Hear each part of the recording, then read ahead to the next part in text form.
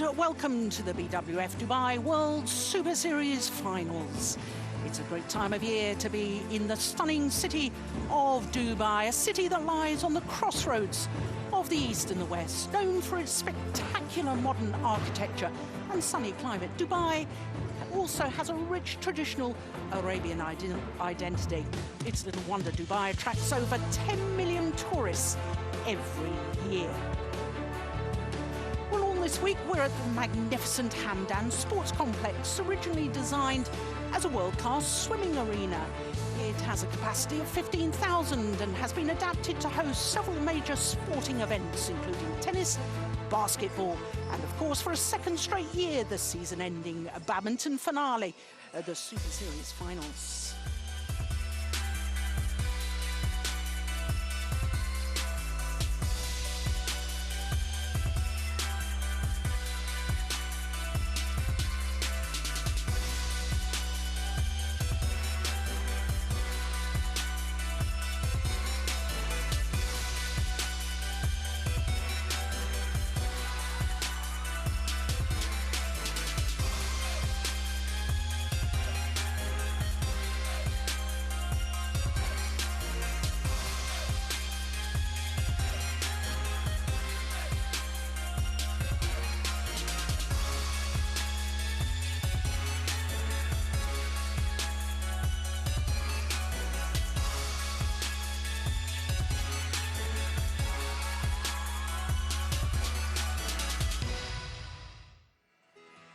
With the serious business of the competition only starting today, that gave some of our stars the opportunity to take in some of the sights and sounds of Dubai. Some discovered snow in the desert. Others decided to take in more of the traditional side of the city, a ride on an arbra, a traditional boat. Meanwhile, the Europeans went straight to the top of the world's tallest building, the magnificent Burj Khalifa. The last year's women's singles champion Tai Tzu-Ying soared even higher, enjoying a bird's eye view of the city. Well, as far as this tournament is concerned, 8 players or pairs have qualified for these Super Series finals in each of the 5 disciplines. Those 8 are divided into 2 groups of 4. Everybody plays everyone else within the group, and it's only the top 2 from each of those groups who progress through to the semi-finals, at which stage the competition becomes a straight knockout contest. Well, just a couple of days before the start of competition at these Super Series finals, the draw was held to decide which players would be in which of the 2 groups in each of the 5 disciplines.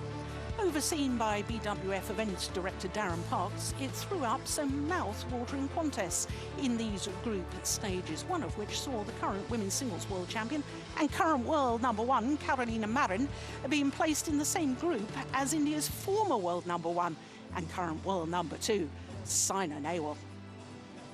Well, it is some magnificent matches we've got lined up for you today, 6 of them. And we start with men's doubles. Endo and Hayakawa, beaten finalists 3 years ago, up against the reigning world champions, Mohammad Ahsan and Hendra Setiawan. Then we've got women's singles and the 2013 world champion, Ratchanok Intanon, up against last year's beaten finalist here at the Super Series finals, Hyun of Korea. Then we've got men's doubles and the defending champions and current world number 1s, Yong and Yong up against Haifeng and Zhang, who've been in 4 Super Series tournament finals this year. And then women's doubles, a repeat of the World Championship final, the European champions Pedersen and Juhl against the world and Olympic champions Tian and Zhao Yunlei. Then men's singles, Momota against Srikanth, and we finish with Okuhara against Saina Nehwal. So, a great lineup for our first day here at the Super Series finals. Let's go courtside and join our MC Howard Bentham to get the players onto the court for the first of our matches. This is the Dubai World Super Series finals. Please welcome our players for this afternoon's matches. First, onto court 1 for a men's doubles match. Please welcome, representing Japan, the number 3 seeds, Hiroyuki Endo and Kenichi Hayakawa.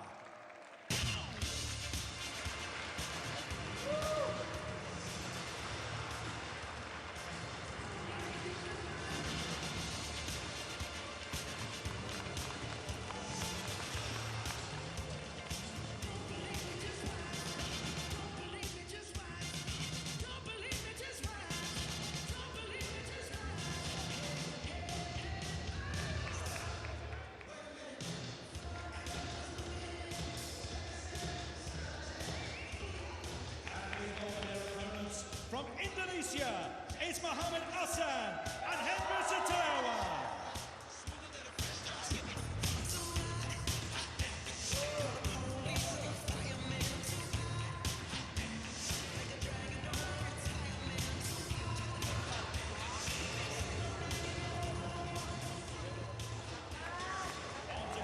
So here come the reigning world champions, in fact, two-time world champions, Mohammad Ahsan and Hendra Setiawan.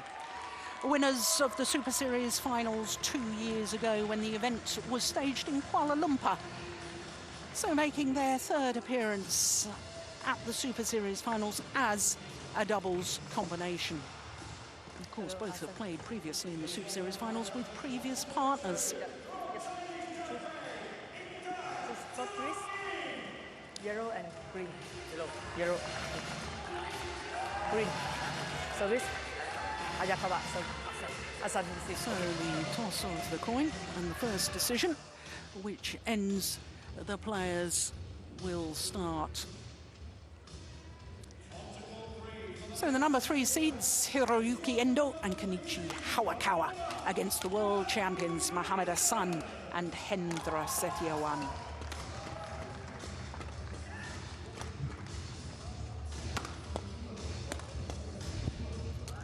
So, as far as the Japanese pair are concerned, they are the number 3 seeds, the number 6 in the world ranking, and they qualified as number 3 on the Super Series standings. Kenichi Hayakawa, he's 29 years of age, and Hiroyuki Endo will turn 29 in exactly 1 week's time, next Wednesday.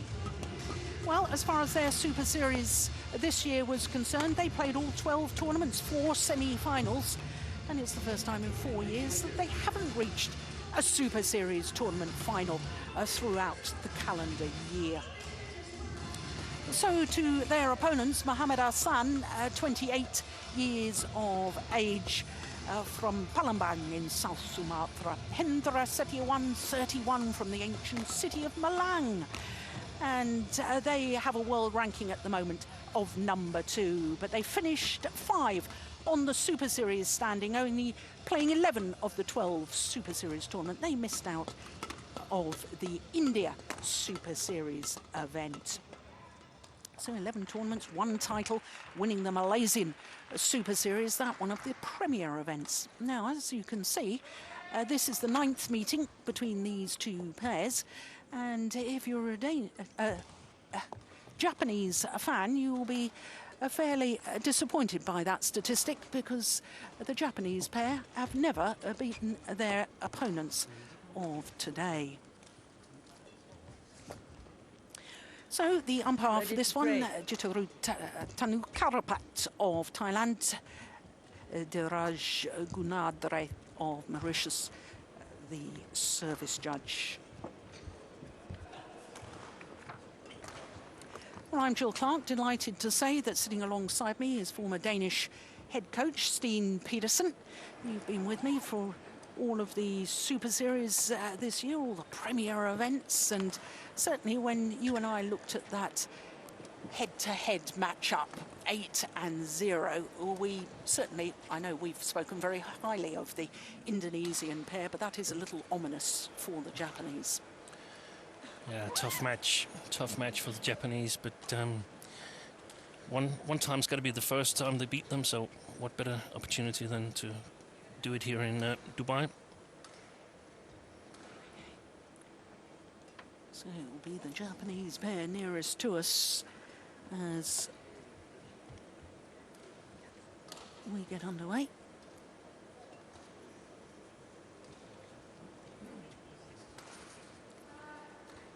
This is... Ladies and gentlemen, on my right, Hiroyuki Endo and Kenichi Hayakawa, Japan. And on my left, Mohammad Ahsan and Hendra Setiawan, Indonesia.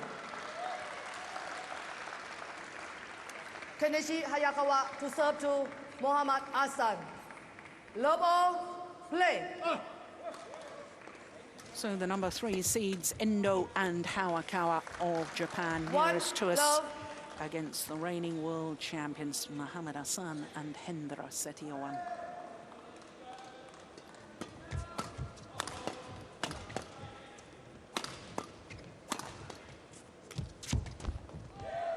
Oh, it's all good. Service over. Oh, what a magnificent shot from Mohammad Ahsan.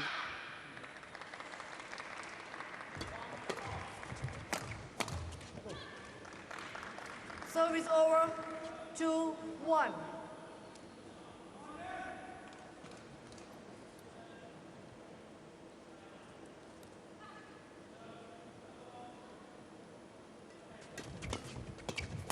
Four!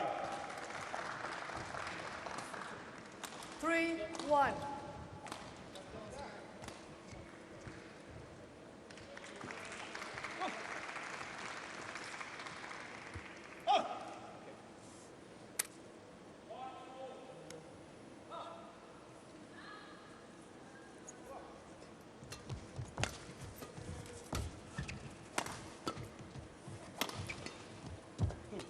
Yeah, that's nicely done from 4-1.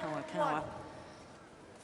Using these little blocks on the defensive play, just guiding it into the open space. Very, very effective.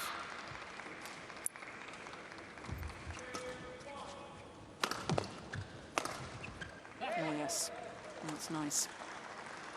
Service over. 2-4. Former Olympic champion, of course, Hendra Setiawan won the gold medal in Beijing in 2008, playing with Marcus Kido. 3-4.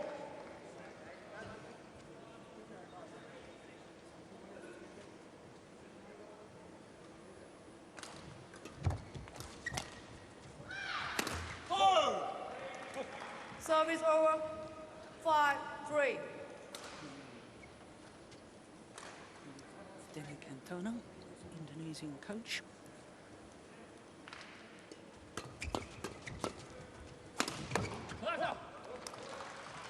Service over. 4-5. Well, Steen, I'm going to ask the impossible question here, because obviously the Japanese pair haven't found a way to win against these Indonesians so far. What, in your opinion, do they need to do to break that run and to record their first victory? Yeah, it's difficult. We know that the Indonesians, they're so good in the service situation and are very often able to control the rallies with their attacking style. I think it's important for the Japanese to Service over. get a good defense going, but not a defensive defense, so to speak. It has to be a defense where they search for the possibilities, try to change the defense to attack and be successful in that. But it's easier said than done, because they tend to go all out, Ahsan and Setiawan, in their attacking play. And they're very, very hard to cover, because they're not afraid to go, for instance, for the all cross-court smashes. Excellent drop shot there.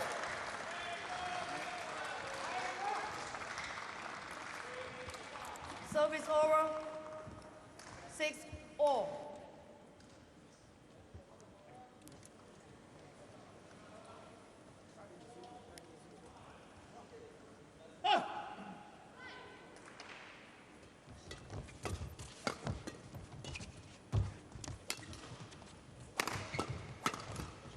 Yeah, it's great combination play, isn't it? 7. And we've 6. talked so many times about Hendra Setiawan's ability from the front of the court, the way he reads the shuttle. But I'm seeing more and more this Indonesian pair switching that formation round, and Mohammad Ahsan, just like that. Exactly. No problem going forward and really trying to take the initiative at the front of the court. And I think it's really important for the Indonesians to become stronger in the sort of opposite position where Setiawan is at the back and Ahsan at the net. And they have a good chance of practicing it here, because there's not a lot of drift in this stadium here. Almost ideal playing conditions. And the reason that I think it's important is because I think the strength of the men's doubles is very dependable on the how well you function in your opposite role. I mean, Setiawan, of course, very, very strong at the net, but how well does he function as a backcourt player? Yeah. Of course, he does really, really well, but that's compared to the other top pairings that they're competing with.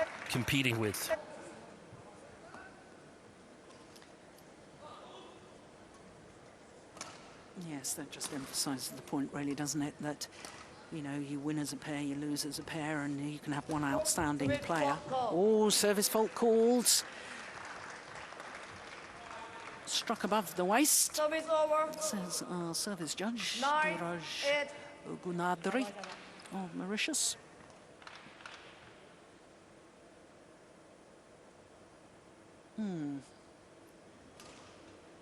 Well, certainly not the worst I've seen.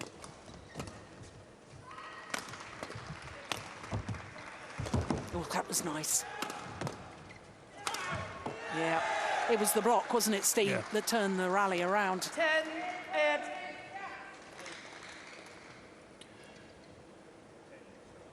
Look at that. That's delightful. And then a half smash. And then the power play.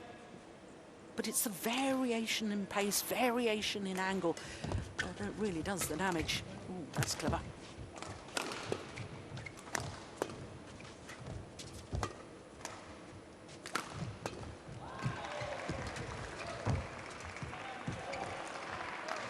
Yeah, it's a nice Service idea. over. Wrong execution. 9, 10. A little scratch of the head. How did I miss that?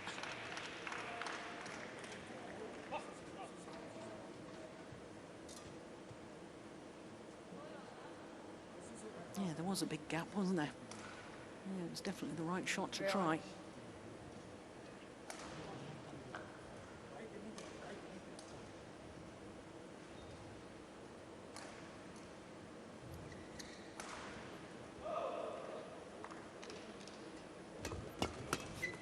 Nice. Pressure Service on the over. return of 11, serve. 9, interval. And then the Japanese players couldn't get it away from the net player. And a simple put away. 2-point advantage at the mid-game interval from the world champions. 11-9. Just 7 minutes of play. Yang depannya jangan terlalu agak ke depan.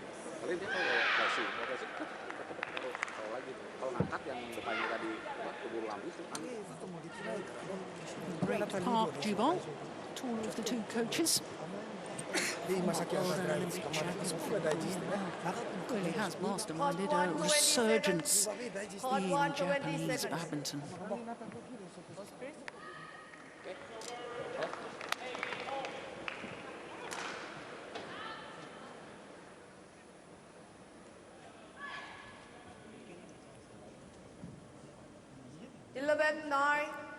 Play.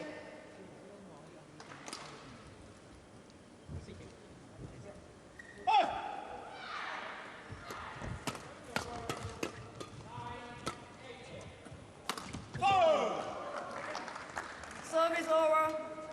10-11.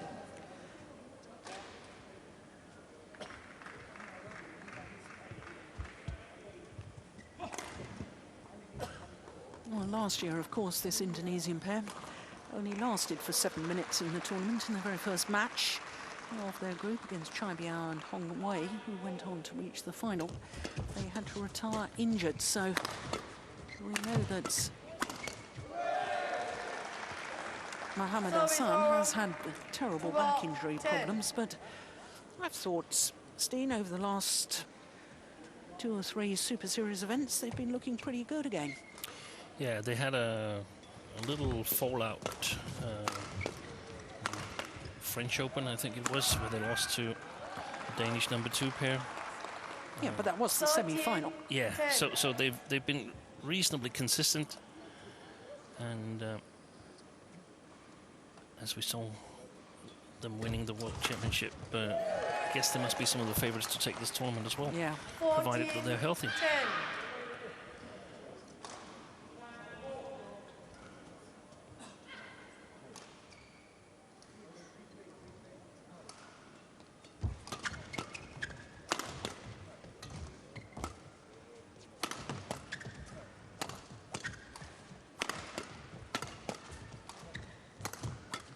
That's goodness. well played. Yeah. I think this is one of the situations where the Japanese, they probably need to improve a little bit, because there were some chances earlier in the rally, not big chances, but where you sensed that Setiawan was not going all out in his attack.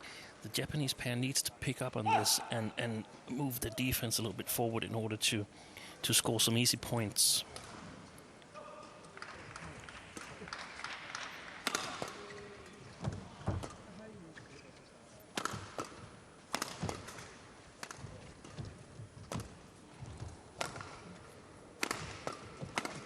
Oh, yes, that's brilliant. Absolutely brilliant. Service Combination over. play. 15. And Mohammad 11. Ahsan just proving what we were talking about a little earlier. How he's now very, very confident and very adept at the front court region. Yeah, and a great smash from Setiawan. Great placement to the backhand. Actually to the forehand side, but it was a backhand return from Endo, and that makes it much more likely that it comes straight back. Service over. 12-15.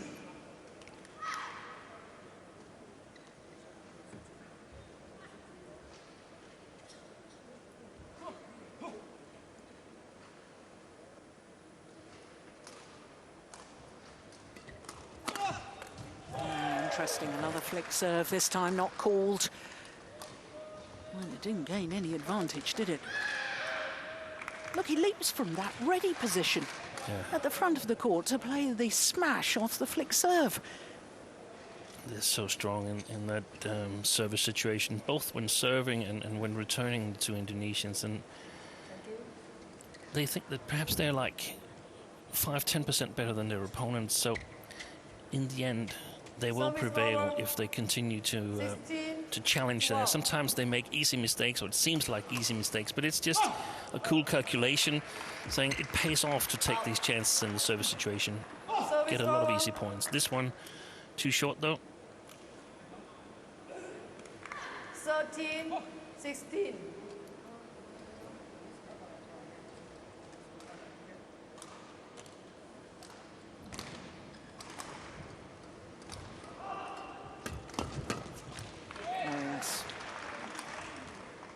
Service over. Well, it does raise the question, what do you do 13. in the service situation against these Indonesians? You serve it low like that one, they put pressure on you. You tried the flick, the rally before, and that gets thumped. And there's a lot of tactical things that are being studied ahead of this. If you put a lot of pressure on your opponent, on the front court player, on the back court player, if you target the forehand side or the backhand side, you know that if you, for instance, target the backhand side, there's a higher probability that it will go to either your left side or your right side, depending on which opponent you're playing. And the players, they Service over. 14, I won't say they have 13. all the stats with them, but they have the more important stats. And something is actually natural that, okay, if you play the backhand side of the backcourt player in the service situation now, for instance, if Ahsan targets Endo, there's a good chance that it will go cross. There we saw the same situation. Yeah. The cross smash from Service over. Setiawan to the 14. right side of Hiroyuki Endo, and Yeah, but probability is the right pickup. Yeah, but it's even more sort of accurate than that, isn't it? It's towards that right hip of Exactly. Endo. And it's so difficult to get the shuttle away from that position. Oh, behind the back. A little bit of trickery there, didn't work. 15-19.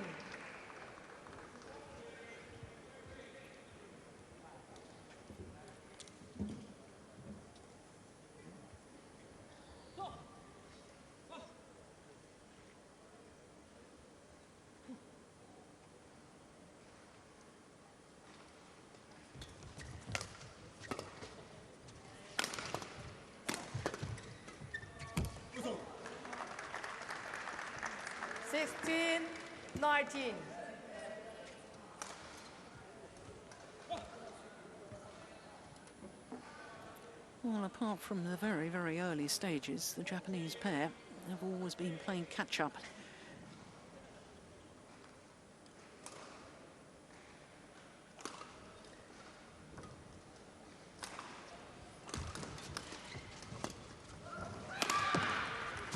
Oh, yes. It's another one across the body. Yeah, it's actually a very convincing lead for Ahsan and Setiawan, because they normally play close games with a number of pairings.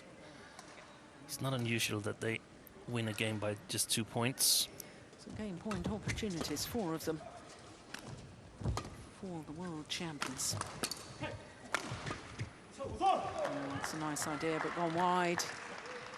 Service over, 17-20.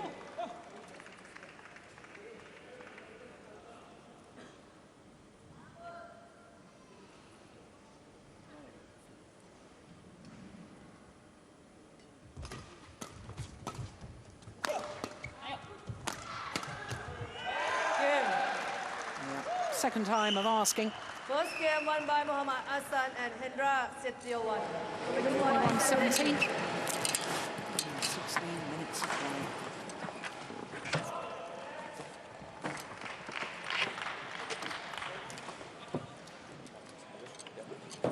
Banyak poinnya tuh dari main panjang ya, paling panjang.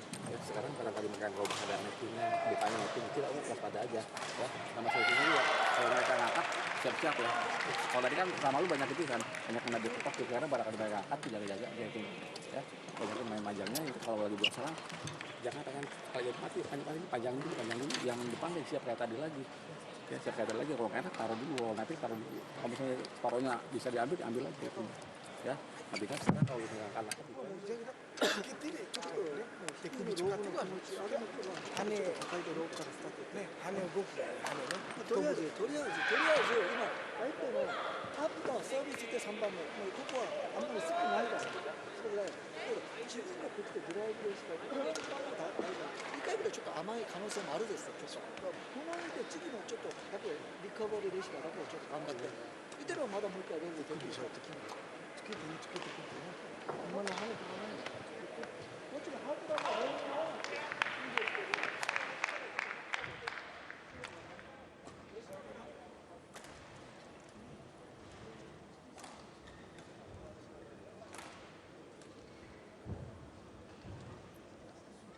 Court 1, 20 seconds. Court 1, 20 seconds.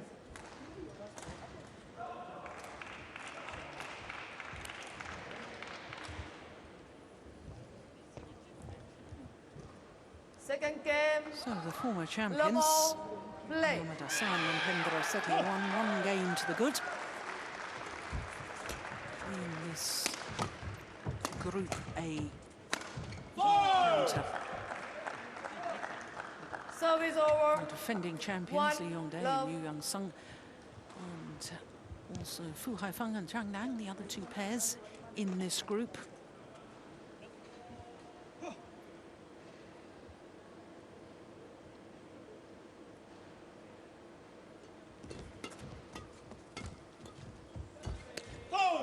That's nice.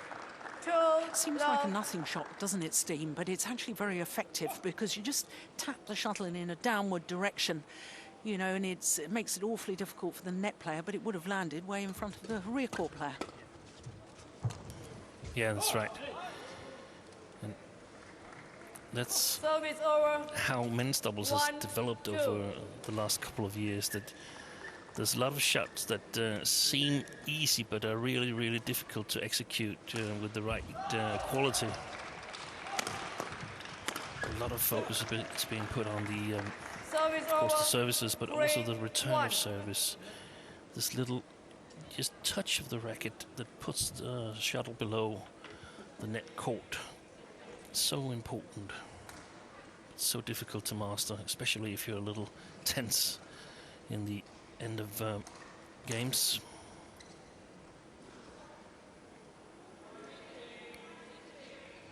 Yeah, it's a good serve. Yeah.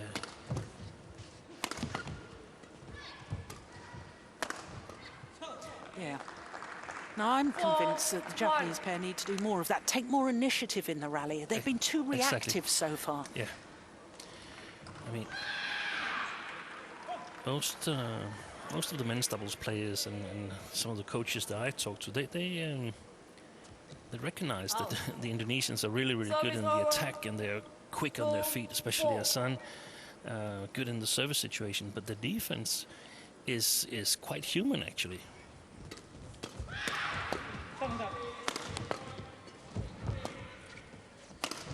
Oh. Oh, goodness me. 3-4. The least said about that, the better. I think he must have changed his mind. Yeah.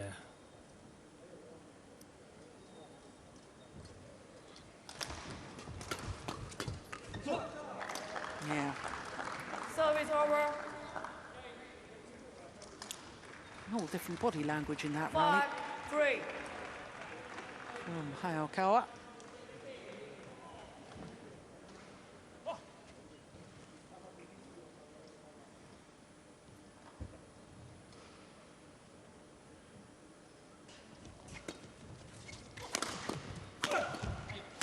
Oh my goodness. Service over. That was a big swing. Yeah, did I speak too soon? Look at the swing on the last one. Way too much arm. You can't afford to swing your arm that much at the net. There's No time. no time. Either it goes long or it goes into the net, and then once in a while it looks really, really good because you kill it convincingly. What a good rally. Oh, gone long. 5-all.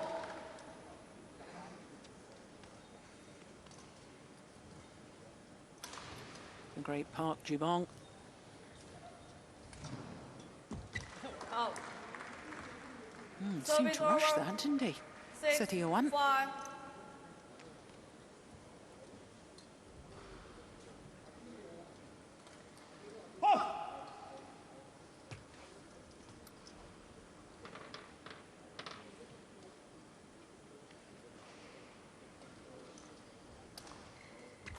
Oh, Oh my goodness. that's unusual to see a service that's wide by that much.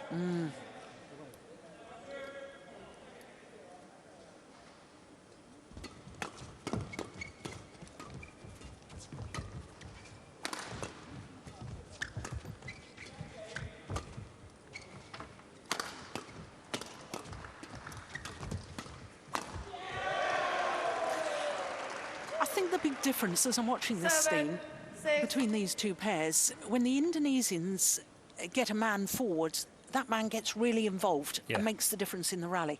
Whereas the Japanese, yes, there maybe has a player intercept at the net, but they're not finishing it off. They're just sort of keeping the rally going. Yeah, and they're not comfortable in that role. And of course, Kenichi Hayakawa is a little bit more comfortable than his partner because that's his role to move forward. But he's not as comfortable as the two Indonesians, and you would say that they are more natural. I prefer to say that they've practiced it more. They've done a bit more thinking. You see that smash again across his body, and there's a lot of chances occurring there.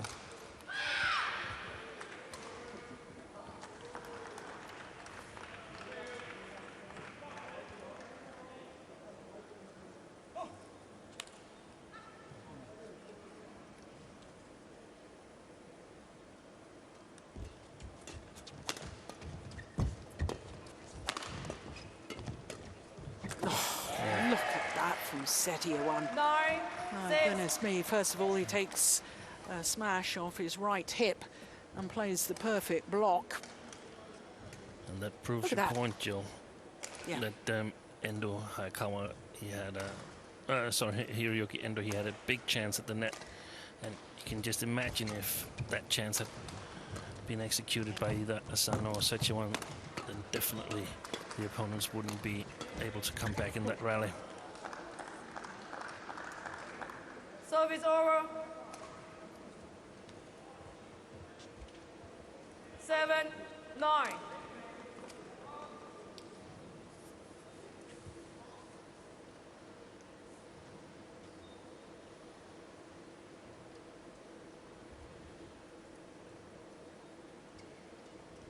Oh, what a good serve. Oh, it's gone off his hip again.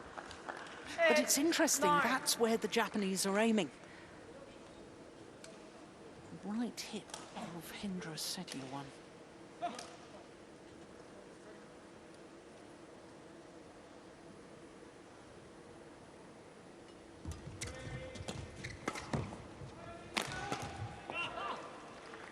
Service over. 10-8.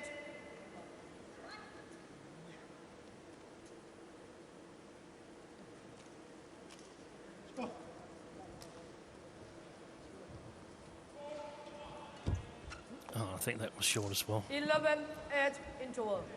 No. 3-point advantage to the world champions. Yeah, I think it may have been short as well. Well, once you're committed to playing it, you really have to play it. Yeah, there's not always time to really judge whether it's too short or it's okay. Panjang-panjangin ya. Terus kalau mereka rubah snap terus rubah step di atas ini cara yang penting juga dia taruh terus ya jangan kendor terus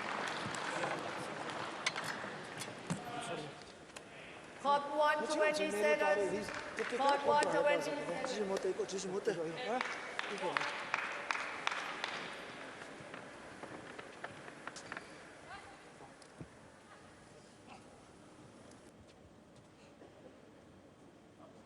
11-8. Play.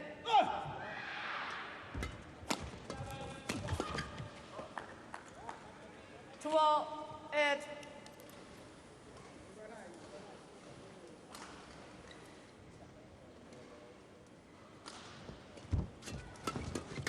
Oh, that's one of the rare Service occasions over. that they have made the interception count. 9-12. Yeah.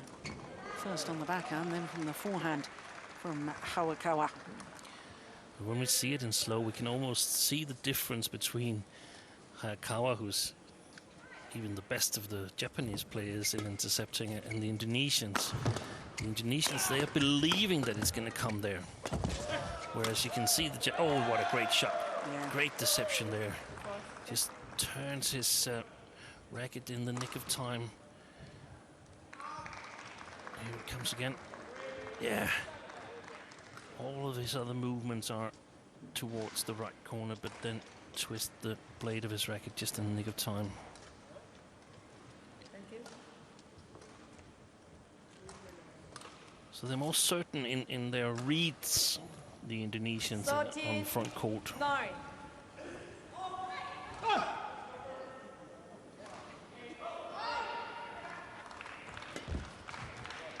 Oh,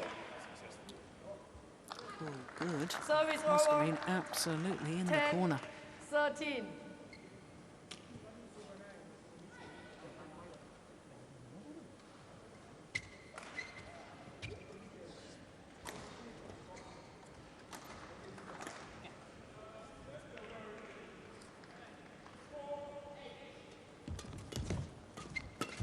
Oh, yes, now that's well taken. That's the sort of thing that we were looking for in the opening game from Hayakawa.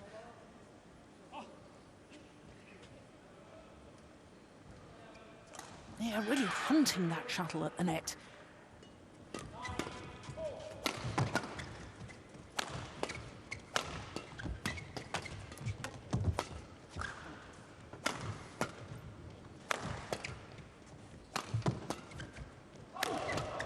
Good rally. Oh, yes. Setiawan again, making the difference. Service over. 14-11.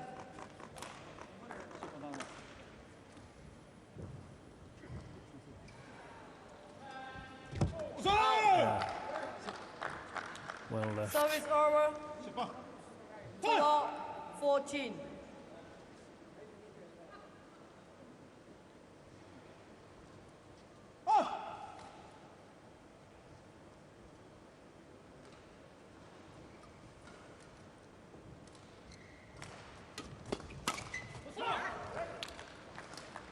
Service over. 15-12.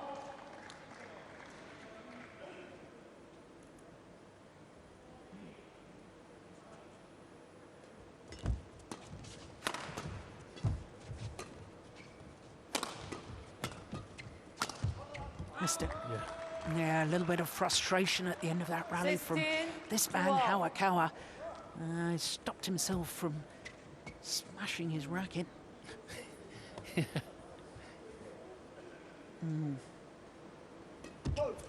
Oh, service fault called this time on Mohammad Ahsan.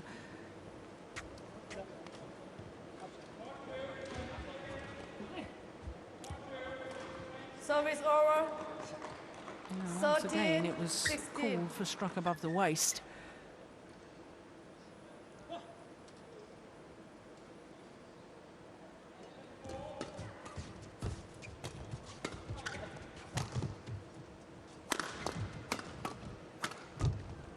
Yes. Oh, put it away in the end. What was that? 4 attempts? 1, 2, 3 attempts. 3. Yeah. After the power play from his partner. Yeah, it does emphasise the point we were making earlier, doesn't it? Once you get to the net, you need to be putting it away, and putting it away first time. Oh, that's nice.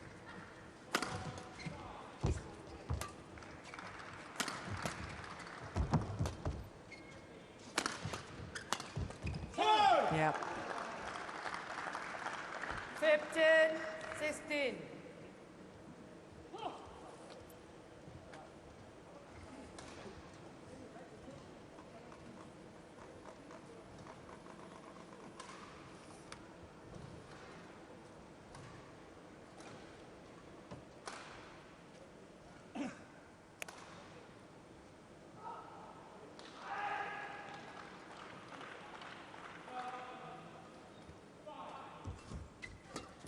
What a return.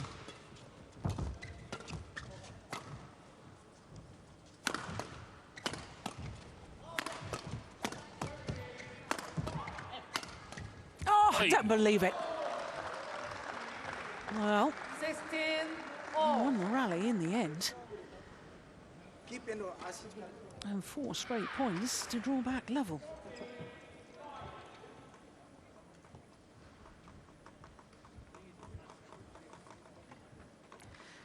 Well, some people may think that I'm being fairly harsh by saying you should be finishing it off first or at the very least second time from the net in men's doubles. But this is the big difference between these two pairs. Yeah, it is. I mean, if you'd rate them, you'd say that Setiawan perhaps was the best net player, the one with the greatest eye of the game, and second, I probably would say that Ahsan is the second best front court player. Yeah. And then Hayakawa comes really, really close, but the real problem is that Endo is not that good on the front court. So service over. And he's vulnerable on that smash down his forehand side, as we just saw there. You mentioned it in the first game.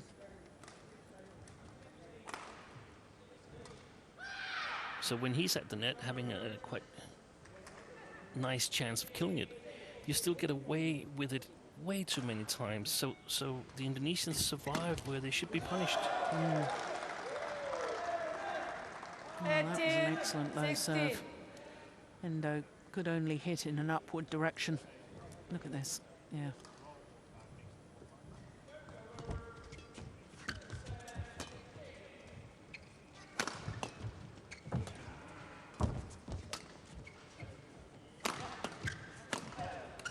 And then, of course, all players can't be equally strong at the front court, and that's perfectly okay, but then you have to be really, really strong in the back court. We've seen a player like Haifeng, who is definitely one of the hardest or most dangerous smashers from the back court. And I even think he's improved his front court skills, but when he started out, he wasn't a really good front court player, but he was excellent at the back court. Yeah. So you got to be able to compensate. Yeah, good point. Well, as far as the Japanese pair are concerned, you sort of feel it's now or never, don't you? 2 points adrift, but equally 2 points from defeat.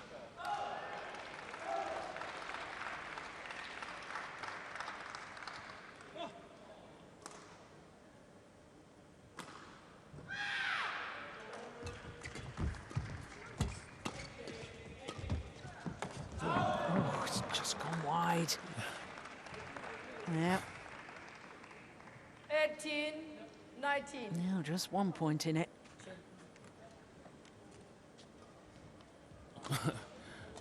Almost warned for leaving the court there, Endo.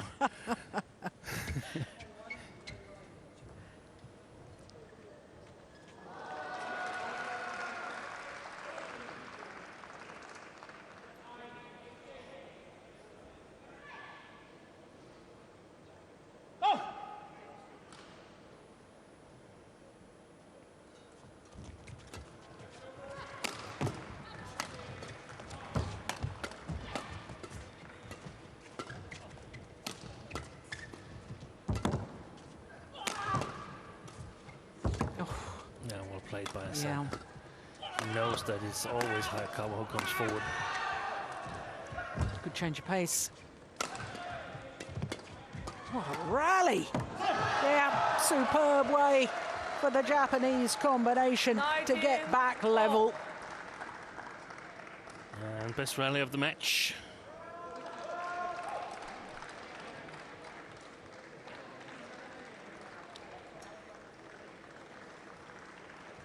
Yeah, superb. Of course, we don't know what's going to happen here now, but one of the strengths with the Indonesian pair is also that when it's 19-all, they're not afraid to play all out. And they very, very often play their best at the important points.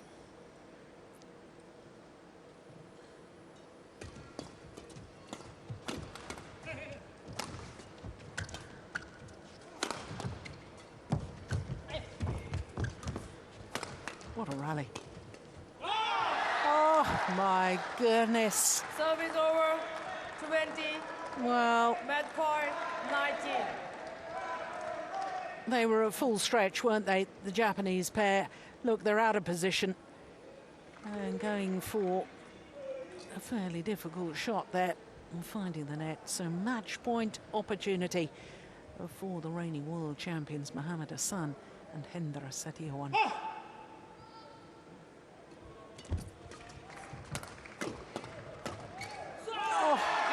Yeah, first time, and they take their opening group match. The world champions Ahsan and Setiawan against the number 3 seeds Endo and Hayakawa. 21-17, 21-19. 38 minutes. It was tight towards the end of that second game. But as Steen just pointed out, the Indonesians never adverse to going for it in these tight situations. So their confirmation that the Indonesians have won their first group match against the number 3 seeds. 21-17, 21-19.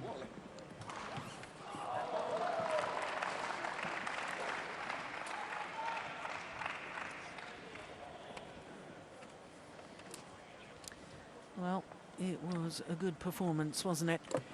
Of course, the seeding, we should perhaps explain, comes straight from the Destination Dubai Super Series standings, which is just from results in Super Series tournaments, and hence why the Indonesians are not seeded. But they've played well today, and they've won their opening group match in Group A of the men's doubles.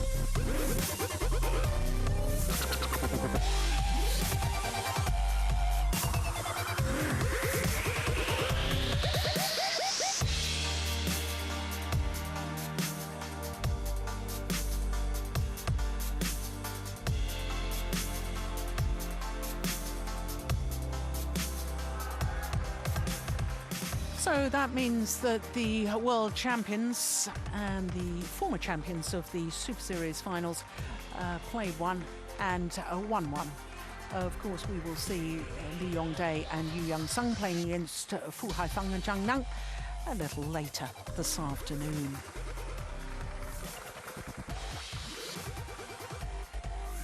So that's the first of our 6 matches has been completed. It's women's singles up next.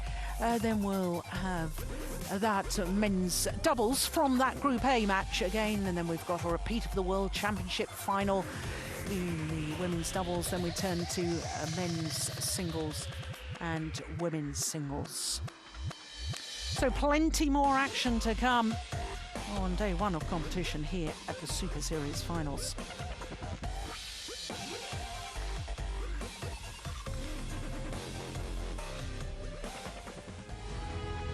Well, as far as the former world champion Ratchanok Intanon is concerned, number 8 on the Super Series standings. Her opponents finished number 9 on the Super Series standings. But of course, with 3 Chinese players above her, only 2 allowed per tournament, and therefore last year's beaten finalist Sung Ji-hyun here in Dubai.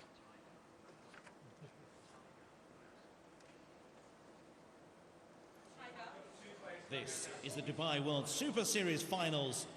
Please welcome the players for the women's singles onto court 1. First up from Thailand, Ratchanok Intanon.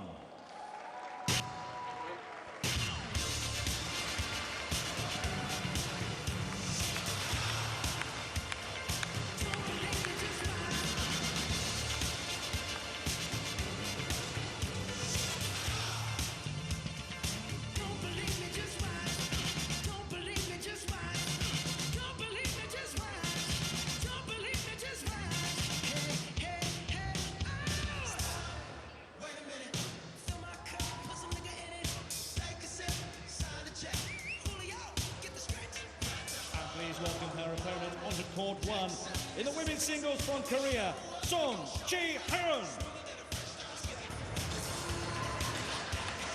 So last year's beaten finalist Sung Ji-hyun, the 24-year-old from Seoul in South Korea.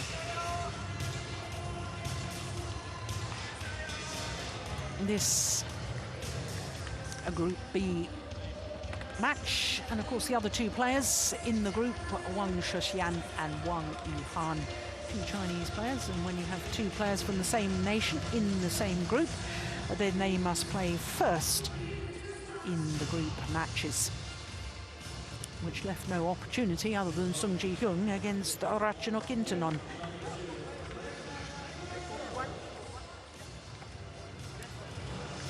First female player to emulate her parent by winning a World Championship medal, Sung Ji-hyun, when she took a bronze at this year's World Championships in Jakarta.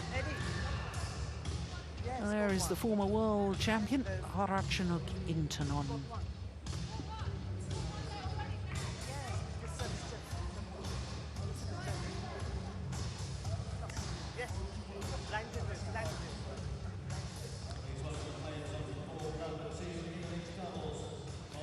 Well, the 2 players at number 8 and 9 on the Super Series standings, in theory, should be players that only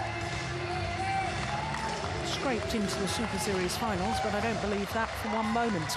Ratchanok Intanon, well, she's been in 3 finals this year from all tournaments, 2 Super Series tournament finals. She won the Indonesian Premier Super Series and lost in the final in India. As far as Sung Ji-hyun is concerned, well, she won the Korean Super Series earlier this year, won the Korean Super Series for a 2nd time, having won 2 years ago as well. And those 2 Korean Open home titles are the only 2 Super Series titles that Sung Ji-hyun has ever won.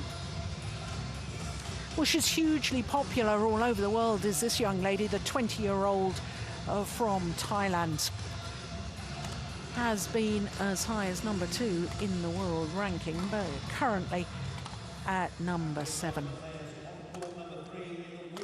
So this Group B match, Ratchanok Intanon against Sung Ji-hyun.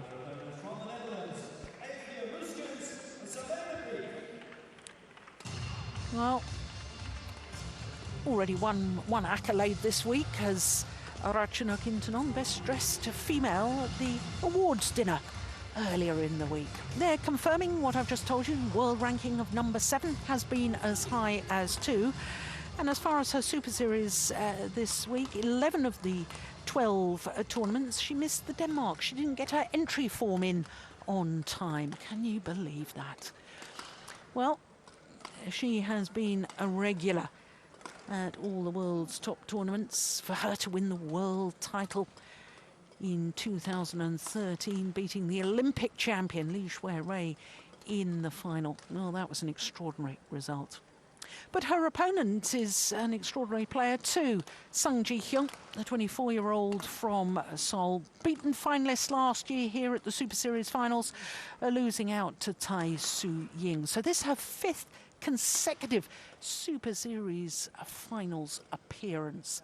Her win-loss record for the year, 36-15. That translates into, well, 3 ranking tournaments that she's won. She's actually won 4 tournaments. One doesn't count towards world ranking, the World University Games.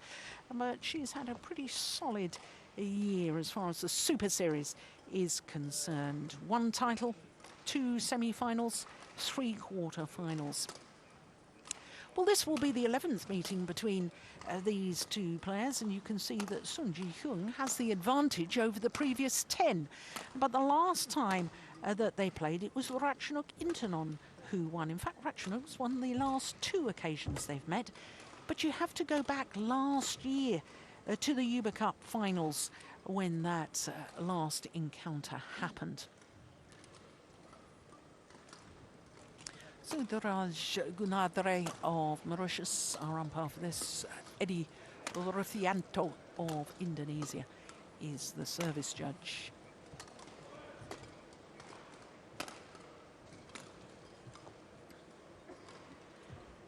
So we got 2 players on court. Steen, the young lady from Thailand, on the right as we look at them at the moment, is probably one of the most delightful Ready to play? rackets, techniques and beautiful movement of all players in the world, whereas in contrast, Sung Ji-hyun's movement is very effective but doesn't have that same sort of balletic movement. No, you'd say that it looks like more of practice movements that you've practiced over and over again. I think that Ratchanok Intanon has also practiced these movements over and over again, but definitely more light-footed than Sung Ji-hyun. Ladies and gentlemen, on my right, Sung Ji-hyun, Korea. And on my left, Ratchanok Intanon, Thailand. Quite a tall player, Sung as well. Yeah, Ratchanok Intanon to serve. 175, Love all. 5'9". Definitely Play. an advantage in reach.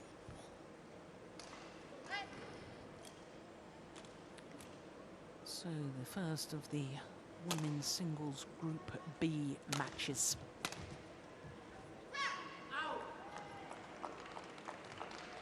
Service over. 1. Love. That was going long because the clear from Sung was very, very short, and Ratchanok didn't pick up on that.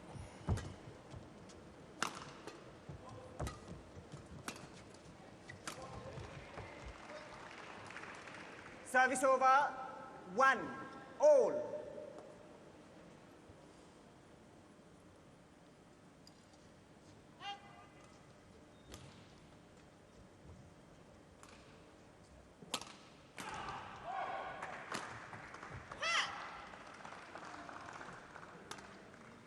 Service over.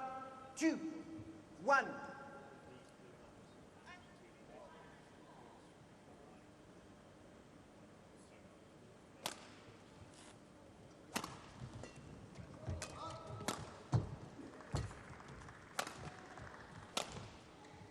it's going wide. Service over. 2-all. There's Ratchanok's coach. Patapol.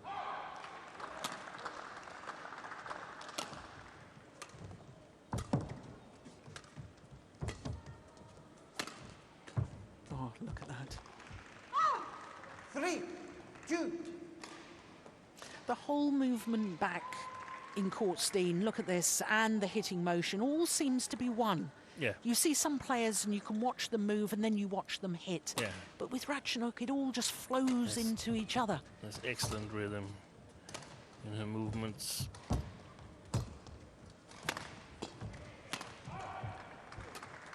Beautiful shots. Just overdone it.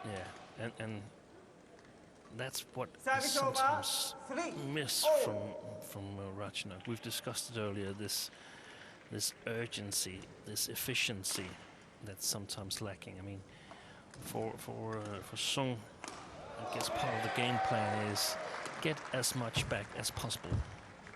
Get as many of the good shots back. Accept that you will be outplayed once in a while, but get as much back as Service possible. over. 4. Then I think over the last half year or so, we've seen Ratchanok at a number of occasions falter a little bit. Played a beautiful tournament in Indonesia, winning the Indonesia Open, and I, after that, held her as the favorite to win the World Championship, but sort of faded out. Yeah, she more than faded out. She had to retire with cramp in the round of last 16 of those World Championships in Jakarta against Linda Service over. Fenetry. She'd also had to retire in the third game in the quarterfinal of the All England Championships. Problems with cramp. I wasn't able to. She didn't participate in last year's World Championship, didn't she? I don't think so. In Denmark. Oh, she did. Yeah, she lost in the last 16 but to Matani. she was questionable all up until the tournament started. Had injury problems there as well, and that makes you wonder whether. Oh my goodness! That was called out. Well, of course, we do have a challenge system in operation here. The instant review system. Players are allowed 2 challenges per match. It's definitely gone long, no question of that one. I say 2 challenges. If you get it right, if you challenge and you're proved right, you keep your challenge. So it's very similar to tennis.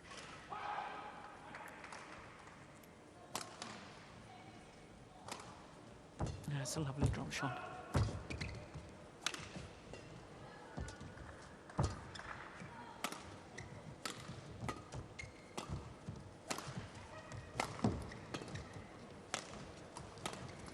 Going wide. 7-4.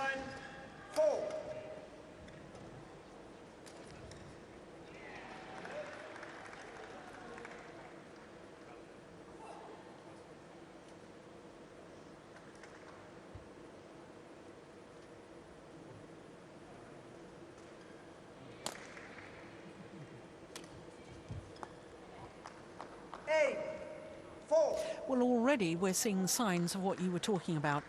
You know, when the shuttle just keeps coming back and keeps coming back. Ratchanok Intanon seems to lose her patience. Yeah, she's in many ways bored down. Yeah. I don't think it's that. I think it's more she's frustrated. I'm playing these wonderful shots. These should be winners. Yeah, and we've seen that she's actually capable of playing more efficient. But she just doesn't seem to do it. Yeah. I mean,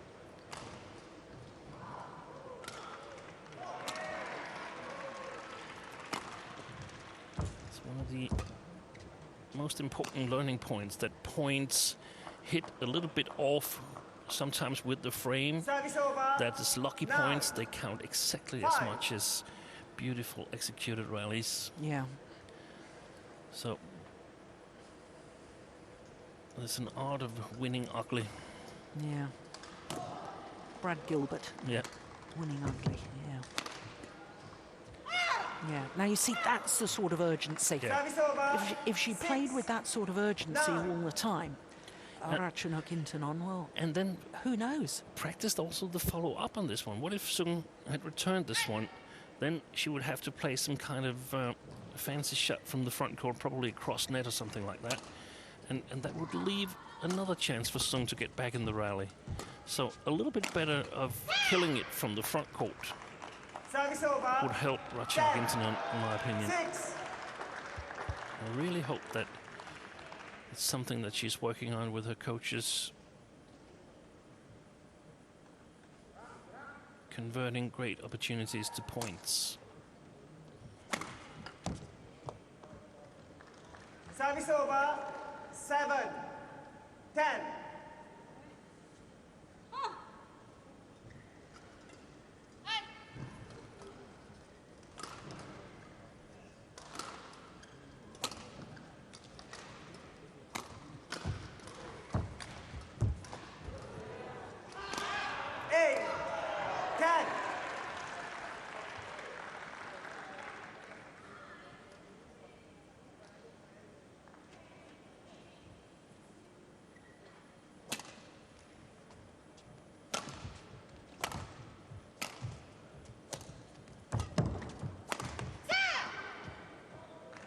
Well, just trying to inject a bit of pace there. Ratchanok Intanon, pace of movement. Well, that's a very good start to this group match from Sungji Hyun. 3-point advantage at the game interval after just 7 minutes of play. It's interesting that we have Kang Kyun-jin coaching Sungji Hyun here. It probably means that the whole coaching staff from the Korean team is not here in Dubai, because he's normally coaching the doubles players. Yeah, good point. Well, Papapol has been away from coaching Ratchanok for the last 6 months. He's been doing his study at a monastery. 11, 8, play. So 11-8.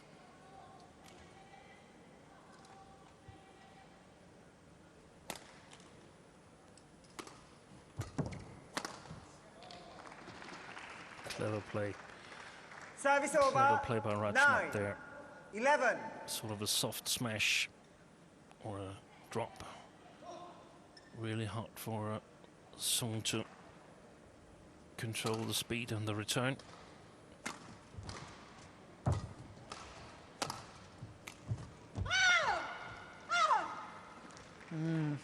Well, we've seen this in the last couple of tournaments, or should I say, heard this in the last couple of tournaments. Ratchanok Intanon emulating the world champion Carolina Marin with a couple of loud verbal celebrations, and there's another one before the start of the next rally, end of the previous rally. Yeah, well, Hyun's saying, 12, well, if you're going to play that game of the verbals, I'll do the same. Yeah, I don't think you should challenge the Koreans on that part of the game. I think a number of years back they started this shouting game. Service over, 11, 12.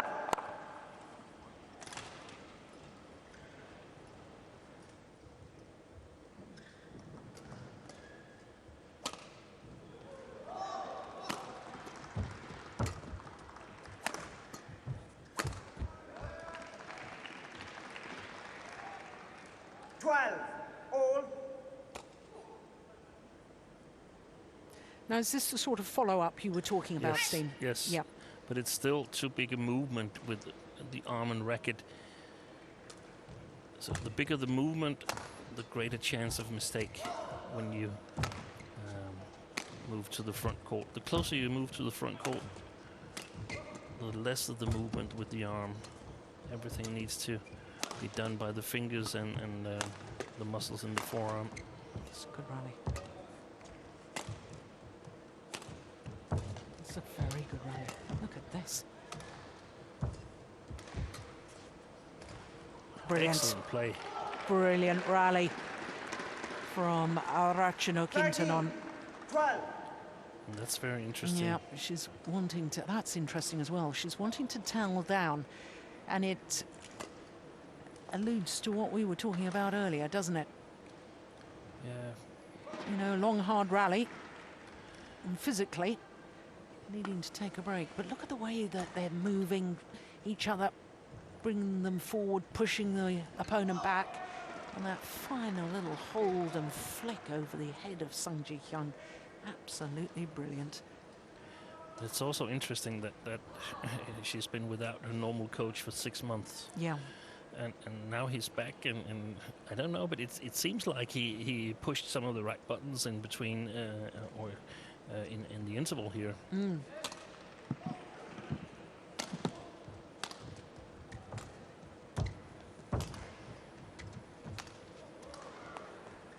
No, I don't think Service over. Ratchanok was expecting that cross-court net shot to come back. No. Didn't That's just come exactly- back, it came back with interest. That's what we talked about. Yeah.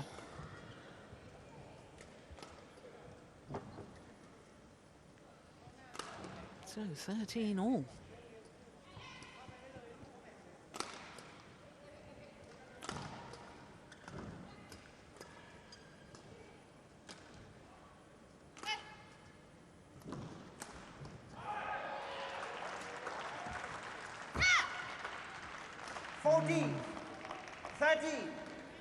Well, I know we've talked about it in the men's singles scene at recent tournaments. Return of serve in singles, you shouldn't be going for the winner, and therefore you shouldn't be making an error.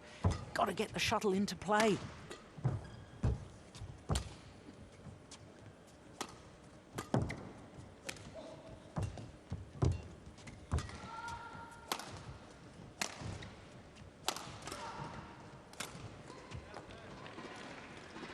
Service over. Yeah, well, they both looked up towards the lights in this arena. Hamdan Sports Complex.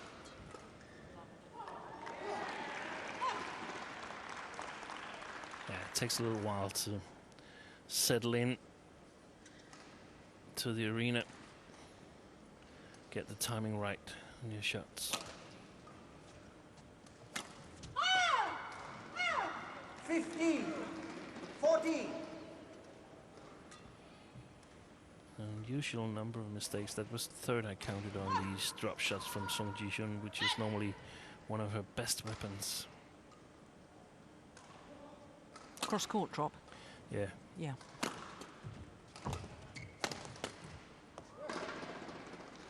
$16, 14. 6 of the last 8 points going to Ratchanok Intanon.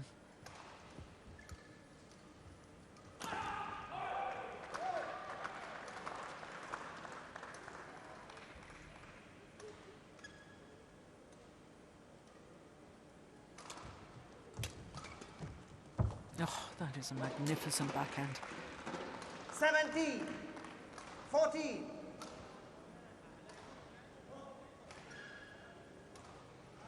Now that really emphasises what you were talking about at the front of the court. Very little movement of the racket head. Just guide it in the downward direction across court.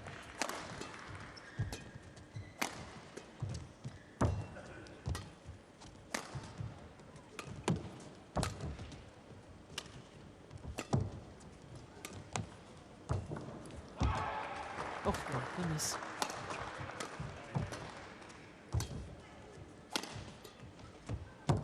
She outplayed herself. What do you mean by that? She shouldn't have gone for the cross court? No, the cross court was of no quality. It was in the middle of the court. You can see it here later on. This one? This one is in the middle of the court. It's so easy for Song Ji-hyun to get it back with high quality and get Ratchanok Intanon to run the long distance from the long backhand corner to the short forehand. And it's sort of it was a little bit build up for that because she'd been put under pressure or in her or challenged in her long backhand side. It was like Seong was saying, "Hey, can you do something? Can you put me under pressure from this area of the court? If you can, then try."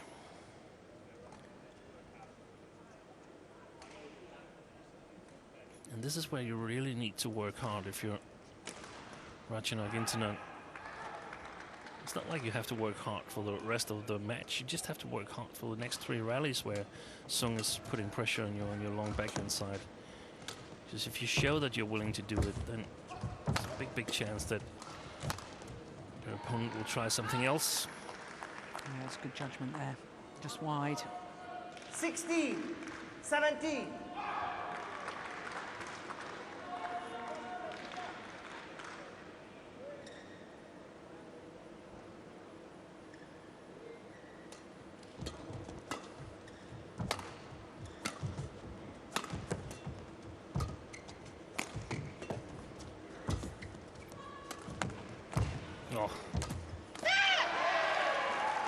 Lucky there for Seong Ji-hyun. I think that would have gone wide.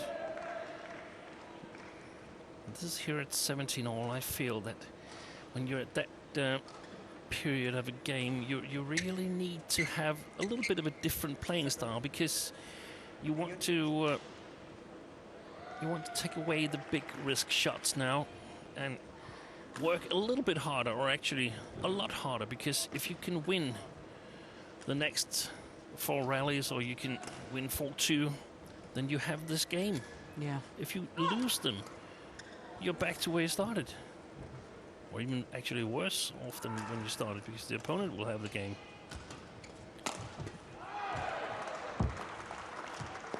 Terrible shot. 18, 17.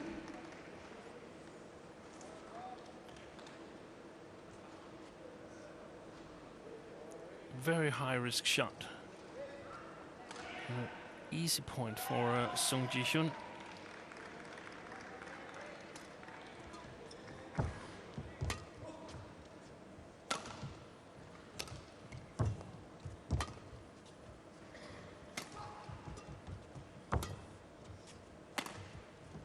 Too short.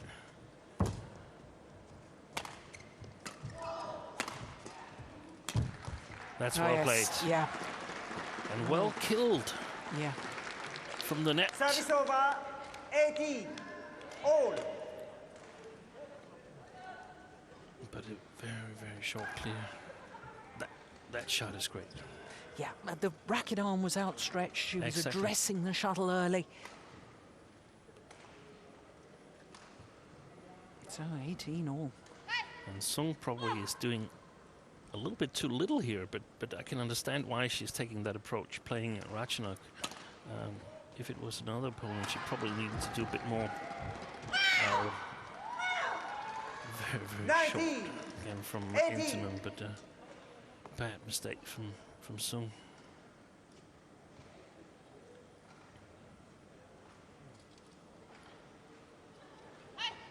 So 2 points from this opening game.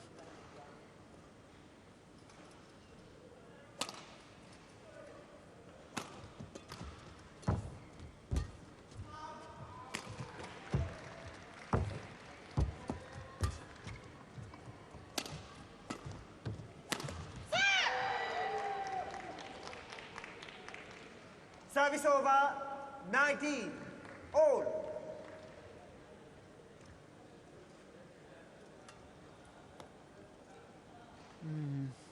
Is that just nerves, do you think? I think actually she was a bit too far behind the shuttle. And if you're too far behind and trying to execute that steep smash there, there's a big chance it will go in the net. Oh, the luck of the net cord there for 20. Seong Ji-hyun. Game point, 19. Oh, hit the top of the tape, badly deflected. And went over. So game point opportunity for Seong Ji-hyun.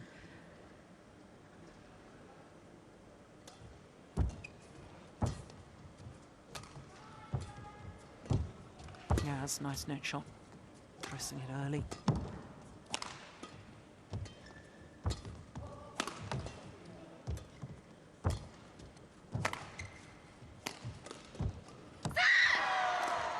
Opening game to last year's beaten finalist, Sang Ji-hyun of First game won by Korea. Sang Jin-yoon,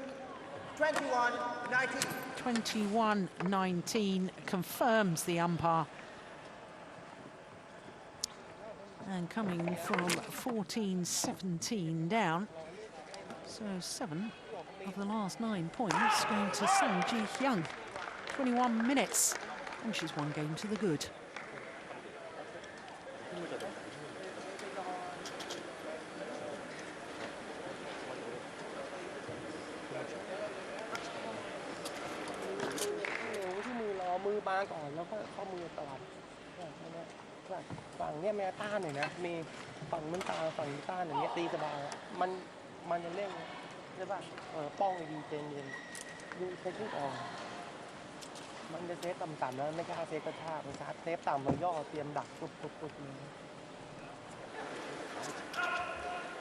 It's interesting your point that Kang Kyung-jin doing the coaching in singles. Of course, he was a fabulous men's doubles player. Gave up mixed after he played 1 tournament with me, though. He said, "That's it, I've had enough of that." No, he's a lovely character, he really is. He was a left-hander, wasn't he? Yeah. He used to play with Hatsekwan. Yep, they won England together. Did actually win a bronze medal at the World Championships in Copenhagen. In 99 or 91? 99, I think it was.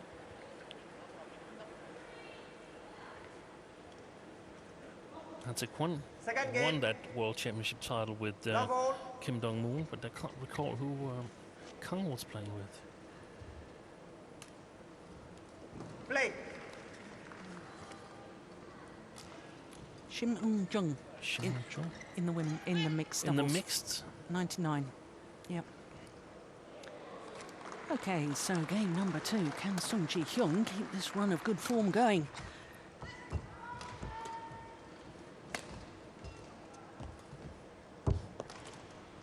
Is there anything that Ratchanok should be doing differently tactically at the start of this second? Yeah, I just thought about it in the interval here between the first and the second game, that sometimes her technique is actually a little bit too nice. What about just hitting some smashes and moving to the front court? Here she goes for the lines, or she goes very, very close to the lines. So it's, if you see here, she's like 60% favorite to win the rally. Now she's lost it. So she goes for an immediate winner. What about body smashes and see what happens there? Oh, that's a nice pickup. That's lovely. But that's nothing to do with the technique of her players. It's the mental approach, because you wouldn't say, Roger Federer, you know, stop looking so beautiful and so elegant as you play tennis. It's about when you play those shots and what moment you choose to play those. Yeah, exactly. You see, when it works like that, it's just a delight to watch. It was a very short lift from Sang Ji-hyun, I think. Let's see here. Yeah, we can see that the feet of Intanon is nowhere near the first service line, first backcourt service line. That's a really good indicator whether you played long enough. One of the feet should be in touch with the first service line. Service over. 3, 2. Well, we've seen the cross net shots after she's attacked Ratchanok. They're not really that efficient. They could be, but they need another shot.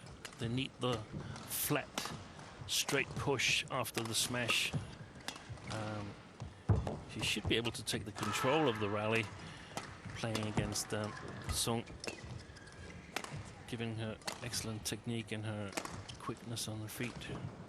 This is a good rally.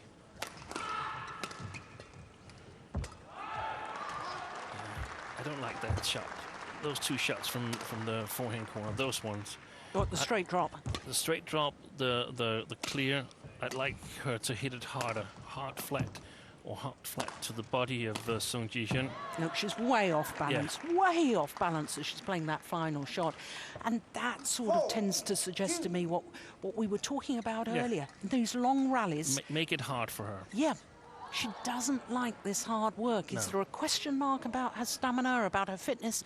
I don't know. There is a question mark because we haven't seen her come back winning a long, tough match, or at least I don't remember seeing her for a long time.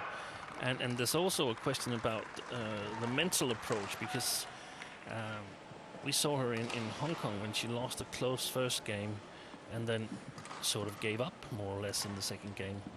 So we need to see some willpower. And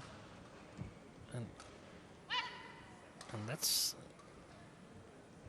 what I suspect that Sung Ji-hyun has got a lot of, and normally it's not easy to see the talent of having willpower. Yeah. Service over. Of course, that match in Hong Kong you were talking about was a semi-final, and it was against Okuhara. Okuhara is in Group A in these Super Series finals. This, of course, is a Group B match. This really is a time for Ratchanok to show mental toughness, because she's actually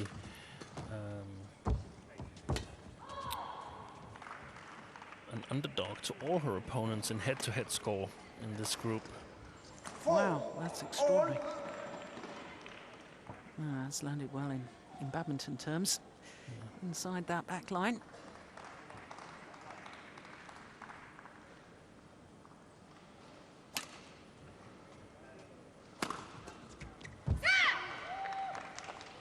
Service over. 5-4.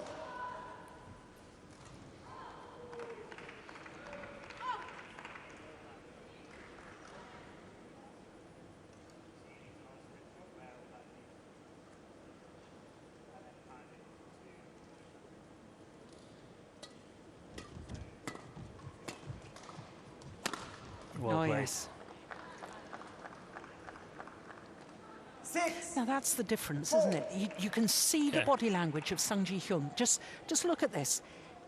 You can see she means business. I'm going to hit that winner.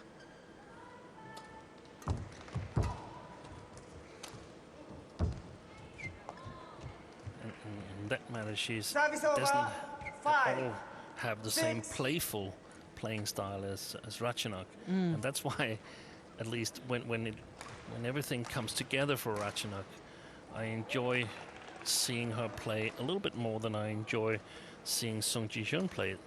But that being said, they're just using their different talents in different ways. Yeah, That's well played. that's brilliant. Body smash. Yeah. Service over. 7-5.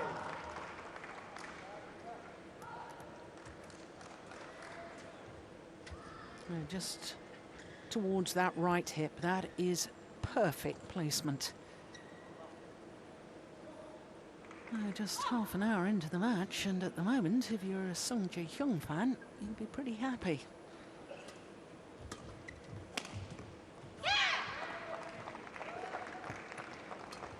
Eight. 5.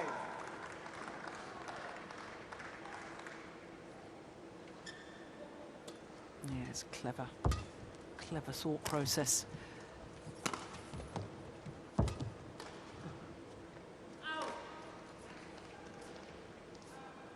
Service over. 6-8.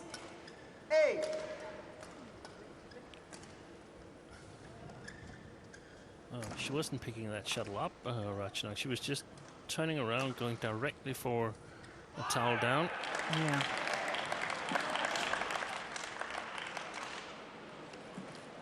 From a coach's perspective, I mean, we've been a little bit critical and saying there isn't enough urgency in the style of this player, Ratchanok. I mean, what do you do from a coaching perspective, or do you get the sports psychologist involved at this stage and say, come on, what do you really want from this sport? What do you know, a sporting life is so short, Yeah. you know. It's really difficult to answer that question, because there might be so many things that we don't know about. Yeah. It's just that we can see that it's not working on court. So the first thing for the coaches is to sort of address that, hey, things are not working. You're not getting closer to beating the ones that you've lost to this year. But then again, she won the Indonesia Open. Yeah. And played beautifully there. Yeah. Was outstanding. So a lot of it is asking questions. How did she feel herself? Is she satisfied by I think that's the way she plays? But on top of that, you know, are you satisfied with what you've achieved? Yeah. You know, she's in her country. She's become very wealthy because she's got a lot of sponsorship. A lot of accolades have been given to her, financial and, you know. And what does she want? She's already been world champion. Yeah, and with that comes a lot of pressure as well. Yeah, absolutely. So I think it's important, or if it was a Danish player, it would be important that someone knowing her really well had a chat with her, and who would be better to do that than her coach. Patapol. Yeah, how has it affected her that he's been away for 6 months? Yeah. If I had a coach and my coach suddenly left for 6 months, I would be really, really unhappy, to say the least. I mean, oh, that's super. To me, that would be unacceptable. Yeah, it's we have to understand the culture, and before he gets married, he has to go to a Buddhist monastery and do his understanding and his learning. And that's nice for him. Absolutely. But if I'm the player, I'm not satisfied. Yeah. I don't want all kinds of coaches telling me things, and if you have. That's one of the things about Kang Hyun-jin coaching Sung Ji-hyun here, that he's probably not that used to the language, the coded language that there is between players and coaches, and sometimes he's in a risk of disturbing. Of course, I don't know how much he's been coaching Sung back home at the practice, but 6 months with a coach that. Or with different coaches where you miss your normal coach, that's definitely not an optimal preparation for either the Super Series finals nor the Olympic tournament coming up later next year. I accept everything you've said, but at the end of the day, the athlete has got to take responsibility. Exactly. And you've got to say to yourself, okay, for whatever reason, my coach isn't here. I'm jolly well going to do this anyway. Yeah. I'm going to battle through. Okay, I like having his support. I like having him advising me, but he's already taught me a lot, and I'm jolly well going to get on and win anyway. And that's also working a long way down the road. The problem is when you're in trouble, when things are not going well. That's when you go back a little bit and ask for support, ask for ideas. Yep. And then you need someone who knows you well and who knows your playing style. Yeah. No, I appreciate all of that. Service over. 9, 11.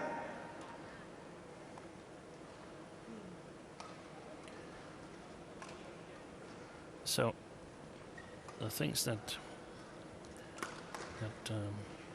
Patapol will be looking for here is, of course, he wants it to win, but it's actually a great tournament, because even if she loses, she's going to play at least 2 more matches. Yeah. So there'll be opportunities to work on her game.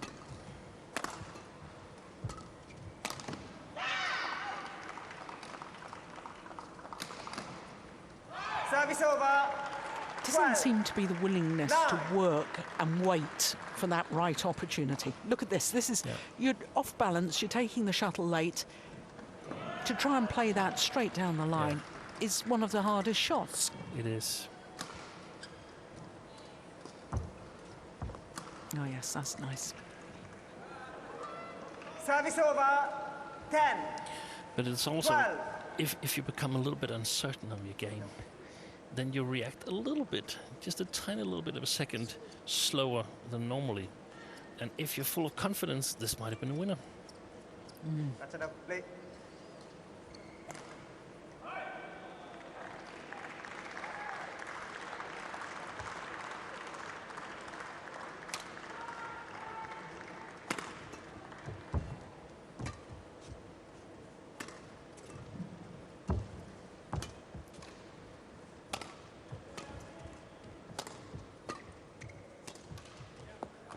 Yeah, that was 11. better.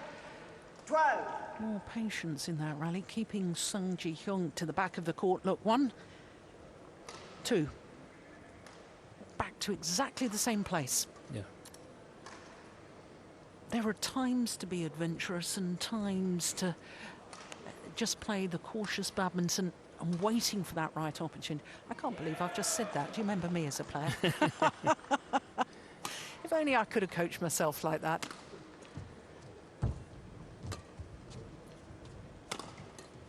Yeah, that's lovely.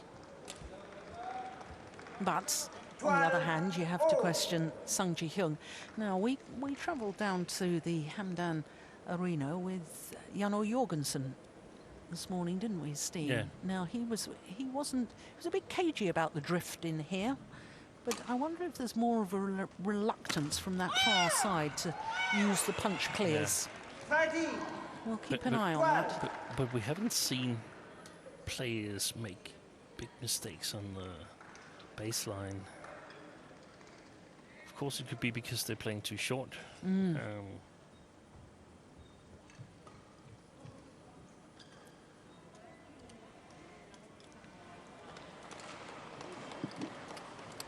Sung Ji-hyung was sending a message, I think, initially to the umpire by staying on court. Oh, psychological battles. Fairly evident.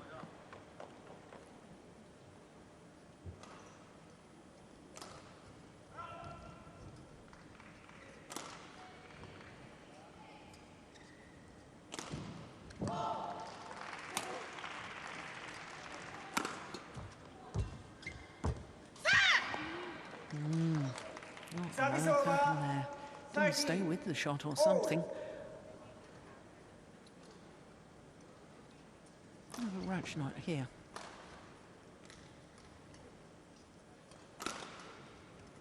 Must have changed her mind.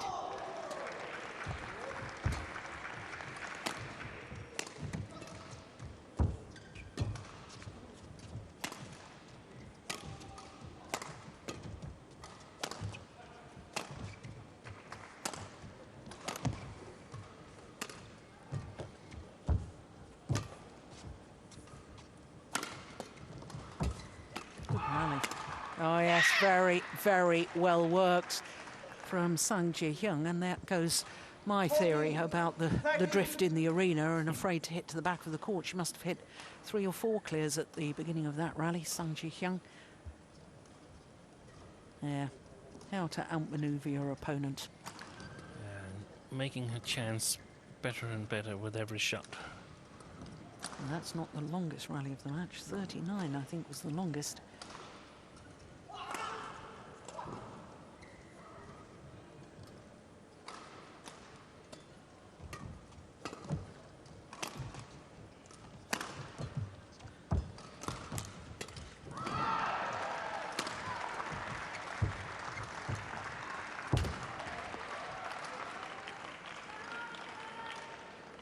Service over.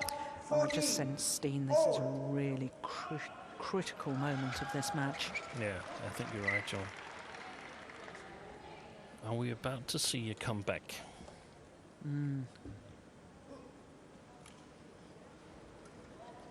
From Ratchanok Intanon.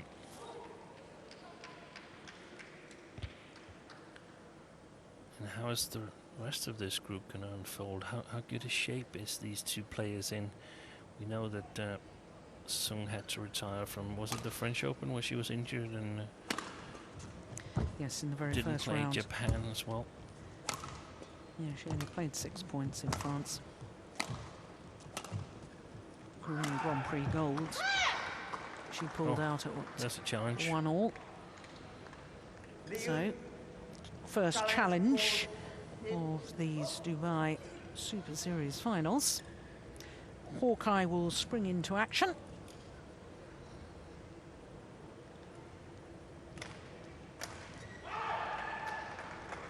Well, the instant review system, they have high-speed cameras going down the line, and that was plumb on the line, wasn't it? Challenge unsuccessful. 50, 40. The Yun one challenge. So, one challenge has come and gone, only one more for Sang Ji-hyun.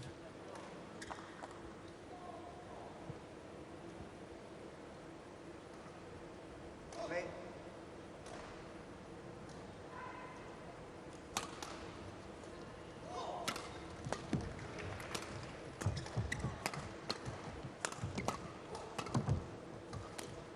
Oh, that is absolutely delightful. 60, 40.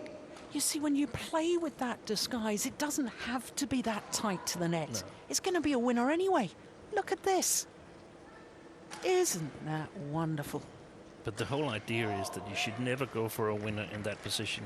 If you're in women's singles today, if you count too much on making winners from the last third of the court, then you probably will be losing in the long run. Your opponents have simply become too good.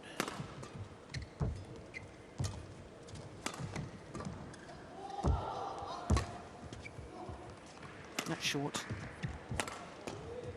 So too is that. Couldn't That's better. capitalise. That's better. That's Yep. better.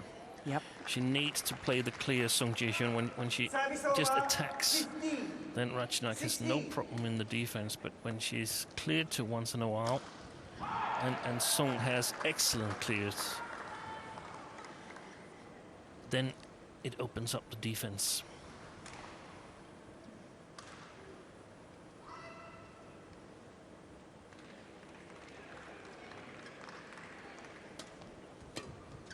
Oh, that's wild. And that was goodness me. yeah, and she changed the position of her serves a little bit, and it was an immediate point. So 16 all.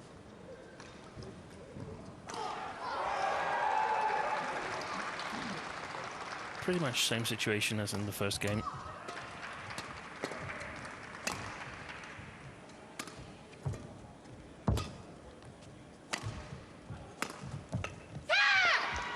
Yeah, it was a good smash, wasn't it? 17, 16.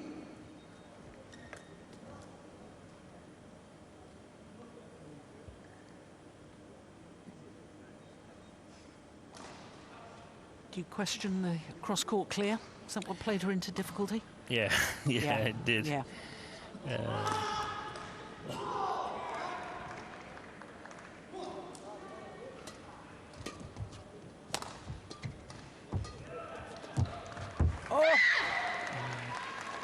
Goodness, well, the margins between success and failure at this level are tiny, aren't they?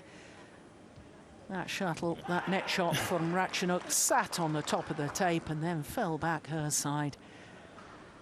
And she certainly developed her own shout or scream, or what you call it. It's definitely a tone higher than what I'm used to from Intanon and Carolina Marin.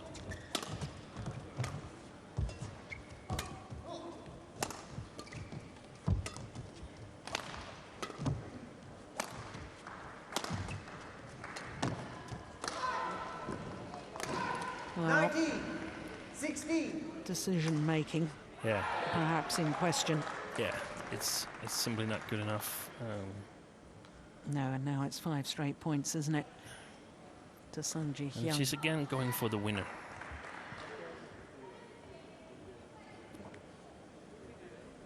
Going for the drop shot winner from the backcourt, and I don't think she'll win a lot of matches against the top 8 players doing that.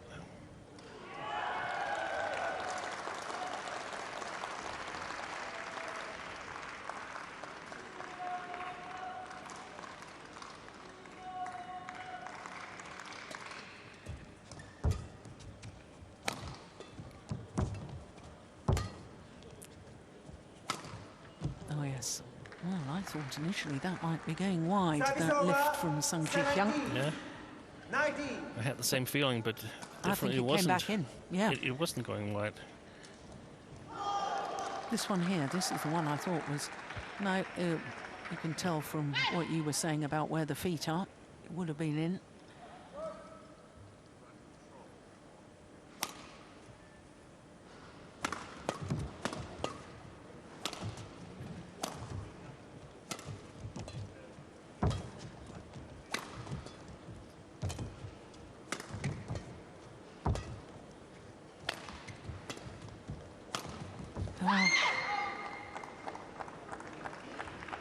Service over. 20. Another error Match ball. with an overhead from Ratchanok Intanon. And that gifts 3 match point opportunities to Sung Ji Hyun.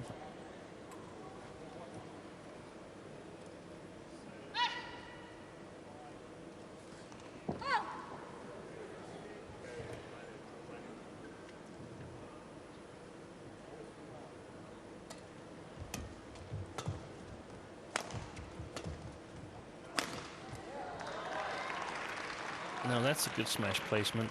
Service over. 18. I simply think that Ratchanok has to work a bit on her attack, on her attacking game plan.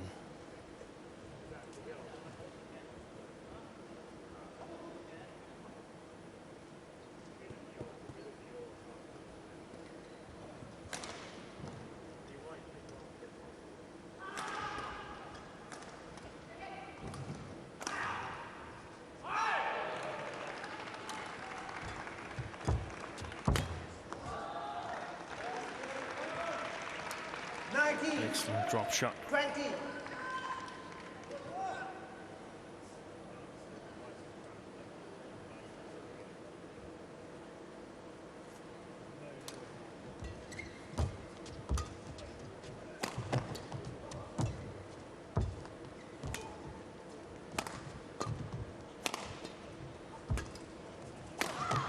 Oh yes, well that is brilliant. 3 match points, well saved by the former world champion. 20 all.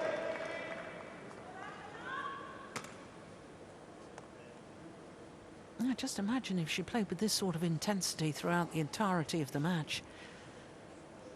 Yeah, then it's going to spell trouble for Seong, and she must be a little bit uncertain now, Seong, as well, because if she loses this game, then Ratchanok gets a little bit more confidence and so on, and things start to look bleak for the Koreans. Crikey, Service would you over. believe it? 21. Would you believe it? 20. Fights back from 3 match points down and then gifts a 4th by serving into the net. And the service return, short service return into the net now. Oh, surely From not. her backhand? Surely not. No. Oh, that was going wide.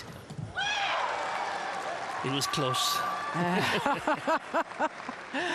I bow to your better judgment. I'm exactly on that line. That one. Sitting exactly on that line. Yeah. Just opposite the linesman. So 21 all.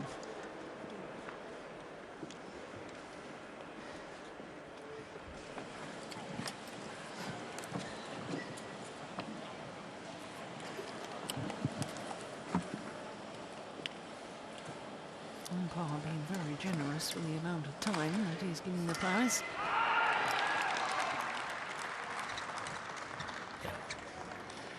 If she wants to move on to the knockout stage, she's got to win this one. Ratchanok, she's 0-10 against Wang Yihan, whom she meets later on in the tournament. Yes, tomorrow. She can't expect to win that one. Clever play by Seong.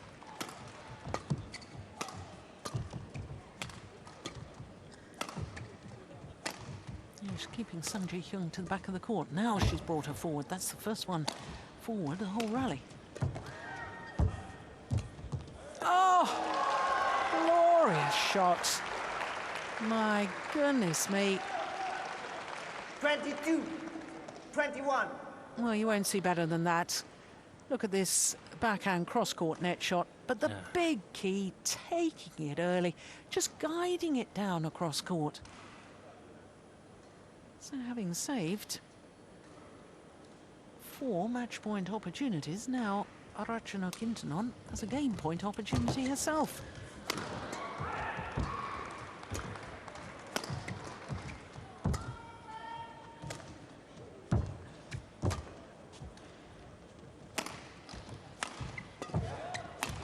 Yep, and she takes it back from the brink.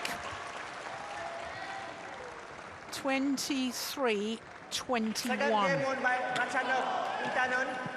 23-21. Saving 1 game all. 4 match points. And we will be treated to a third and deciding game.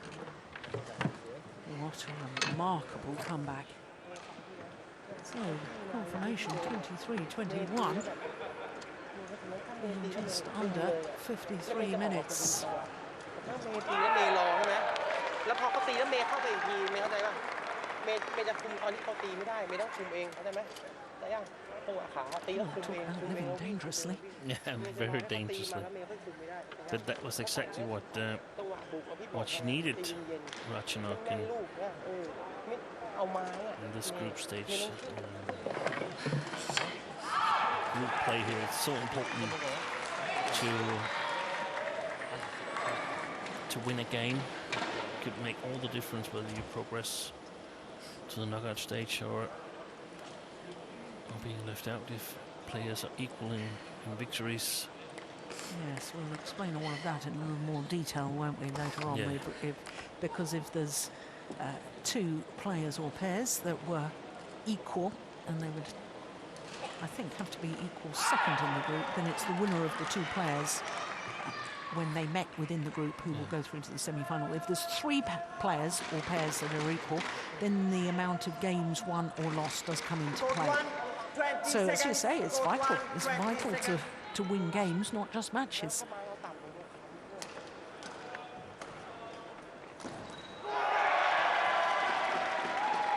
So she got a second chance here, or took a second chance after being down with 3 match points. Final game. Seong can't be satisfied with that development. No, it's going to be fascinating to see how both these players react to that second game. One thought that she was on the verge of victory, the other battling her way back. Who's going to keep up the intensity? And how will it affect the self-confidence of Intanon? Service over. 1. Good shot here from Seong.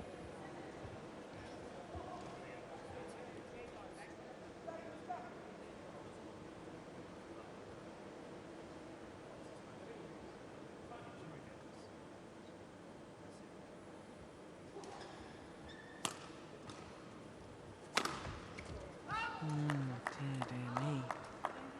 Well, reverts to going for those winners.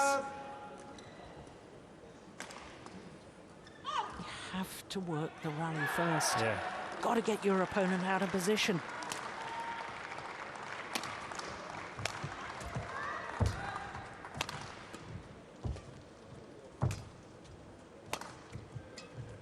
Too short.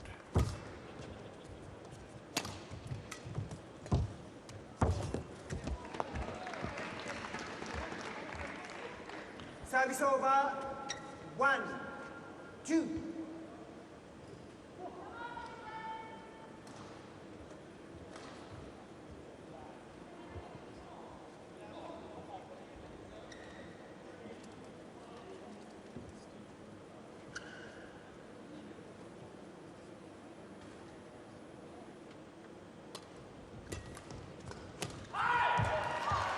Oh, she was quick forward there. Yeah. My goodness. Ah, now what does that mean? Come on, keep those feet moving.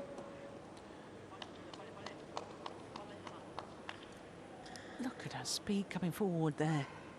She was on top of the net before the block was really played. Yeah, and she should actually be...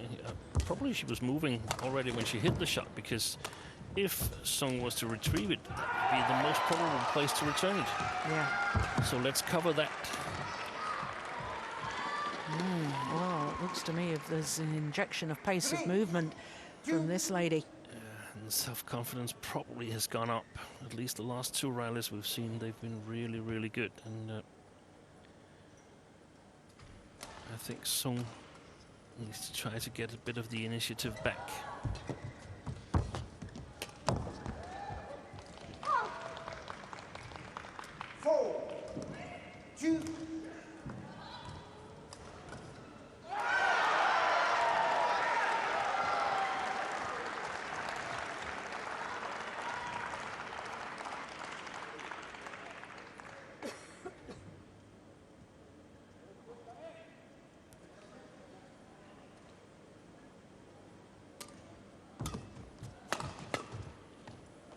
Just wide.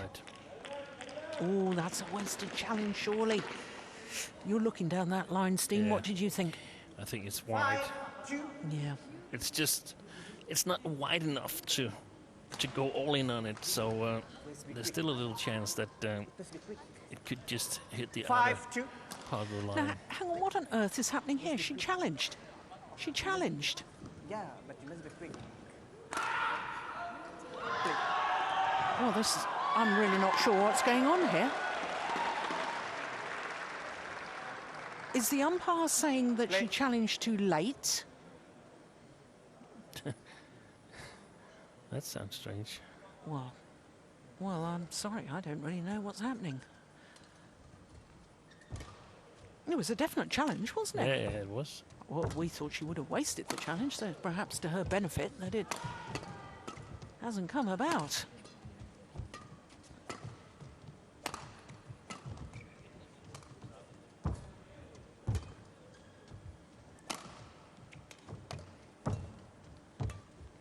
What a good rally. Oh, phenomenal. Oh. Yeah, brilliant. Now that's the sort of rally that will raise the confidence even more from Ratchanok Intanon.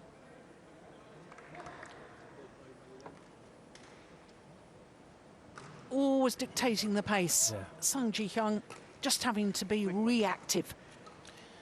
But I can't help thinking, what happens if she suddenly gets the correct length on her shots? Ratchanok Intanon, she's playing so short. She would be able to put so much pressure on Sung Ji-hyun if she gets the correct length.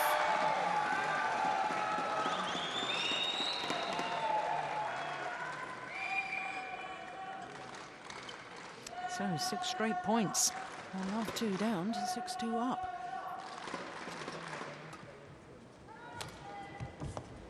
Yeah, that's perfect. That's right on the line. 7-2.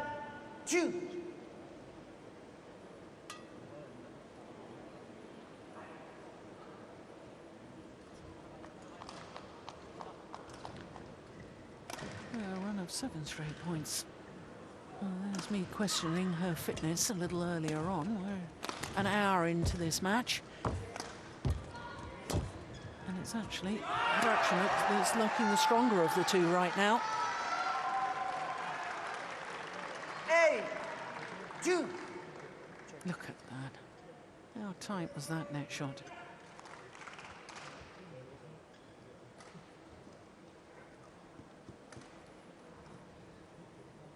Yeah, she's gotten a big part of her confidence back. Intanon.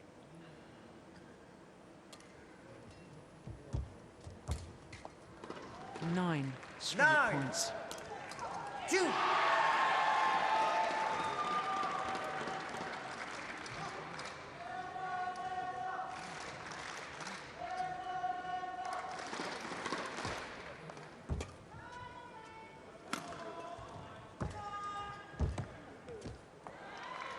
Well, the run Service comes over. to an end.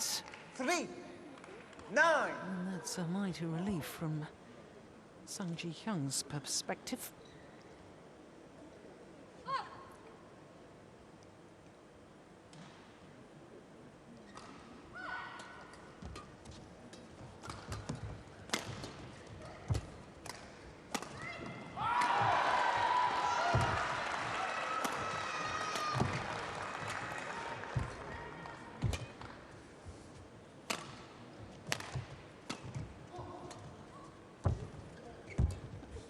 It's a super net shot, wasn't it?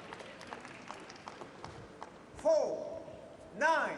We talked a few years ago, didn't we, Steen, about the importance of the tight spinning net shot in men's singles. I think it's equal in women's singles now. It's absolutely vital. Yeah.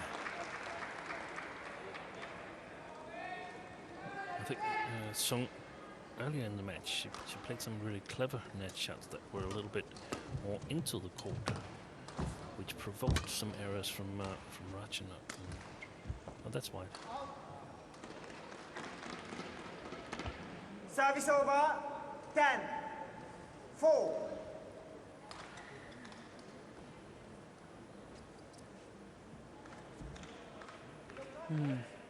Thought she was going to hit that for a moment.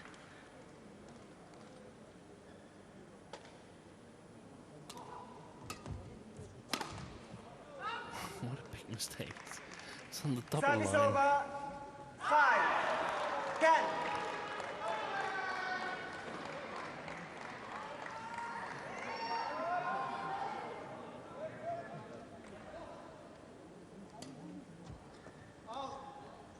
Well, Service very, over. very loose serve there 11, from 5, Sung Ji-hyung. interval, change And it ends. means that Ratchanok Intanon has a 6-point advantage at the change of ends here in this third and deciding game.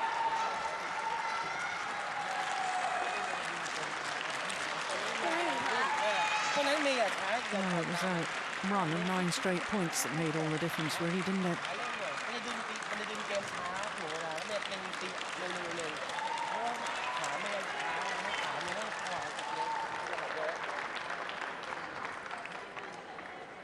Yeah, it looks good now for Ratchanok Intanon, whereas this woman has to be a little bit more worried.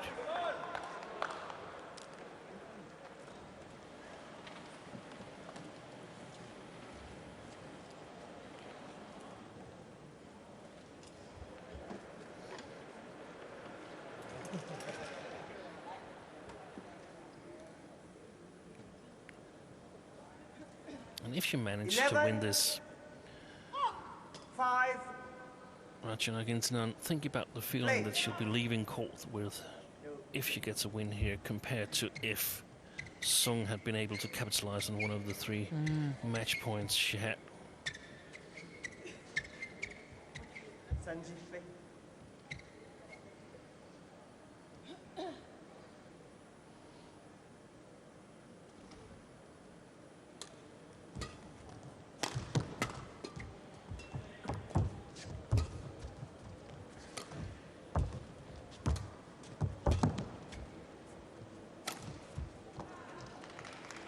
Service over.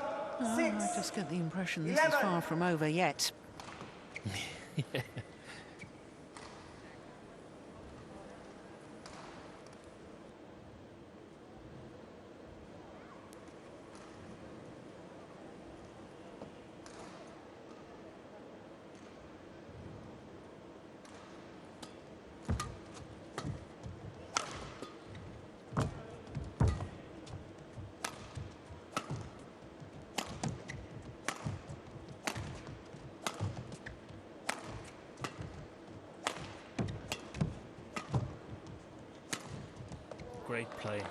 Great play by Sung Ji-hyun. 7-11.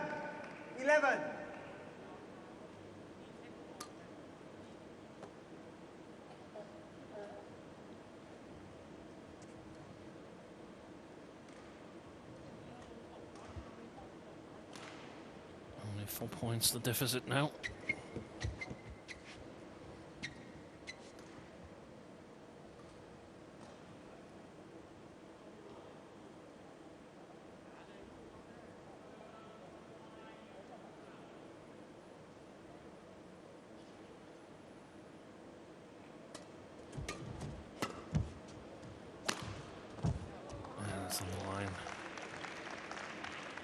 Service over.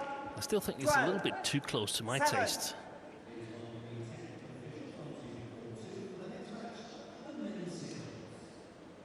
Too risky. In a good position, so should be the possibilities. Out. Oh, that's another of those service Service mistakes. over. 8, 12.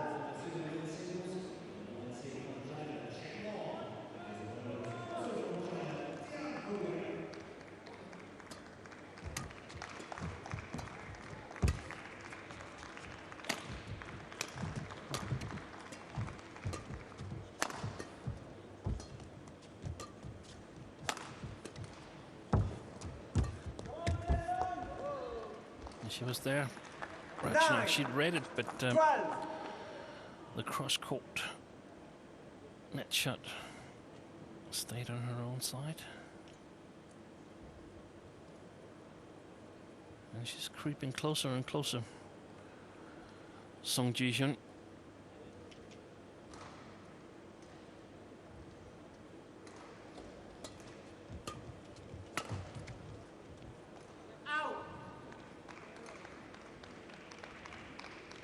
Service over. 13, 9. Yeah, good call. Yeah, it was close though, wasn't it?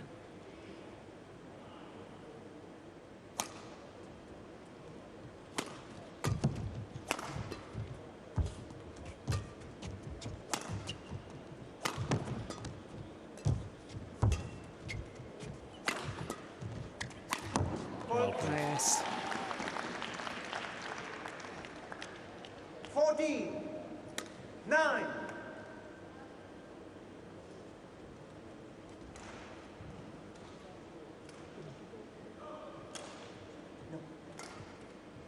Oh, this is interesting. She's wanting to towel down. The umpire says no. Play on. Yeah.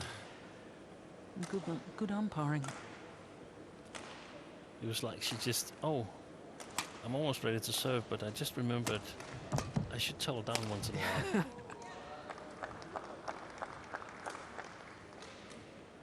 Service over. 10, 14.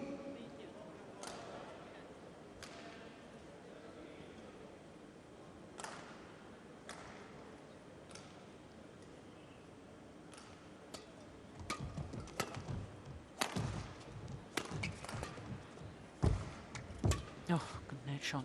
Forced a short lift. Oh, she guessed it. And another guess. This is an important point. Oh, the luck of the net cords in 11, favour of the Korean. 14.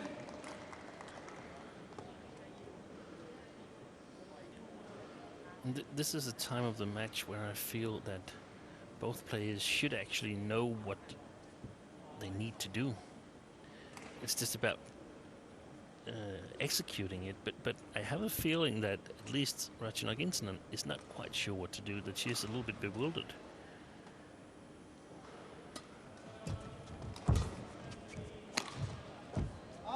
Yeah.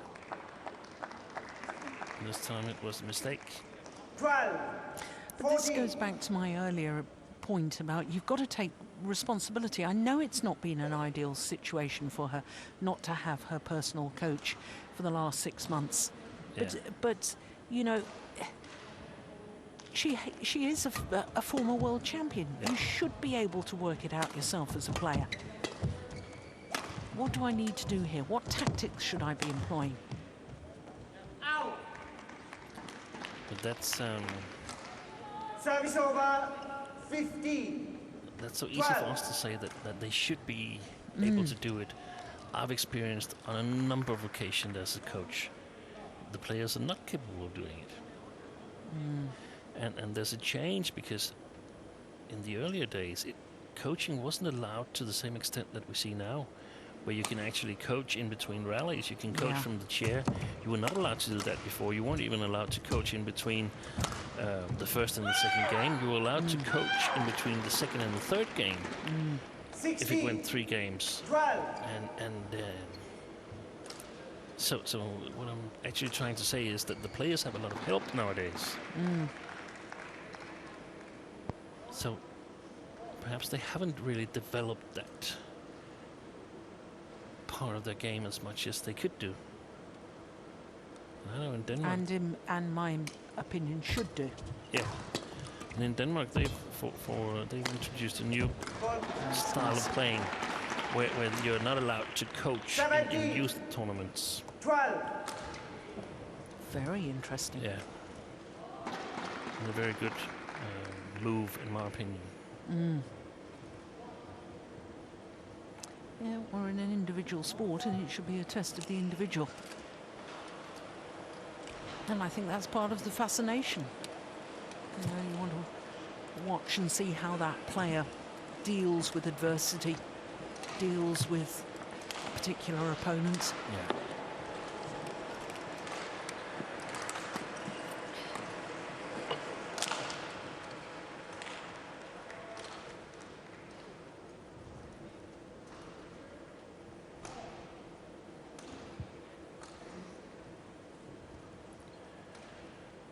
One of the situations where we get to see how players cope without coaching is actually in tournaments like this. It could happen, of course, also in regular tournaments, but when players from the same country meet each other. Yeah. There's often, or almost regularly, no coaching in those matches. Well, one feels now with a 6-point advantage. Yeah, good judgment. Yeah. Very good judgment. That Ratchanok may well be on her way to victory here. That is perfect. Look at that. 2 points away 19. from securing 12. a win in this Group B match. That's a difficult shot. Perfectly executed.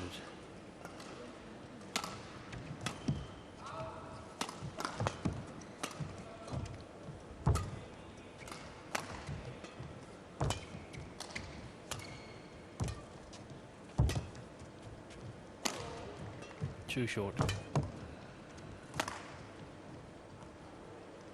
It's in. Service over. 13. 19.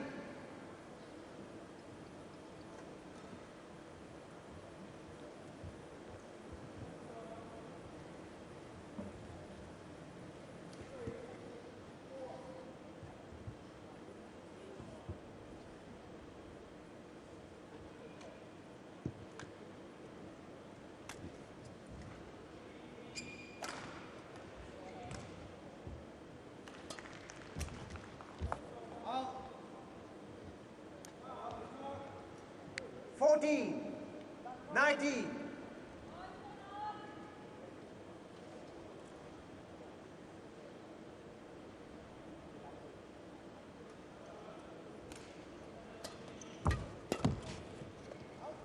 Oh, well, I'd challenge that. Yeah, me too. I'd challenge that. Service over. We've got one challenge 20. left. Yeah. Match point. I mean, the umpire 40. might, or the line judge might be right, but how about looking one extra time? Yeah, She really needs the point. yeah, because now it's match point opportunities for Ratchanok Intanon. Game. And gets it on her first opportunity. So the former world champion, Ratchanok Intanon, coming back from the brink. A game and 17-20 down. As she saved 4 match point Match ball by opportunities Ratchanok in that Intanon. second game 19-21. before closing it out 23-21, in the decider. 21-14. 21-14. Well, an hour and 15 minutes to battle her way through that Ratchanok Intanon. So confirmation of the score, 19-21, 23-21, 21-14 in an hour and 15 minutes.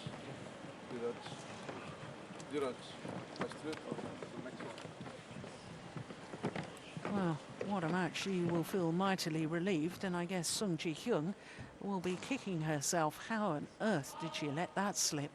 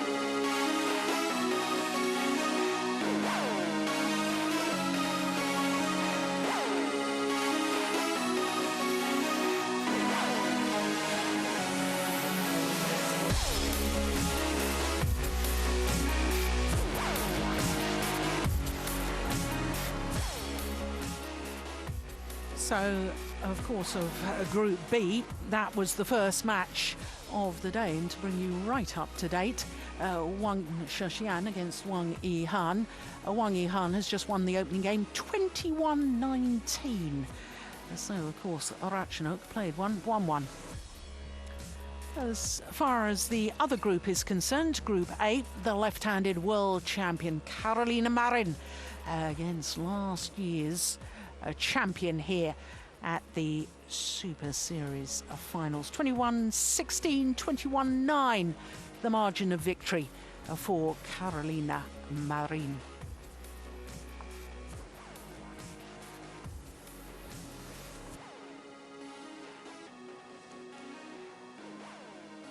So our next match will be men's doubles, and we'll have women's doubles, men's singles and women's singles, the two matches to finish off. But of course, as far as men's doubles is concerned, we've got the defending champions, Lee Yong-dae and Yu Young-sung. They're up against two Olympic champions, Fu Haifeng and Zhang Nan.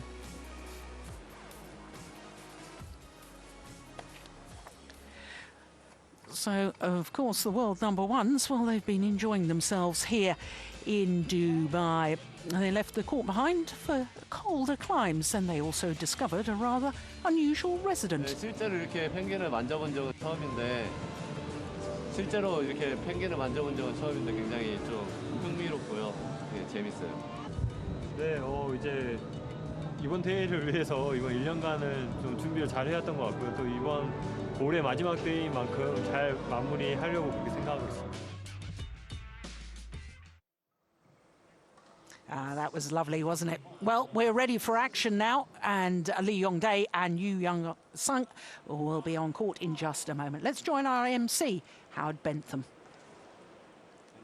Players on to court number one for the men's doubles. First up, the number one seeds from Korea, Lee Yong-dae and Yu Young-sung.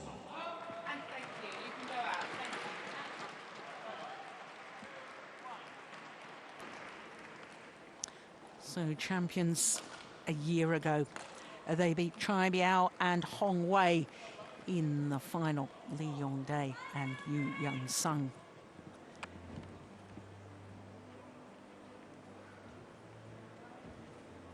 Please welcome their opponents onto court number one in the men's doubles from China, Fu Haifeng and Zhang.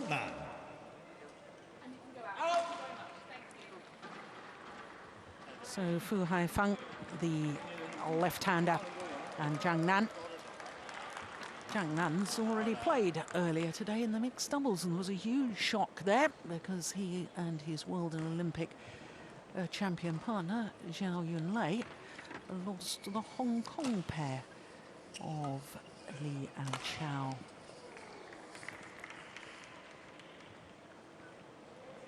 Lost in two straight games as well. 21-15, 21-12. So Zhang Nan's going to be hoping to be in better form than he was a little earlier today. So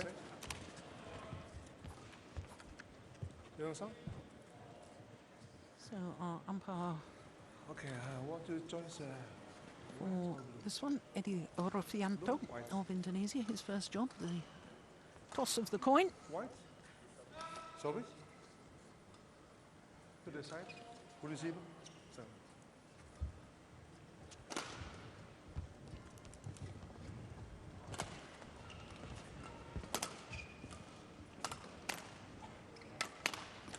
So Group A encounter.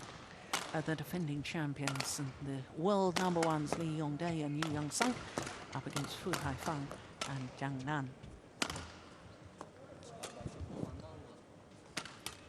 So to the defending champions first of all, Lee Yong-dae on the right as we look at them, 27 years of age, Yu Young-sung 29. They finished the year as world number ones on the Super Series list, and that's the second consecutive year that they've managed to do that. And this year they became the first men's doubles pair to win 6 Super Series titles in a calendar year, and 4 consecutive, a record from the 12 Super Series events. course, if they were to win the Super Series finals as well, they will extend their record even further. So to Fu Haifeng and Zhang Nan, wonderful to see the left-handed Fu Haifeng back on court after a very sad family bereavement, which meant that he missed the last two Super Series events of the year.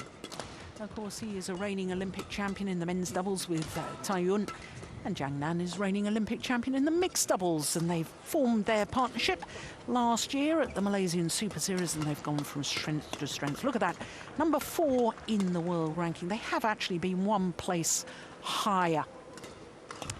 So as far as they're concerned, well, perhaps if they had played the last two Super Series events, they possibly would have been seeded here at the Super Series finals. But this is the 7th meeting between the two pairs, and the Koreans have won the last 3, not just that last one. Now, that doesn't say the Denmark Open of this year, but I can tell you it was the Denmark Open semi-final stage 2015, 21-17, 21-14. So, as I was saying, the umpire for this, Eli Rofianto Tanutara Karapat from Thailand, is our service judge.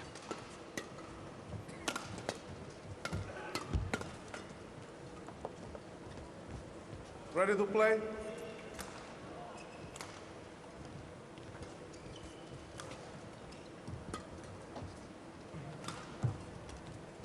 Lee Yong has an incredible record at Super Series finals. 4 previous finals. Twice been a winner, not only last year with his partner of today, but also won in 2009 when the event was staged in Johor Bahru. One with Zhang Jae-sung. A couple of finals with Zhang Jae-sung as well.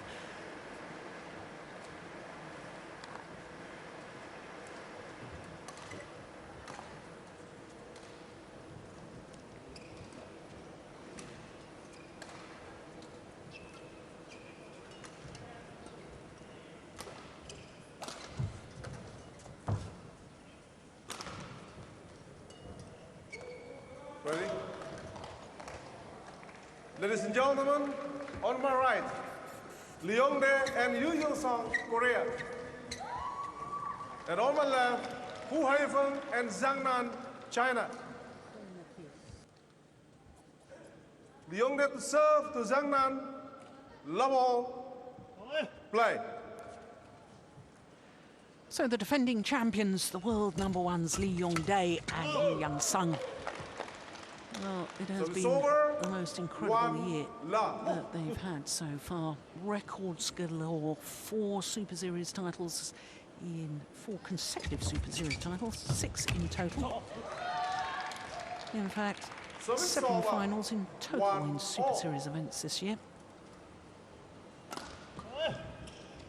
6 Super Series titles from the last 8 Super Series tournaments. I think we can safely say that the Koreans are in good form. Service over, 2-1.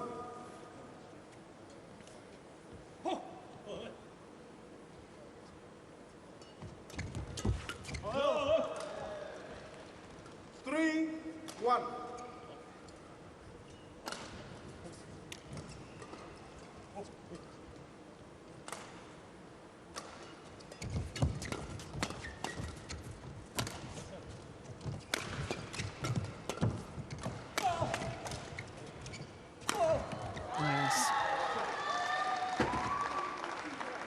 Service over, 2-3.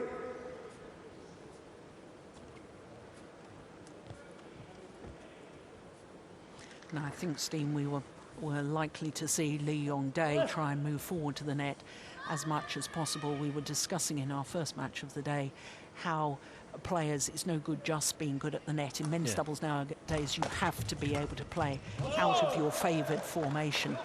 But there is no question in my mind Lee Yong-dae will look to go to the net as much as possible. He will, definitely he will. He will be, if not a step, then a foot ahead of his partner, Yeon. And I guess we'll see the same on the Chinese side that Zhang Nan will try to make his way to the net. And of course, we know that he can play from the backcourt because he's also playing the mixed doubles. But in this combination with Fu Haifeng, it's just an advantage if he's at the net. 4-all.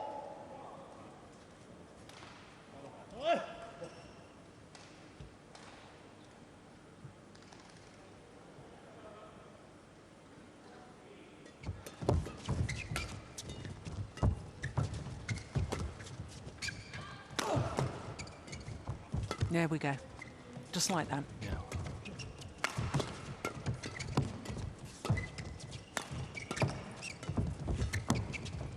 Oh, good judgment. It's just wide. 5-4. And of course, the different pairs, they practice special combinations in order to get the desired positions, but it's so important that they don't always do it. Sometimes the Yunlei, as we see here, work at the baseline from the backcourt. So it's over. 5-all.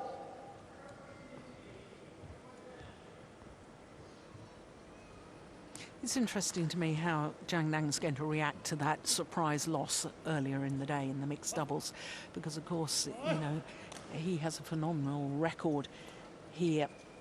He's defending champion in the mixed doubles. He's been in 5 consecutive mixed doubles finals at the Super Series finals. You know, you lose your first group match, that's brilliant. You're expected to win. Do you come back even stronger, or do you have your confidence really dented? Well, I think that it's a little bit tricky because we saw actually Zhang Nan sitting in the warm-up area when we entered the hall, and he was having a huge ice bag on his left knee, and we can see from here that it's strapped as well. So there's no doubt that he's not 100%. The thing is, how much does it affect him? And you could say that it's actually a bit easier to play the men's doubles if you're a little bit affected by a knee injury, because you don't have to move as much as in mixed doubles, where he needs to cover a bigger part of the court. So it's over. 6-all. But definitely a little advantage to the Koreans, both because of their history that they won the last encounters, but also because of the knee strapping and the loss in the mixed doubles earlier this morning.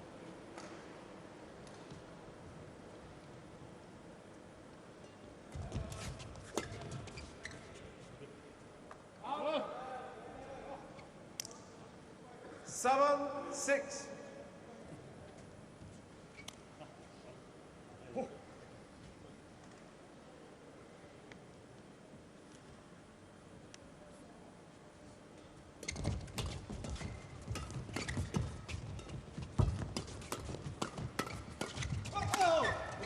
Yes, well taken.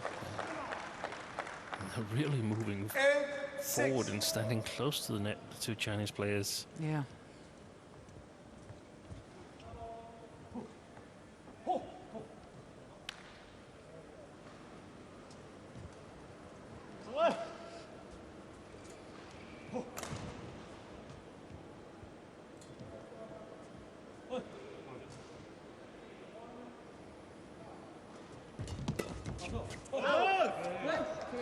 Oh, challenge. There's a challenge here. Yeah. Fu Haifeng challenge. Ball out.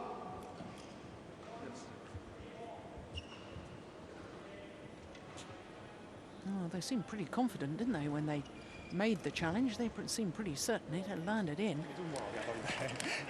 Good to see him looking relaxed. Here we go.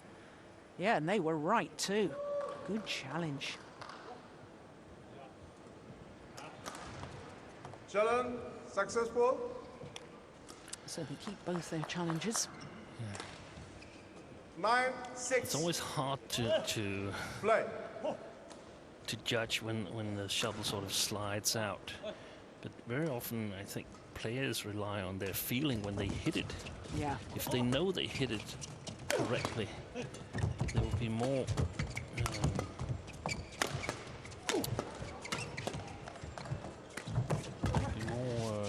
to challenge, I think. Sometimes you can feel I hit that a little bit Service over. off, or came a little bit late on that one. But if you hit it perfectly,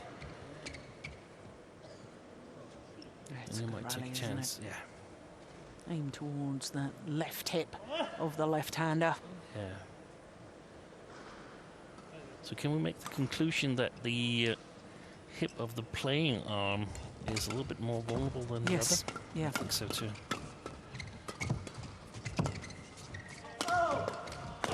Oh. No. 8-9.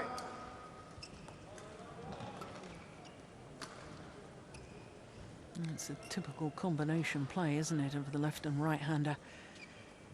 Smash in a position where you're pretty certain it's going to come up to your left-handed partner's forehand side.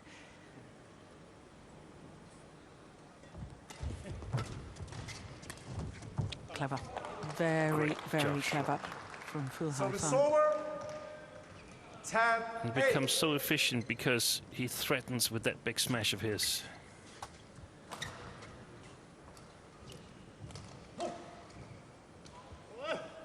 So you really can't move too close to the net as the defending pair.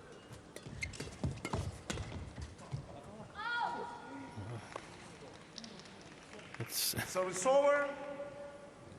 9. It's between 10. easy mistakes and beautiful shots right now Yeah. for Fu Haifeng. Yeah, and that's understandable because of his circumstances, personal circumstances, and the family bereavement. Play.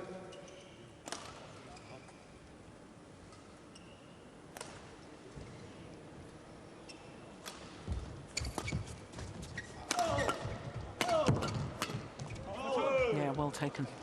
And to the mid-game interval, Service over. the Chinese 11-9 combination with a 2-point interval. advantage.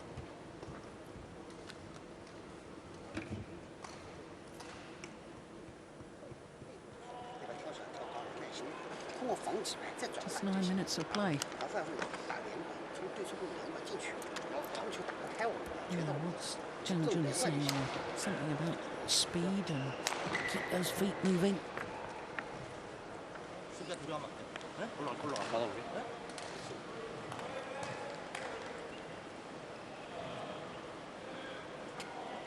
Court 1, 20 seconds. Court 1, 20 seconds. Yes. Hey! 11-9. Play.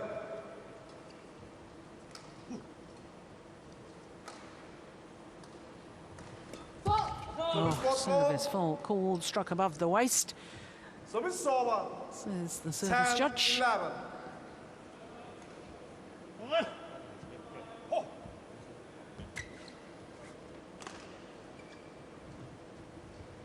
Well, perhaps ought to just clarify how the waist is defined in badminton, which is below the lowest rib. 11-all.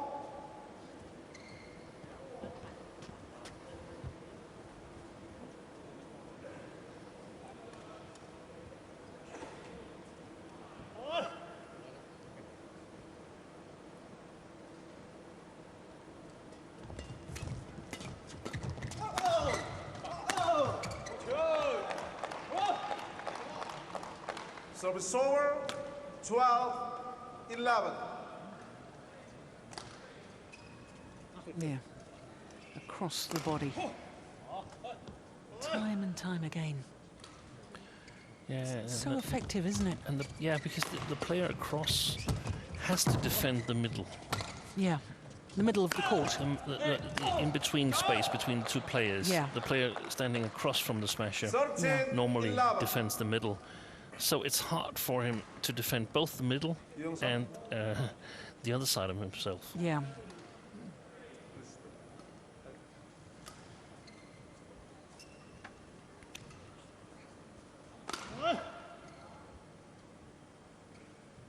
Play.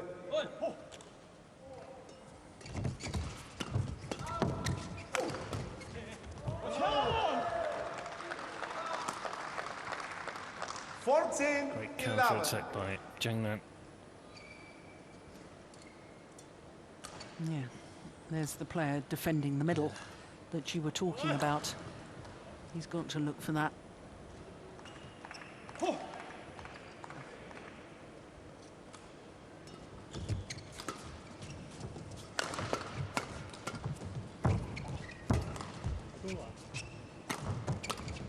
he's overdone it. So it's over. 12-14.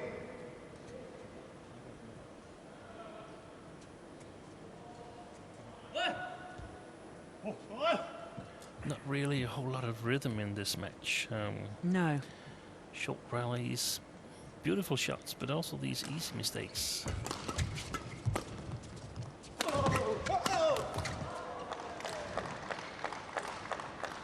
And I guess that's actually to the advantage of the Chinese pair, because if there's something you don't want, that's definitely letting the Koreans get their game going and finding to a good rhythm. Very, very strong in the defense and game reading skills. 16-12.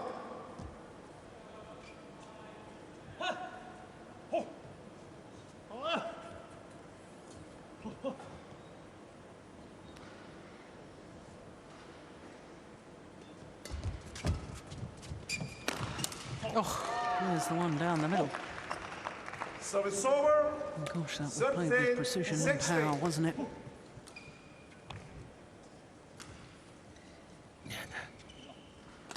Perfect placement.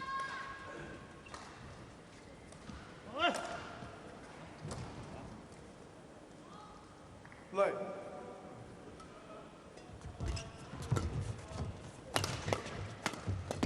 Oh my goodness. Yeah, good rally. And the world number one's under extreme pressure. 17-17. Desperation defense initially from the Koreans, my goodness. But they don't really get themselves established in the sort of good defensive stance.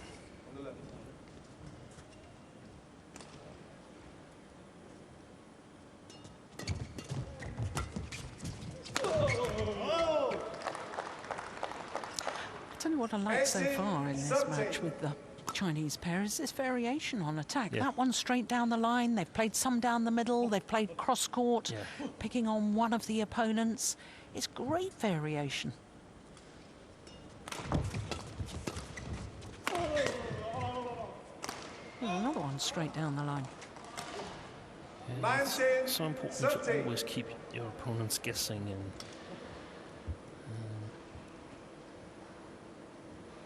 being able to change your game plan to a rally plan so you can play every rally different if you like.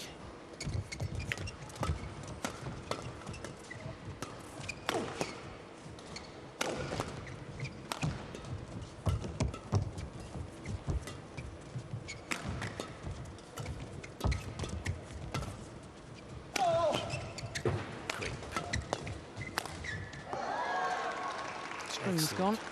That's why he made the error. Excellent pick up by Zhang, because the Koreans tried that cross smash. It was before that shot there, but he was able to get it long cross back. And yeah, I think still he's a little bit affected by his knee strapping, but I've really been impressed with Zhang this year. And in the men's doubles rather than the mixed. Oh, he's been great in the both. mixed. We know he's great in the mixed, but also in the men's doubles, I felt that he was a strong competitor for the Player of the Year title. Yeah. I think what's kept him from it is that they perhaps haven't won enough tournaments. Zhang and Fu Haifeng. No, well, the only tournament they've won is the Chinese Taipei Grand Prix Gold. Yeah. but 4 Super Series tournament finals. That's not bad, is it? All England, Singapore, Japan and Indonesia.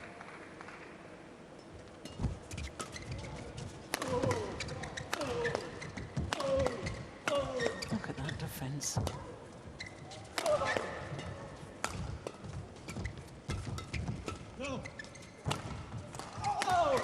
What a rally. Unbelievable.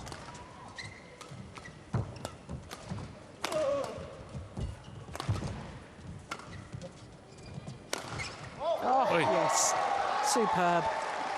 What a rally. 16.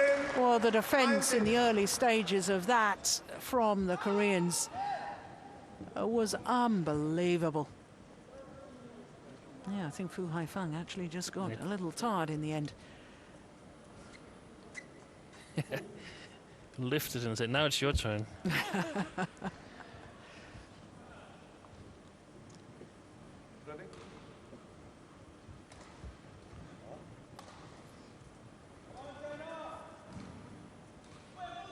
Play.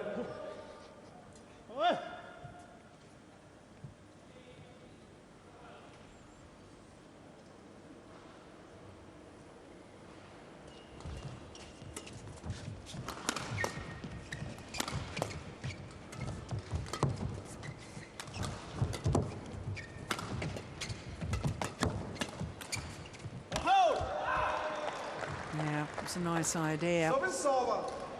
But the attacking play of the Chinese combination, Fu Haifeng and Zhang Nan, really has been superb. 4 game point opportunities.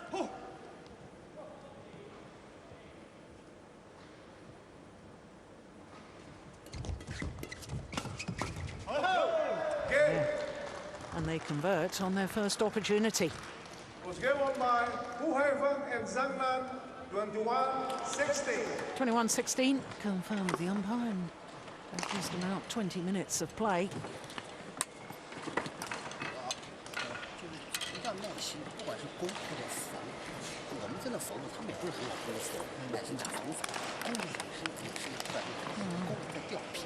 Zhang will be pretty happy with his men, I should think, at the moment.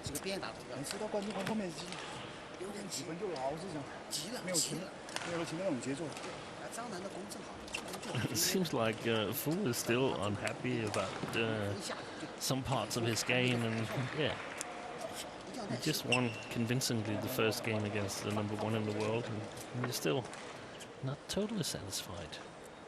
But is that what makes him such a great champion? I think it is. Yeah.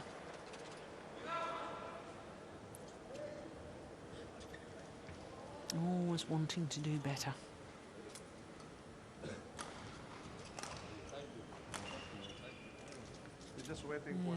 What hasn't he won in his lifetime? Well, he hasn't actually won the Super Series finals. That's what he hasn't won. He's been world champion, Olympic champion, All England champion. It's a tough group Yeah. they're in.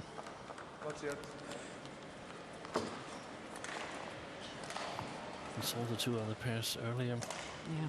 And especially the world champions, Setiawan and Ahsan, are going to be tough nuts too. Court 1, 20 seconds. Well, Court 1, yeah, 20 it's the beauty seconds. of this competition. You know, every group is tough. Every player is very worthy. Every player, every pair on their day could win the tournament. Yeah. That's why it's so fascinating. It's a wonderful event. Second game, love all. Play. So what can the defending champions do? Remember back 1 year ago, and they lost in the group to the pair that they then beat in the final. Chai Biao and Hong Wei, another pair that's back again this year. Service over. Yeah, I think I remember a final where they beat Matthias Bo and Carsten Mogensen in the group stage and lost to them in the final as well.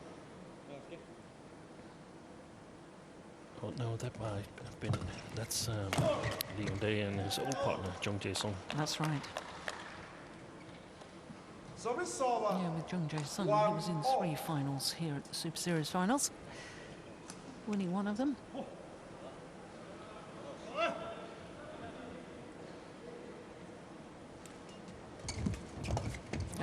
my goodness. Well, that sounded as if it came off the frame of the racket, but he earned his luck there. Yeah, but that's the best shot. If you can hit it with the frame at the net all the time, then it's a fantastic shot, because it's impossible to read for the opponents.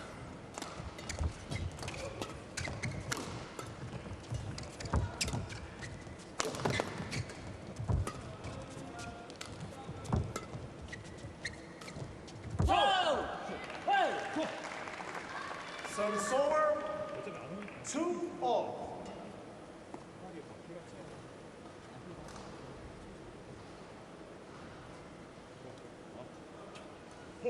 It's interesting that Fu Haifeng going for 2 consecutive drop shots there, Steen, because you and I have talked earlier in the year about the Koreans, and we say if there's one maybe a little slight weakness with them, it's their defensive stance seems to be so far back in court that they do become vulnerable to that drop shot.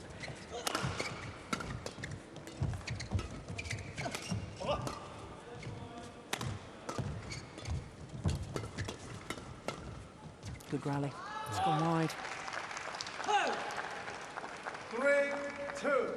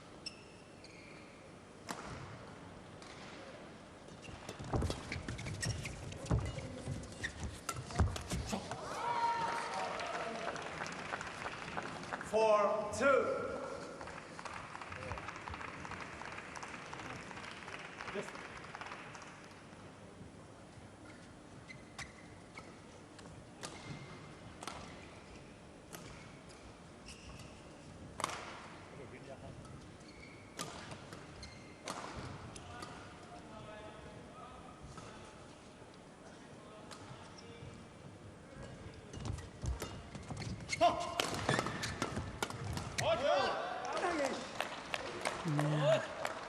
Little sign of frustration. Really young day. They seem a little bit off their game, the Koreans, but that's probably due to the Chinese pair playing well. Or maybe it's because they've been riding the bobsleigh courses a bit too much. And They're meeting not really the warm penguins. yet. 4-all.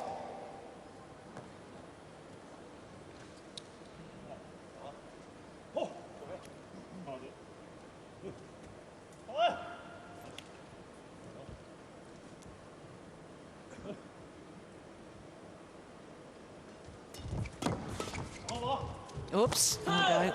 Yeah, clever. Service over. 5-4. Yeah, just a total misunderstanding. Yeah. And Zhang just looking up at the big screen at the end of the hall here to see if it was his or it was actually his partner that was a little bit too slow.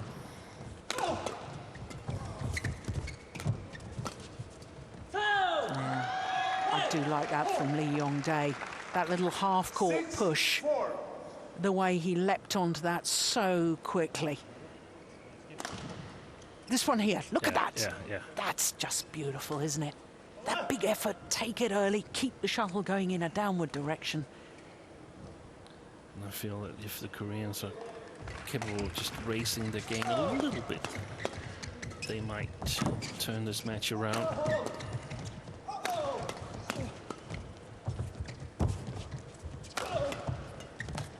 It's a good rally. Yeah, a little bit lucky. I think it touched the net court, that one. But 7-4. if they can avoid losing early when they give these smash opportunities away to especially Fu Haifeng, if they can defend him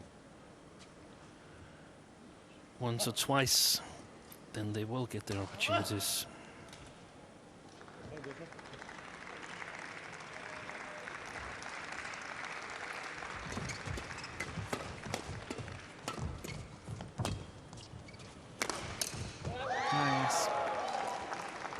right in between the two players. I call that the channel attack. That channel in between the two players. Not only is it confusing as to who's supposed to defend it, but it narrows the angle of reply. More chance of getting the net player involved. It's very deliberate that the Koreans, that this pair particularly use the channel attack a lot, because they have such a great net player. The greater the net player, the more channel attack. You give your net player a better chance of intercepting if you aim towards the middle of the court.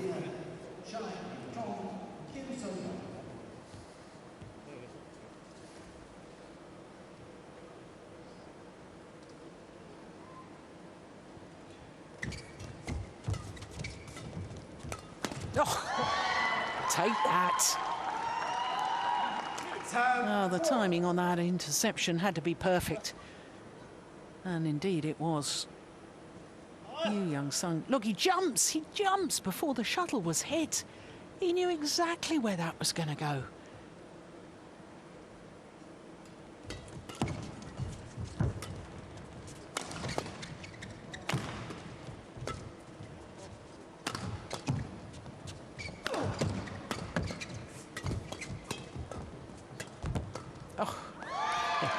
Well, it's a run of 7 straight points from 4-all. Going to the mid-game interval, 11-4 lead. Yeah, he's active, isn't he? Young-sung at the front of the court. Maybe doesn't read the game as well as his partner, but my goodness. Certainly very, very reactive.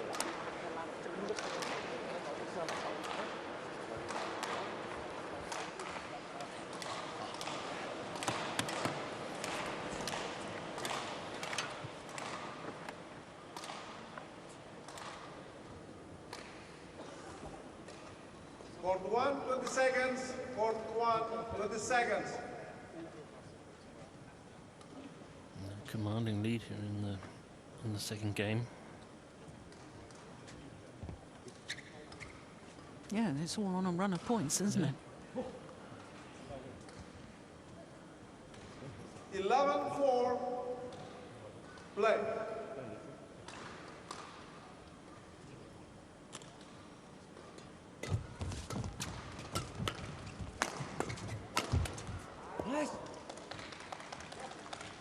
Service over. So if you'd had the opportunity, Sting, what would you have said to the Chinese pair? Oh, well, I haven't really thought about that. Give me a couple of rallies and I'll get back to you.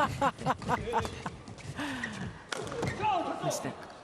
Because to me, there's signs, like that shot, that they've almost given up on this second game. So too. That run from 4-all to 11-4, and I think the spirit has been broken. So what, do you say, come on, you keep fighting, You have to focus on you got to figure out what to do here, but not necessarily doing it, but I mean, this looks like a 3-game match. So so what are you going to do when you change sides in the third game after the interval? Because then you're here on this side for the rest of the match. Yeah. And I'm beginning to wonder whether there's a slight drift coming from the Koreans towards the Chinese. We discussed it during the ladies singles that at least Ratchanok Intanon was playing really, really short. Here there's apparently 13-6. the players on the far side are winning games. So in doubles, sometimes it's easier to kill it when you're playing with the drift. 14-6. It's a long talk about all other things that what I would like the Chinese pair to do.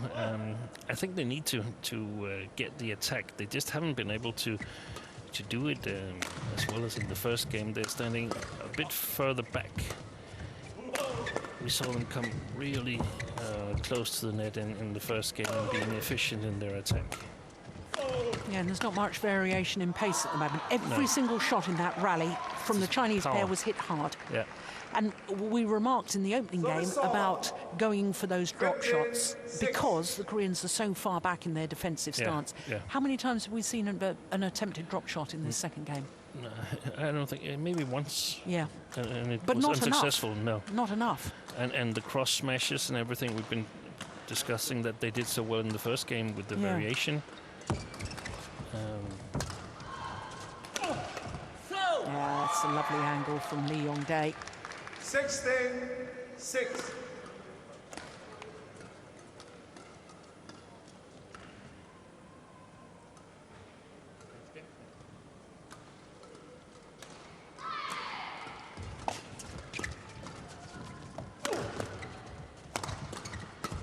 So in many ways, it's about figuring out what went actually wrong for us here in this game, so we know what to be aware of when we play the third game.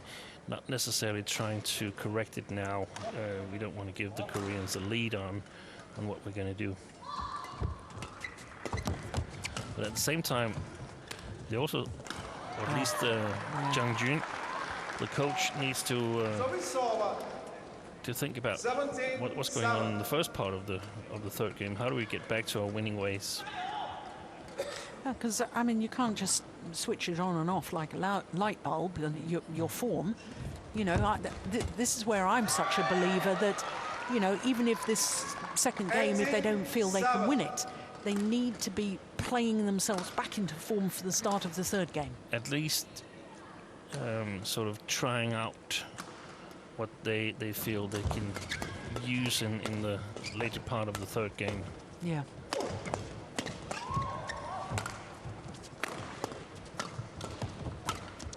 Yeah, good rally. Well That's taken. Better. That's better. Service over. 8-18. So I think the Chinese pair really needs to focus on playing from above the net court or at the same level as the net court. If they're in the defense, I feel that they have a worse chance of winning compared to playing a controlling and attacking style.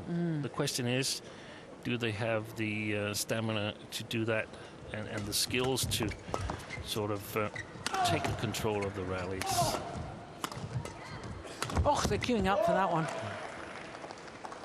Almost hit each other, almost got in each other's way. But here's a whole host of game point opportunities to level this group encounter at a game apiece. This Group A match. And a really strange game. Yeah. If it had been an all Korean or all Chinese affair, I would have said, oh, that second game was too easy. Too easy, yeah. Yeah.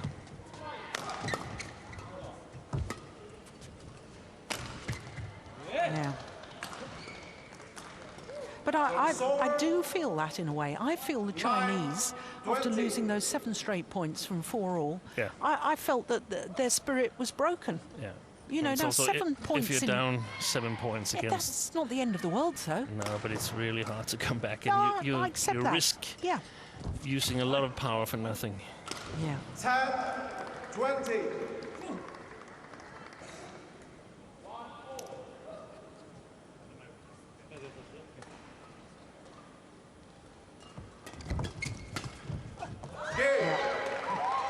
There we go. 1 game apiece. 21-10. Second game in that second game to level it at 1 game all. 37 minutes. And it's 1 game apiece.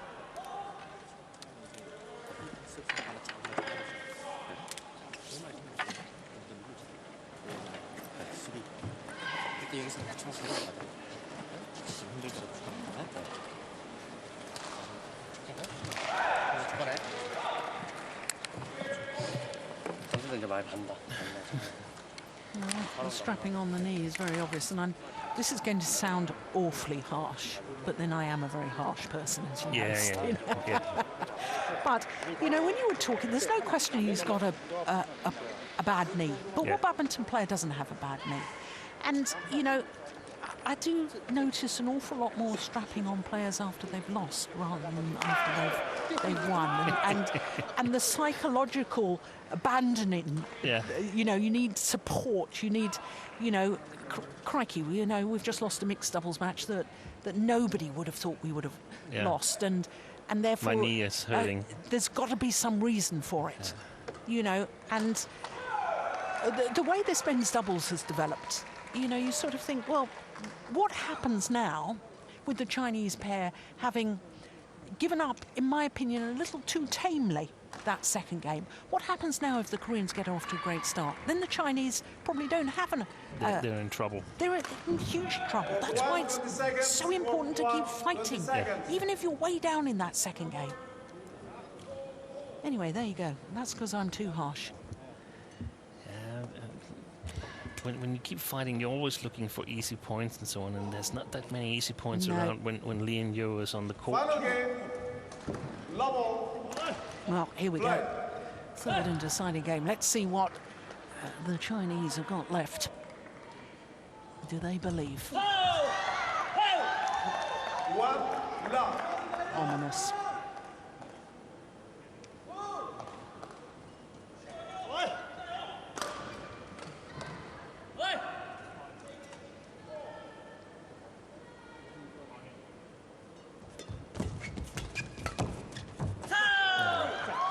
Well played by Juhl.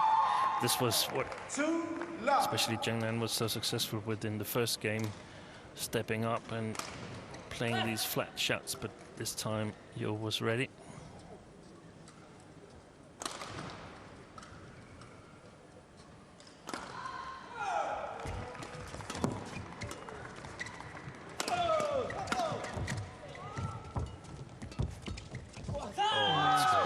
Absolutely brilliant.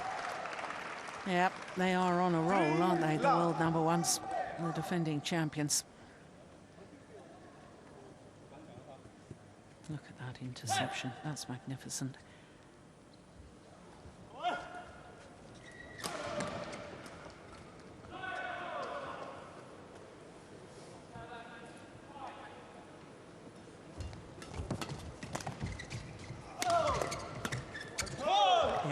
Well taken. So it's over. 1-3.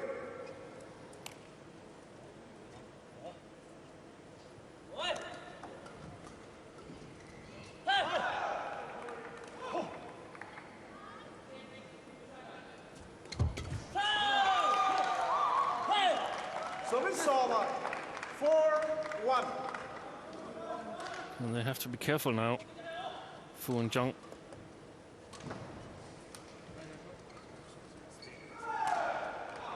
Because 2 or 3 more points for the Koreans, and I think the match is lost. 5-1. Well, I don't wish to sound smug, but you know, that really just, if that happens, that just proves my point, really.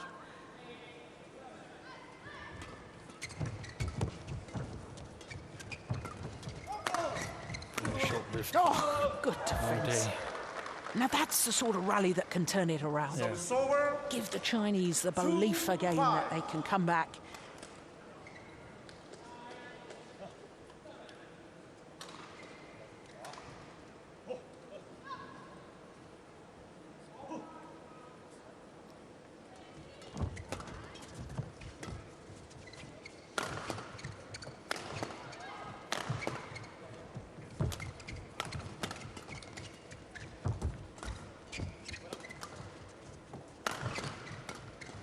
These are much better rallies, aren't they? Look at that.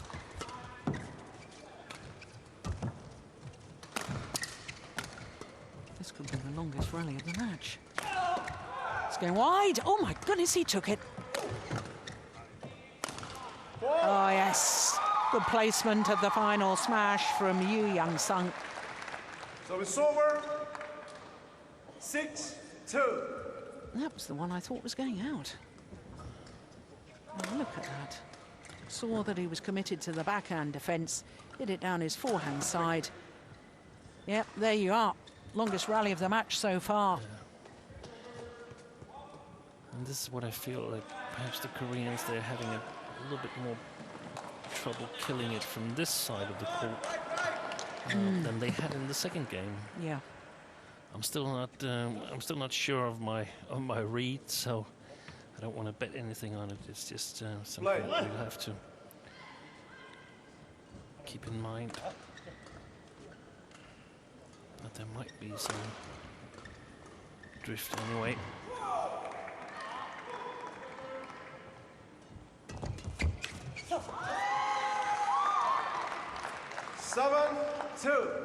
They're definitely more alert now, Lee and Yeon, than they were in the first game. Yeah.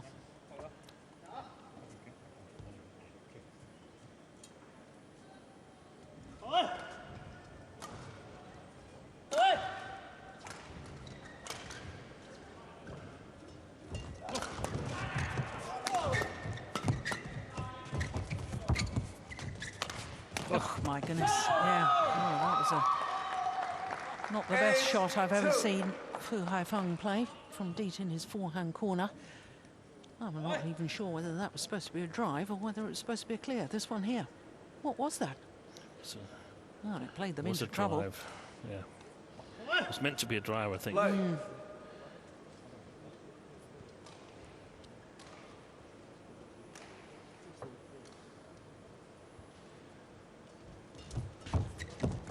Oh yes, that's brilliantly taken. Yes, a couple of times he's made a magnificent shot, just brushing the shuttle off the top of the tape. Look at that. That's wonderful control. He makes it look easy, but that's not easy, I can assure you.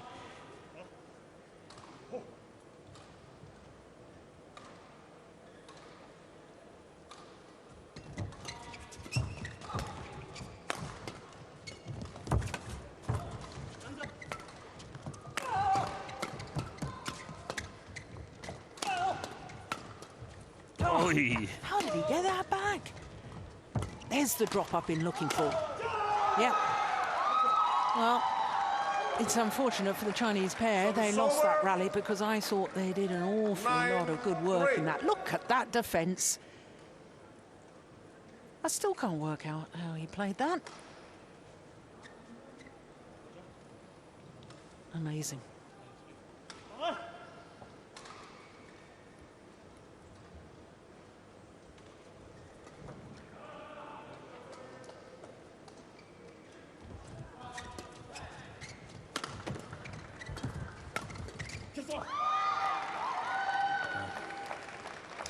The Koreans, the whole movement within the rally is going forward, isn't it? And forward, and they're so solid in their defense, executing the shots at a very, very high pace.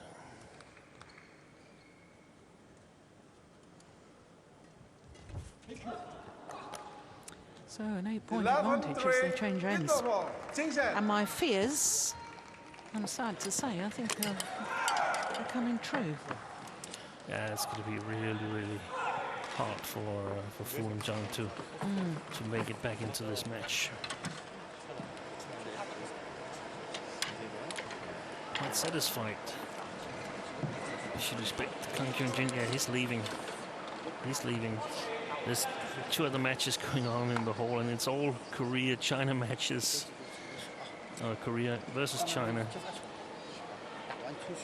I thought maybe he would be going to sit on one of those matches, but he's making use of the mixed double combination.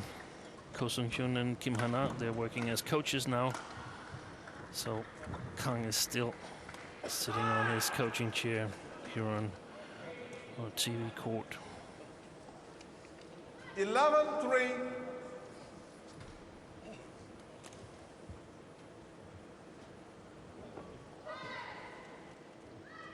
Play.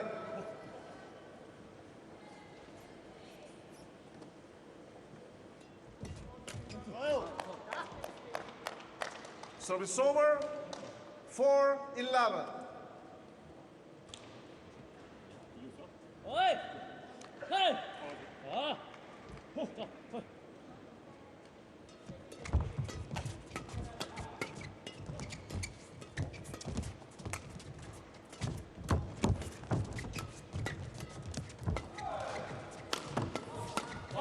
No, it's gone wrong.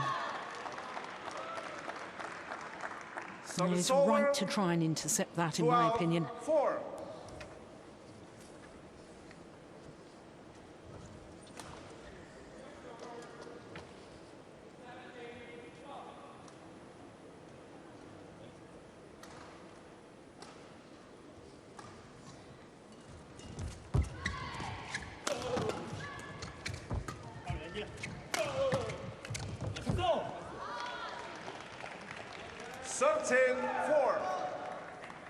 This is where you've got to have the mental discipline, isn't it? To me, Zhang just looks out of sorts, really. Yeah.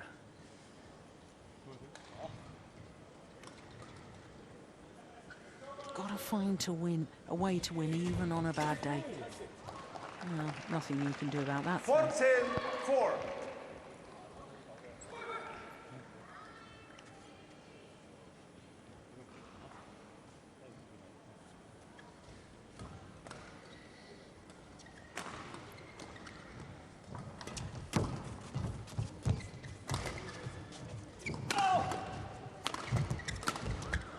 It's just all one-way traffic now. 15-4. Yeah, and it's been like that since, what was it, 4-all? 4-all in the second.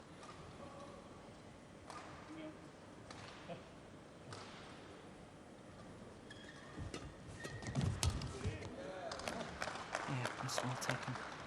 Service over. 5-15.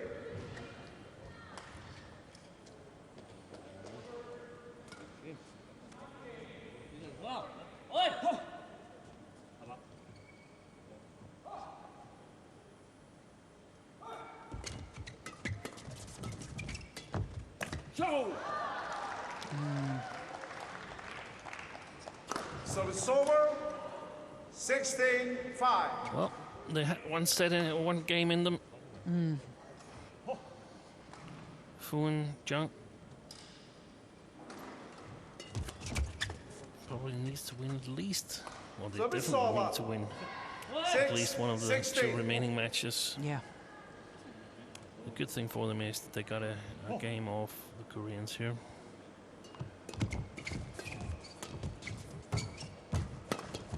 Oh, what reactions, my goodness.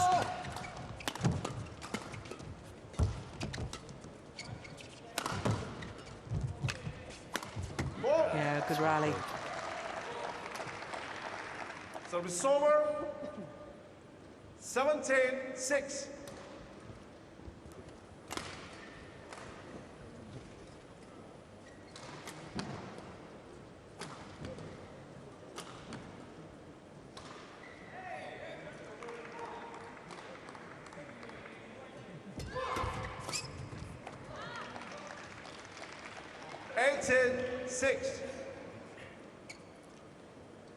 Well, it's been a little disappointing as far as I'm concerned, Steen, how the Chinese pair have fallen away after winning that opening game.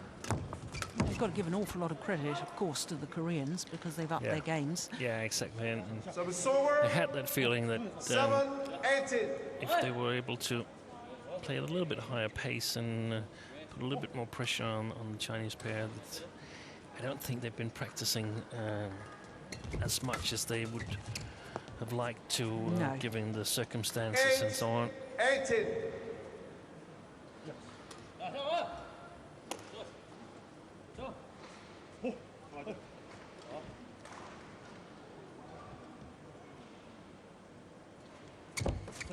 Out. You can see that Kang Jin has left his chair now. Feels like we do that the Koreans are going to win this match.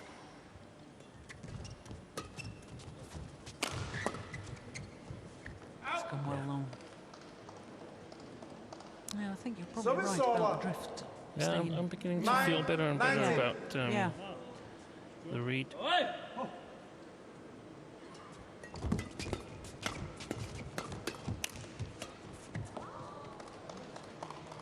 10-19.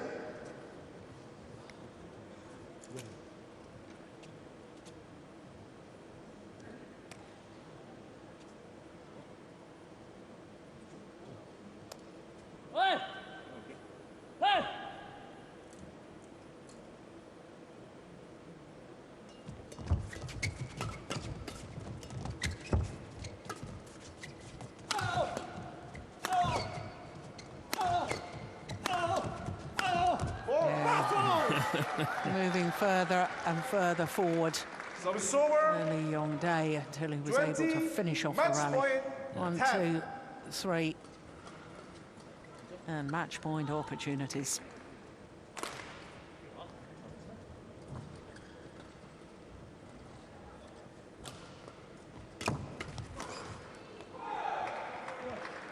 Service over. 11-20.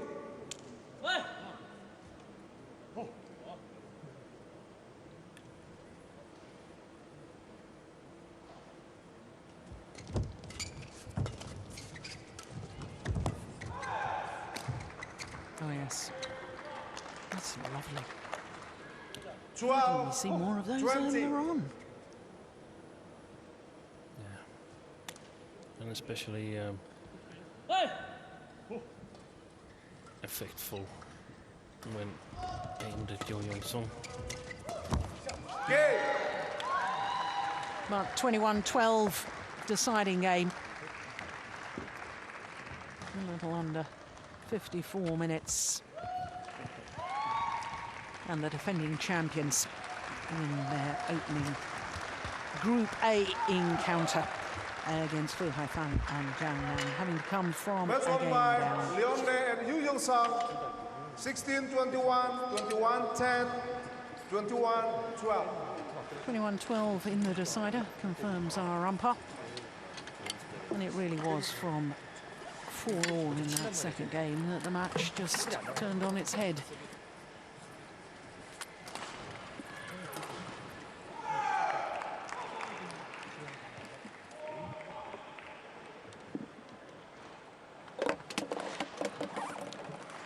So 16-21, 21-10, 21-12. 54 minutes, and the defending champions off to the start they wanted. A first group match, a win.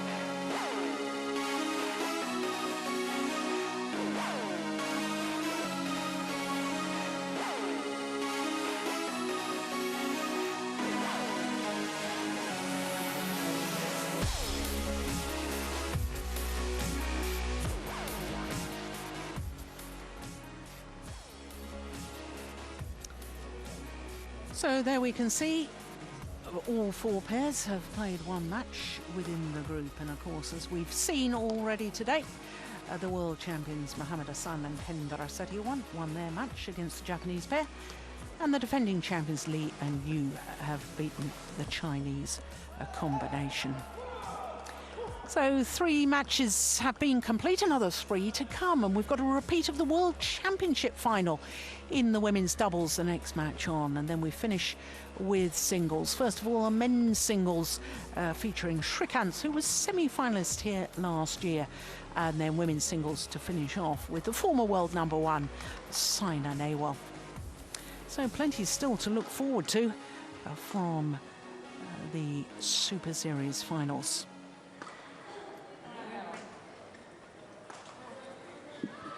So the women's doubles players waiting in the wings to come on for our next match. So if you want to keep up with all the action, that's how you do it. all week.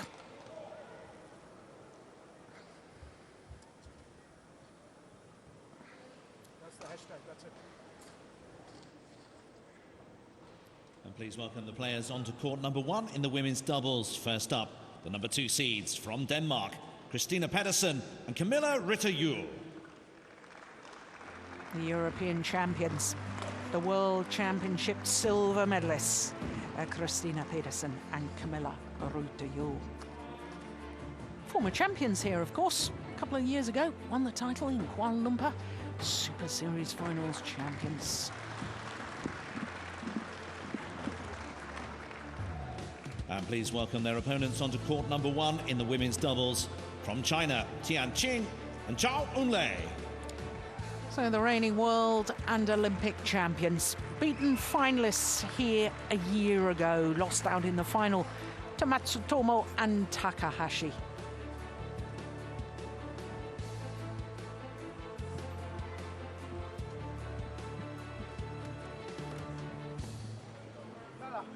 Oh, I suppose this is one of the few titles that this Chinese combination hasn't won.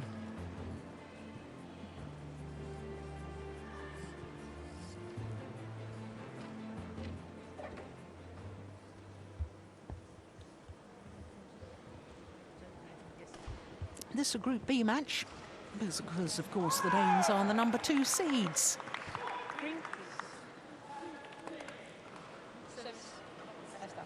Other pairs in this group, Messersoiri and Polly, World Championship bronze medalists, and lovely to see the Dutch pair of Muskins and Peak here as well.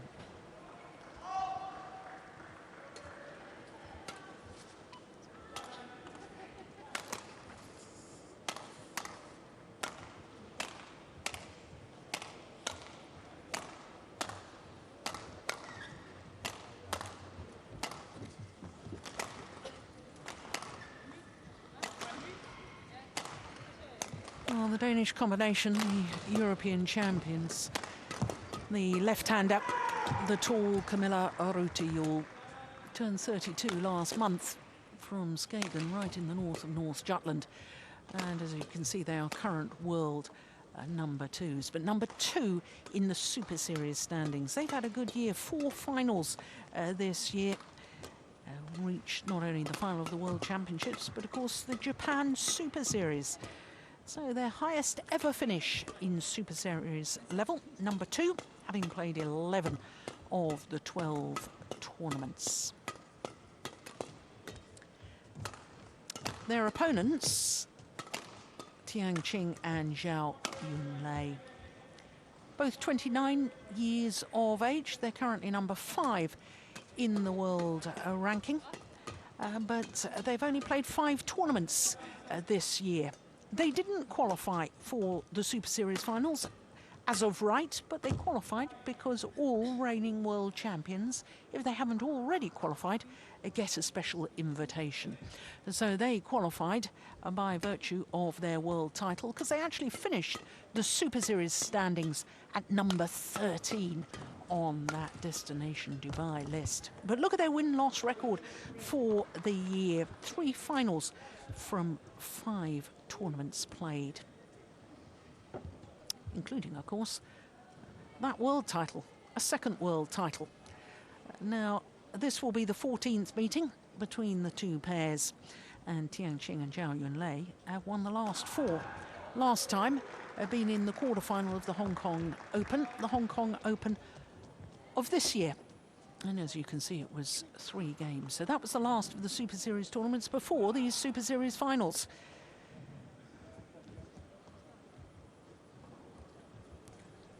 So, Jitarut Kanu Karapat of Thailand and Diraj Gunadre of Mauritius are service lunch.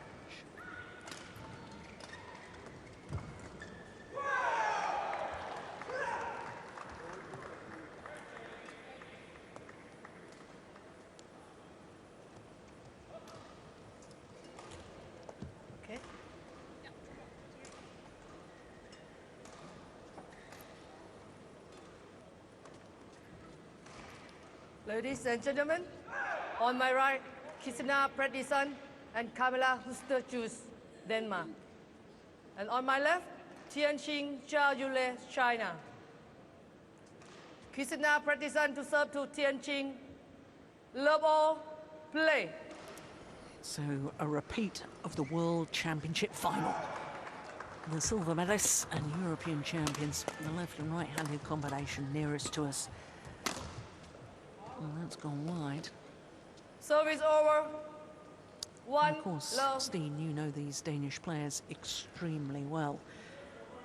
And I'm just wondering how the fact that they've lost the last 4 occasions that they've met, does that affect them, or are they very positive individuals who say, right, this is our time again, we're going to win this one? I'm sure that they're going into this with the best intentions and saying, hey, we believe that we can beat them. But after they played China and Hong Kong Premier Series and Super Series, respectively, they said to the Danish media, well, we've done well, we're happy to go home. We need to practice a little bit in the weight training room and the on the treadmill. We feel that we could be in a little bit better shape than we are right now, but we've played a lot, so we're looking forward to a little bit of a break. And I don't think they've had enough of a break in order to work on their physical shape.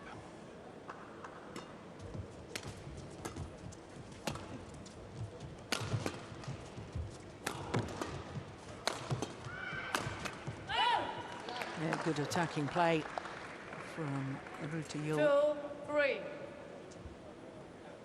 She's won the mixed doubles at the Super Series finals before, back in 2008. That was the first ever Super Series finals. Although the Super Series started in 2007, there wasn't a Super Series finals the first year.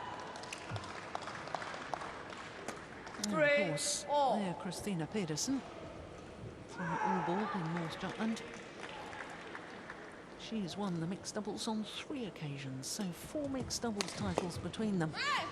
Women's doubles combination. Service over.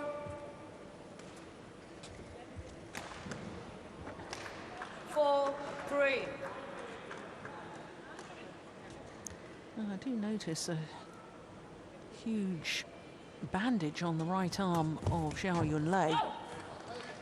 Now, certainly when we were in Hong Kong, Steen, she wasn't wearing that sort of arm support, was she?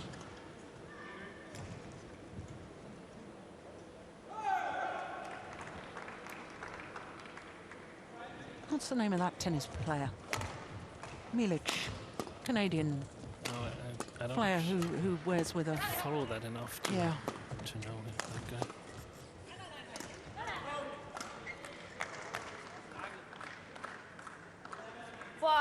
Four.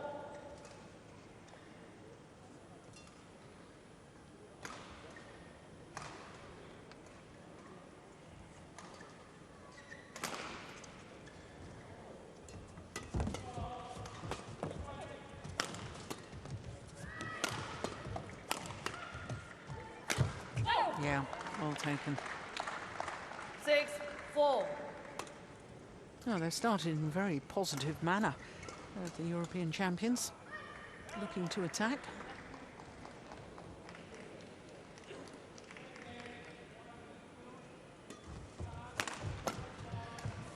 And following up on the talk about the physical shape of the Danes, they've played 9 3-game matches this season and are down 3-6 in 1. When they've gone to 3.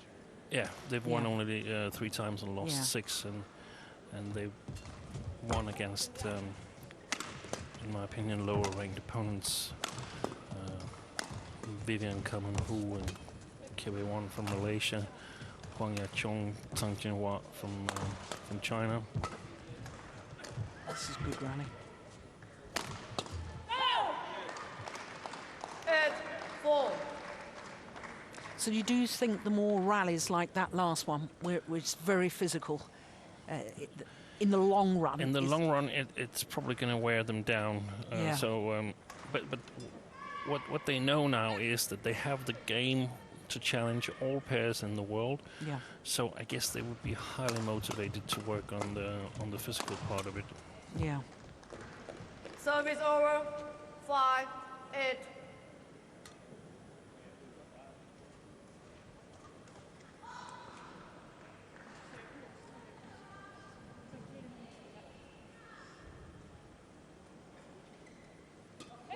Service fault call.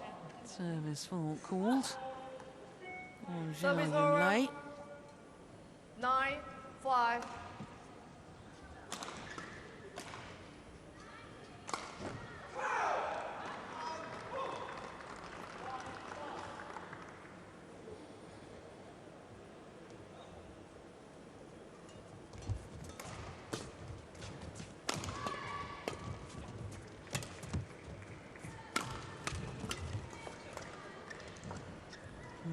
Service over. 6-9. She's disappointed in herself, I have to say. I thought it was pretty good defense.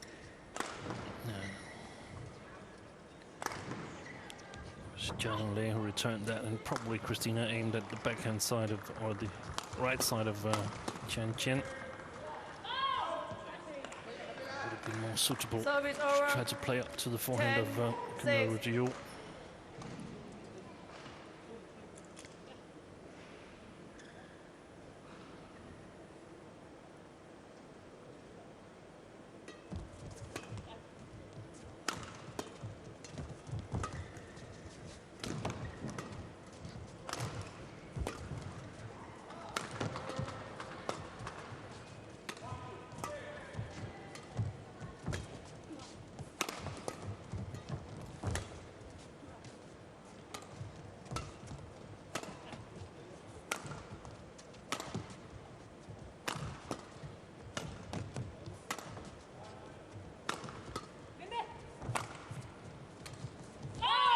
Yeah, it's a good rally. 11-6 interval. Very good start.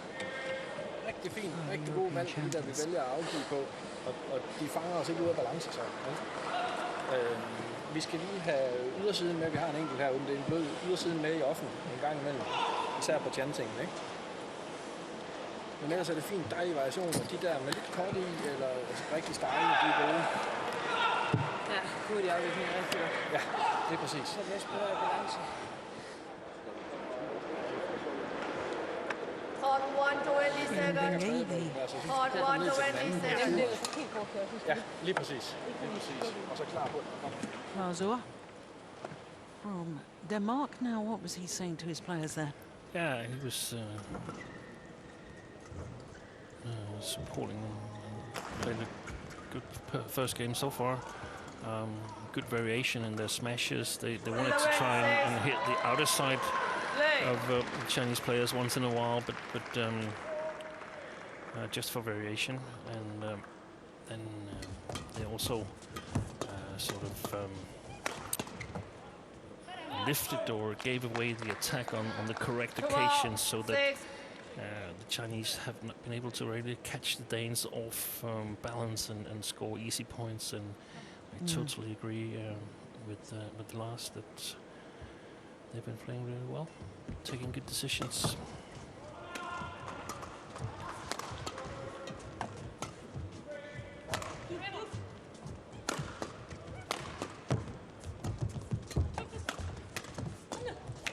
Oh, nice hit there from Zhao Yunlei. So it's over. Off the frame of the racket. 7. Yeah, and she grabbed her elbow just after that.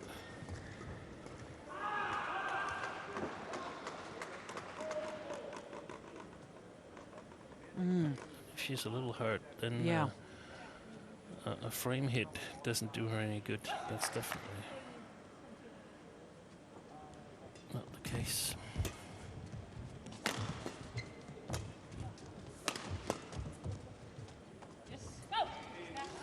He's landed in.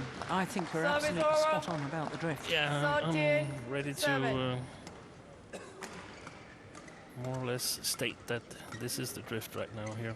And both pairs should actually be aware of the drift, because Zhao Yunlei and Christinna Pedersen have played mixed doubles on this court. here today.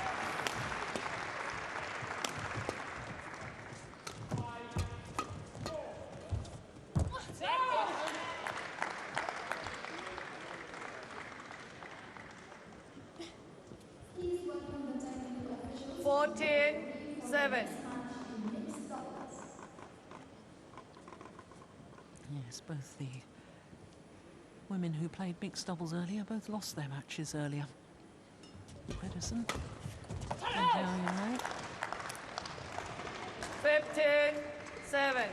This is a very, very good start by the Danes.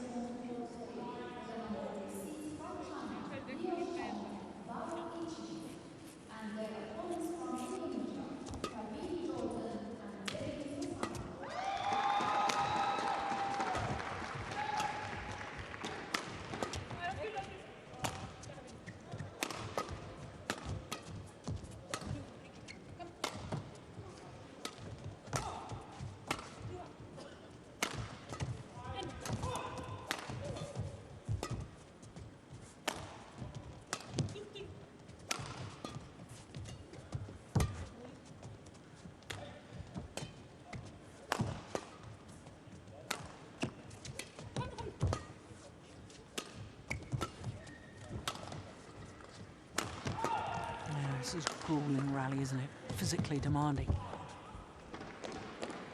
Service over. 8-15.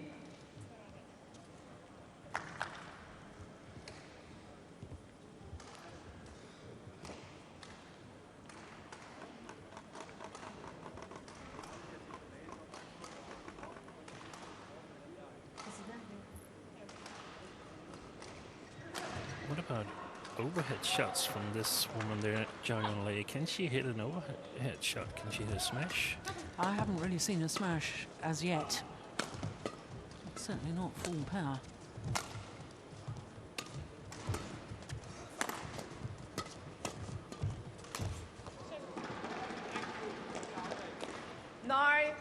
Two upright there.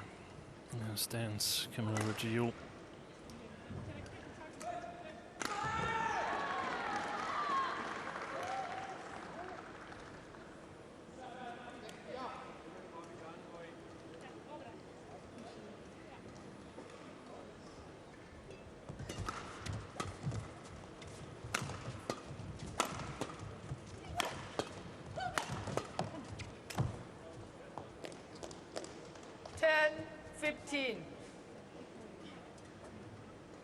This is a situation where the Danes, they need to be really, really sharp. And they've been quite loose in the last 2 or 3 rallies. They have to try to extend the lead. They're playing better than the Chinese pair right now, but they can't afford to lose 2 or 3 rallies and let the Chinese pair come within striking distance. I'm pretty sure that Yunlei, she can't smash. 11-15. Or she can smash, but she can't smash today, I think.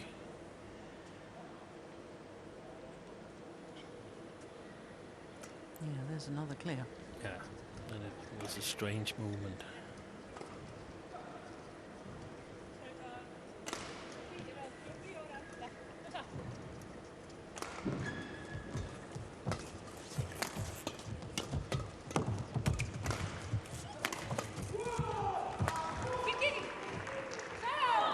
No, it's a great call. It was just long.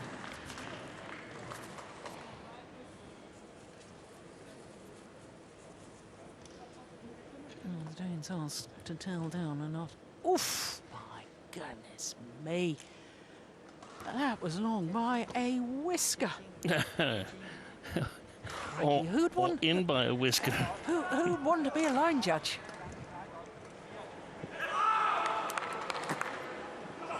Yeah, that was a great call. Service over. Great call. 16-11.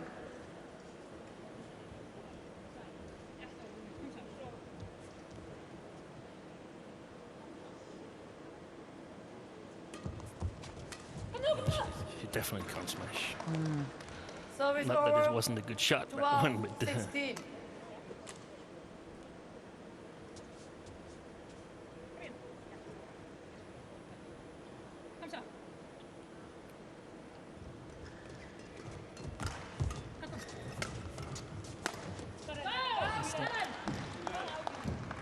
Service over. 17. The Danes, they 12. have to win this match. They have to win this match. As far as the tournament is concerned, you mean? Yeah, Or as far as the Chinese are playing right now. And for psychological well-being. Yeah. Yeah. If you can't beat your opponents when one is clearly injured. Then you're in problems. Yeah.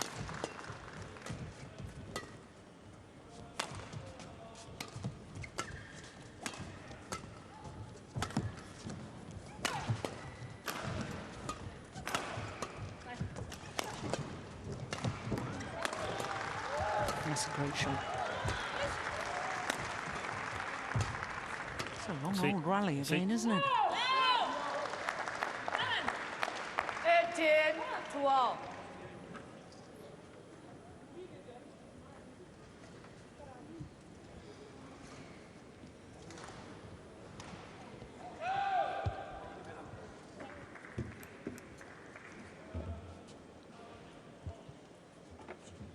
Well, I wonder how many shots that was.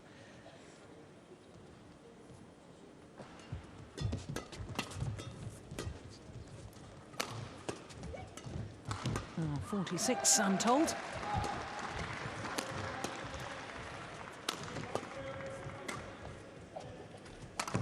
Yeah, see that? Oh, yes. 19. 12.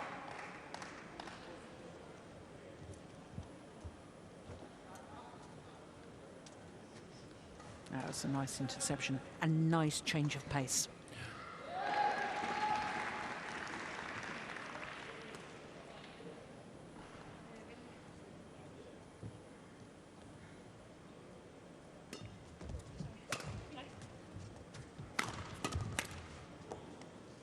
Service over. 13. 19. I think when she goes for those, Kamilla Juhl, when she goes for those interceptions in her backhand side, she should go more all in. It's like she doesn't really believe it, and then it becomes a little bit half. And there's a big chance of making a mistake. I mean, believe that what you read is correct, and then go for it. 14. 19.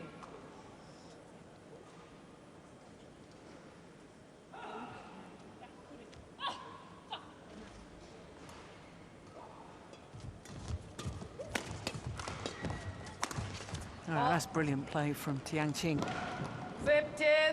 19. Look at that defence.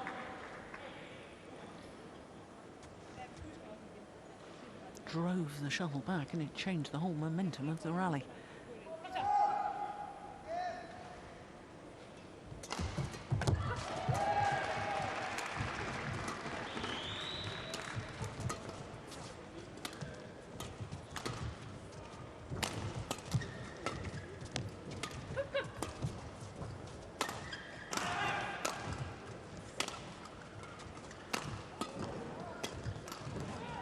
Oh, there's the smash. Yeah.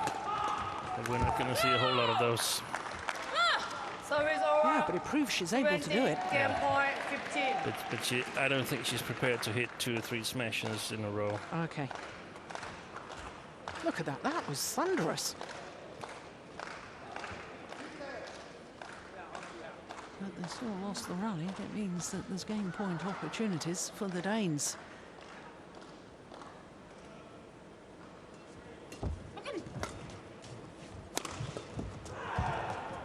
Clever. Service over. That's what I mean. It's too 16, easy. The 20. Chinese pair is getting their points. It's a drop shot and it's on the white service line. You simply got to retrieve that.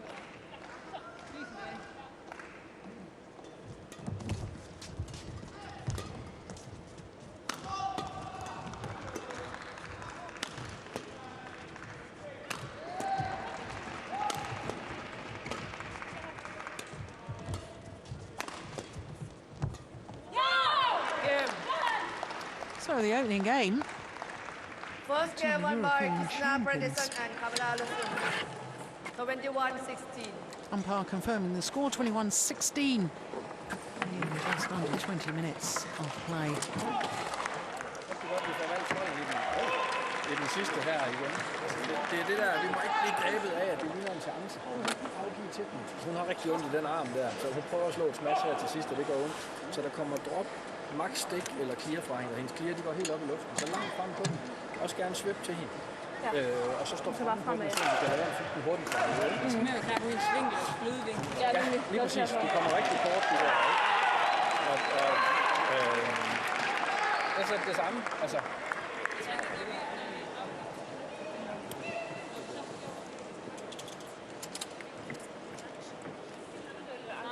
Ja, okay. Ligegyldigt med vinder og taber, men vi vil gerne afgive. Men jeg synes, vi afgiver meget langsomt også. At det er svært for os lige pludselig at finde tempo. Ja. Og vi kan godt stadigvæk afgive. Men jeg synes også stadigvæk, at vi skal prøve vi skal stadigvæk prøve de første 5 og se, om der er noget, for det er der i mange af dem, ikke? Så der må vi ikke. Vi skal bare vælge den rigtige. Det er vi rigtig gode til. Ja. Ikke? Og så synes jeg, det der... sejre, altså virkelig tro, vi kan godt gøre det her. Men også de skal grave dybt, hvis de skal hente os. Ja, lige præcis. Altså, det er sådan, de skal kigge på os. Ja, så vi skal blive ved med at have lyd på. Så man ikke på noget tidspunkt føle, at nu er de lige tilbage. Det er fandme det, vi nogle gange kommer til. Og så det der med, at når vi har afgivet den første, hvis de så clear, så insisterer, og så afgive igen. Ikke? Nej, bare nogle gange. Men det er det der, de skal ikke have lov til bare med én clear, og så få os til at slå igen. Nej. Ja, kør på her. Oh my goodness me, that was lots of instruction, wasn't it? And what a contrast to the Chinese pair, because Tian Pingyi had a quick word with them. Yeah. And right, off you go. Yeah. And Lars, well, there was lots of information there, Steen. Yeah, I'll say first that Tian Pingyi, that's quite easy, I think, because it's like, okay, you have a player that's injured and it's reasonably severe, so just try the best and see if you can sort of scramble through this. The first thing Lars said was she's got a lot of pain in that arm, and last year, in the last couple of rallies, she tried one smash, but it's going to be drops and clears and steep smashes and so on. So nothing dangerous is going to come from Zhao and Yunlei on the back court. They still focus a lot on sort of being in controlled defense, and that means that they don't want to attack themselves to a position where the Chinese pair can easily counterattack, and I think that's very, very clever. Christinna Pedersen made a good point that she felt that the pace of the rally was sort of lost when they were sort of giving away the attack, and I think that she might be right in that. And then they said that just because the Chinese cleared back once, then they shouldn't be able to lure the Danes into attacking, so just clear back at them. And that's also a good point, but it's a fine balance. I think it's a fine balance too, because there's a danger of just becoming defensive in your play and not going for the attacking shot. Yeah. And they still have to remember what their strengths are. So you have to sort of lift with a purpose. And you cannot just go into a clearing game without a plan. And given the point that you made in the opening game, that they've only won 3 of the 9 three-game matches that they've had so far this year, then that would suggest that stamina-wise... they don't have an advantage there, I think. No. Now, that's a missed opportunity. Yeah, and it's another one. We had one before. It's an easy smash that I missed. And that's not really good enough.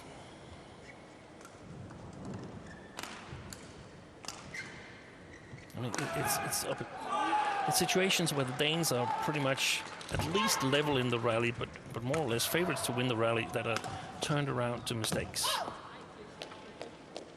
The last 3 points, the Chinese, they've done nothing. They've been gifted 3 points. And it's so easy to mess with the self-confidence that you've built up in the first game.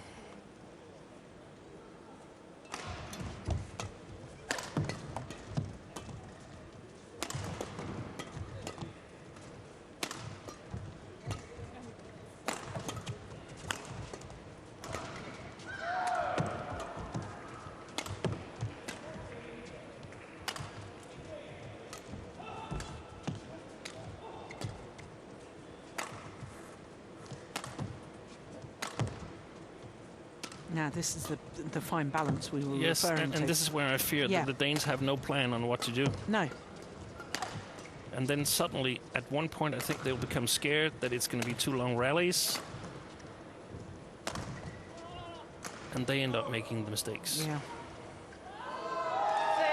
So no, that's a very worrying rally from my perspective. Yeah, and I can see that it's a good plan to clear to Zhao Yunlei and so on. But at one point, you need to win the rally, actually. Yeah. So they're playing with the drift here. And they've got a good attack and so on, so why not just fire away? Yeah. 7-2. So the last 5 points, the Danes have scored them all for the Chinese pair. No, that's not correct. 5 out of the 6, yeah. I think. 8-2. This is extraordinary, isn't it?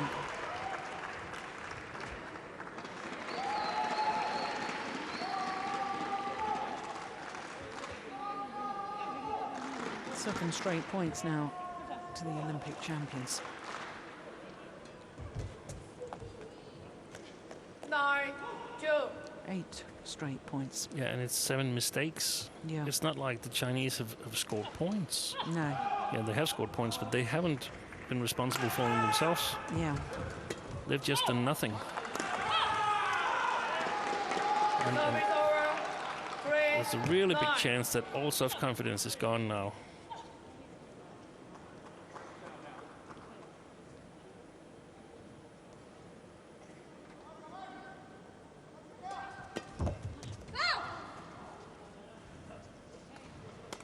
Service over. 10-3.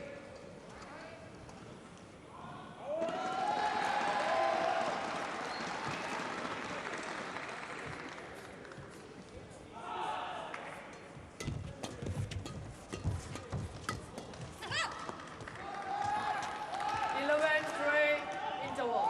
8-point advantage at the mid-game interval in favour of the world and Olympic champions. Now this will be interesting.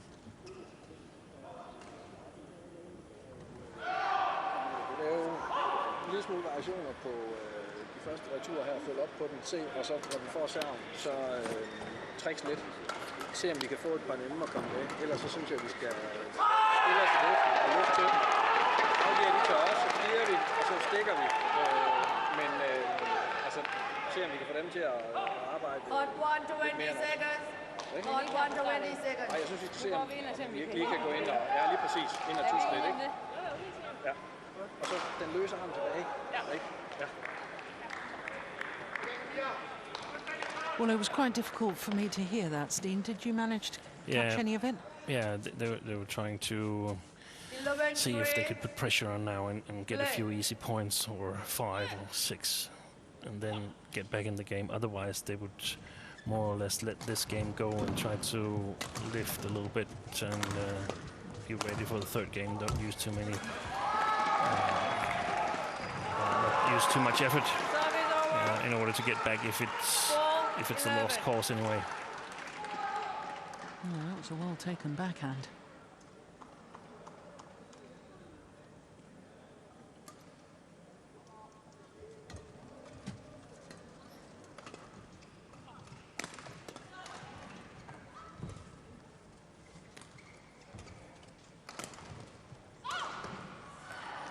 Service over. 12-4.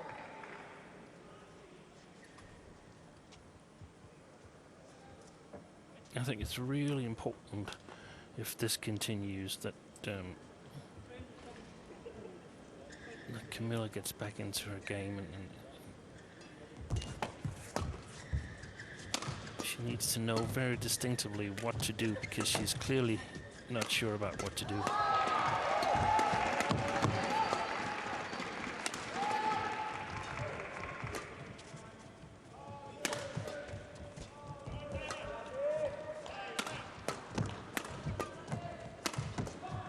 Much better, in my opinion. Service over. 5-12. So the problem is, you know that your opponent is injured. So how much should you deviate from your own game? And I think it's fine when they're playing on this side, because they would have trouble killing it in playing against the drift. But now they're playing with the drift, and why not try to play on your strong points? 13, I mean, 5. if you can't win on your strong points, then what's it worth anyway? Yeah, it's a victory, but what about when she's fit again? Then you won't be able to win. Yeah. 14, 5.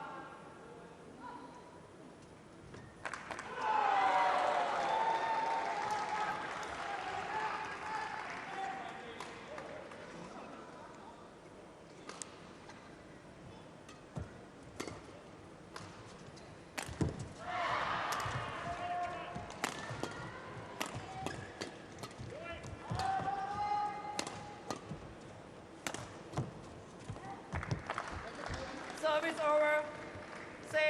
6-14. Yeah, it was well played from Christinna Pedersen. Taking command of the partnership.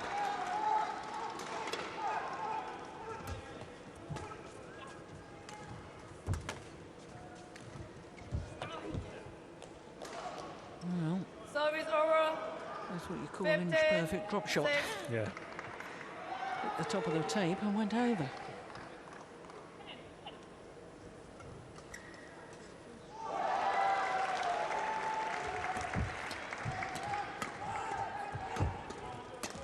Yes, well taken. 16-6. Yeah, she's lethal coming forward.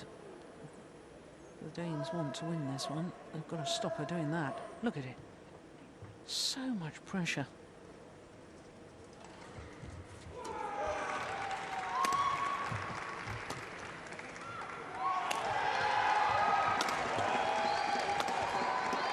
That's a wild shot. Yeah. That's a really wild shot, and it's very often it comes from that position, and that's what I mean. Juhl, she needs coaching on what to do in these situations right now, because she's not clear about what to do, and she's too upright in her stance.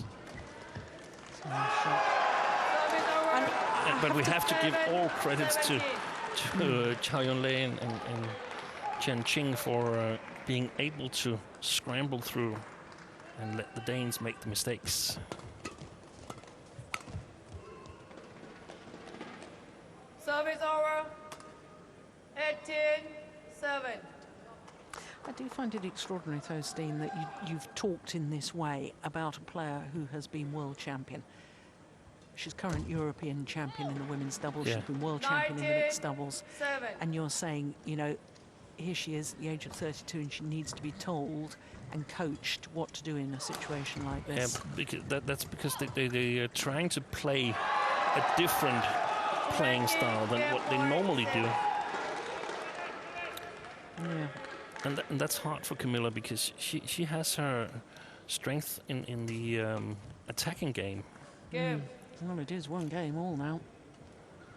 Second game won by Tian, Zhao, Yunlei. 21-7. 21-7, second game. 33 minutes into the match.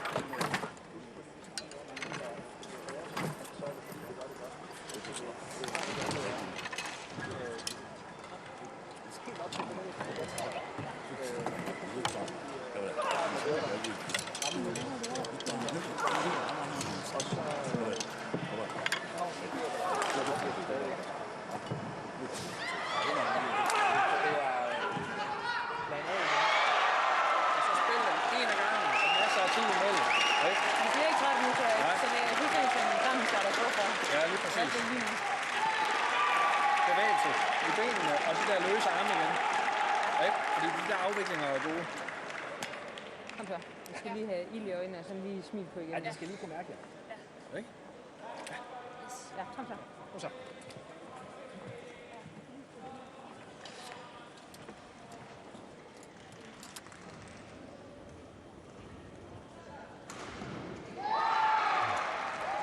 Well, I certainly understood that last bit there, Steen. Come on. Yeah. Yeah, But prior to that, there unfortunately, I wasn't able to hear a whole lot of what was being said, but it was about making their presence felt. And Court 1, 20 seconds. from That's the probably onset, right. I should 20 guess. seconds. sorry? Very much from the onset. Exactly. Yeah. Exactly.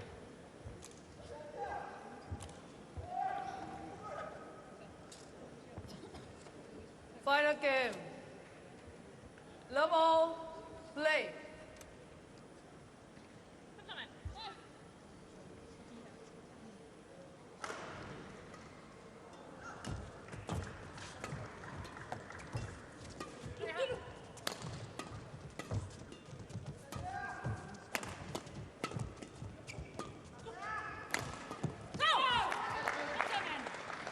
Service over. 1, love.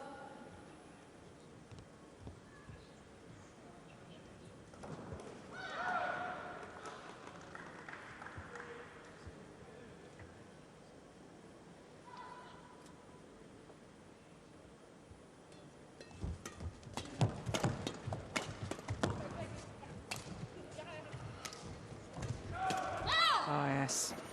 It was a lovely drop shot, but if you know it's going to either be a drop shot... But there was a deception. There was Yeah. a deception on it anyway. And I mean, yeah. But the thing is, I don't know. What if it's a smash? Okay, then let it be a smash. But just go for the drop shot. Yes, exactly. But that's so hard to. It's so easy for us to say. And when you're standing in there, 1. and you feel that you could look really, really stupid if you make the wrong choice, then it's hard to do. Yeah.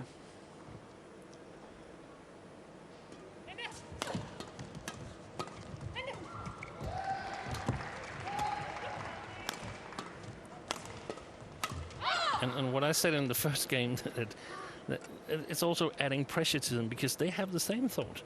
They got to win this match. Yeah. And it's not so easy as it 3, looks. 1.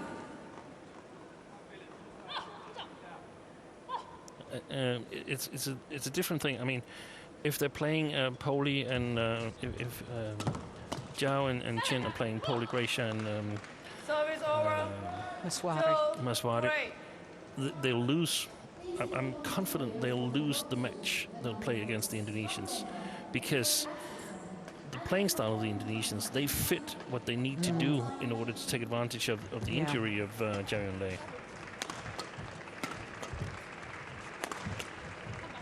Short. Yeah, got what it deserved. Service over. 4, 2.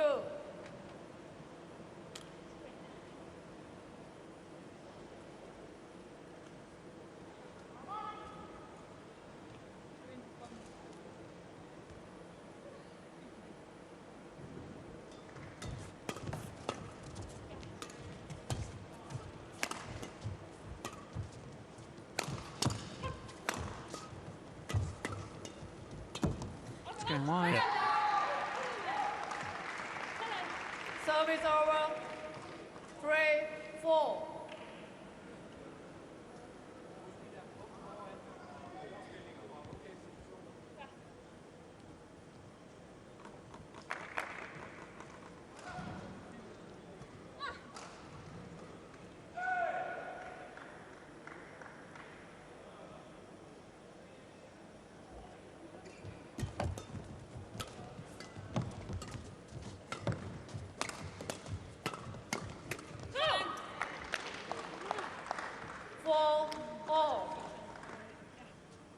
Just seemed to snatch at that a little.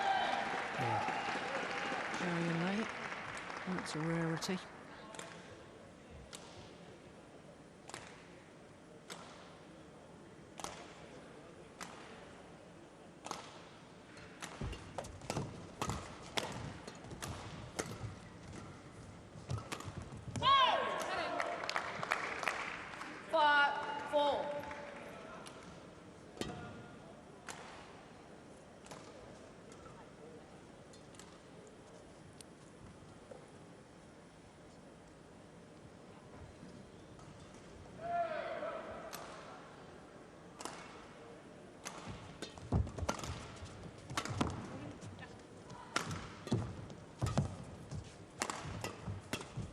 Oh, string's gone.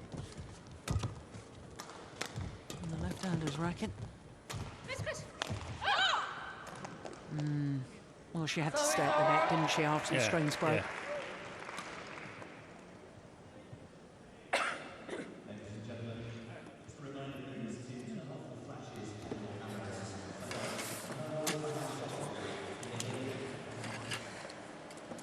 A whole team of stringers here in Dubai. Tim and his team, they'll be kept busy tonight. Yeah.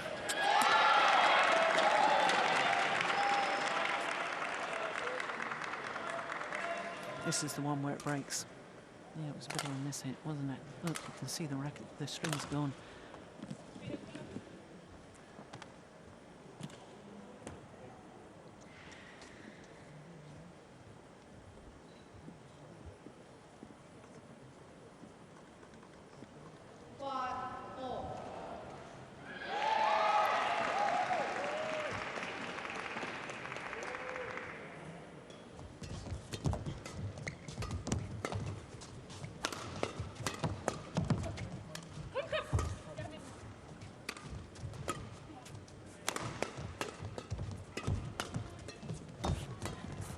It's a good rally.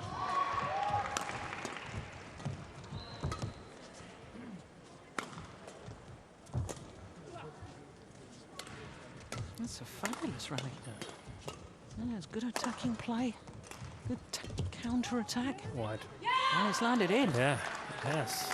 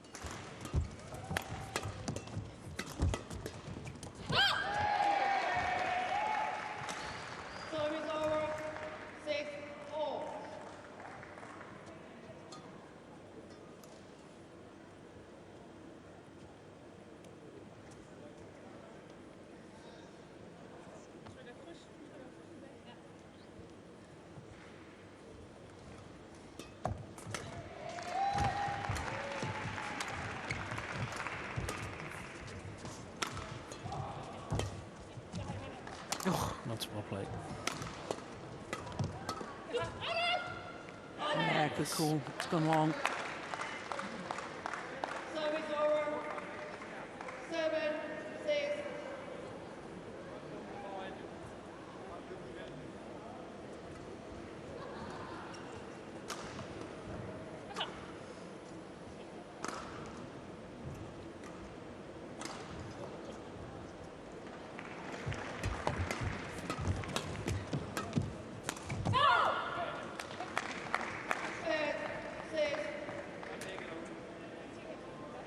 I actually think Qing makes a bit more mistakes than Zhao Yunlei because she knows that her partner is injured, so she has to protect her. She can't play as freely as she normally would. So I think from a Danish point of view, I would just try to play a normal game. Yeah. Be satisfied that they haven't really used a lot of energy in the first 2 games, so just play all out. Don't think too much about Zhang and Lei and her injury. Oh, that's a high service from Christinna Pedersen. Service over. A high shot point. 7-9.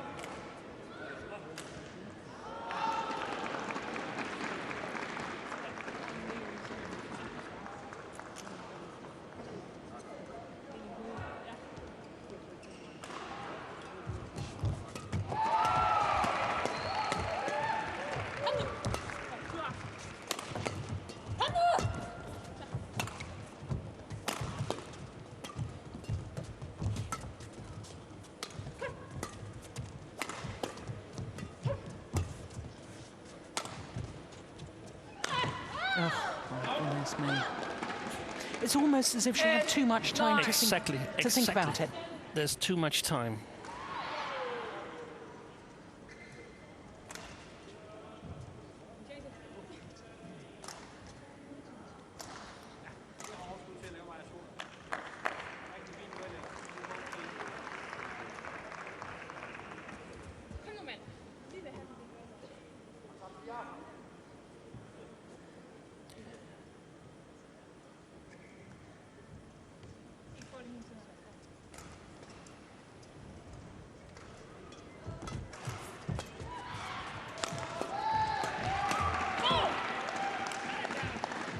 Service over.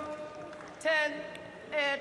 There's another thing to this, in my opinion, is that the Danes, they're focused on beating Tian and Zhao here.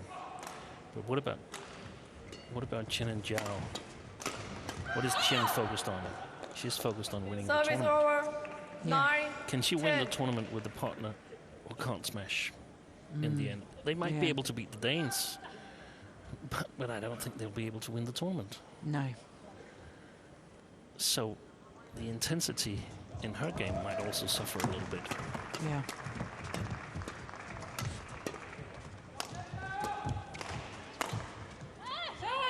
Slid it in. Held up. And it's a 2-point advantage for the number 2 seeds, Pedersen and Rytter Juhl, as they change ends in this deciding game.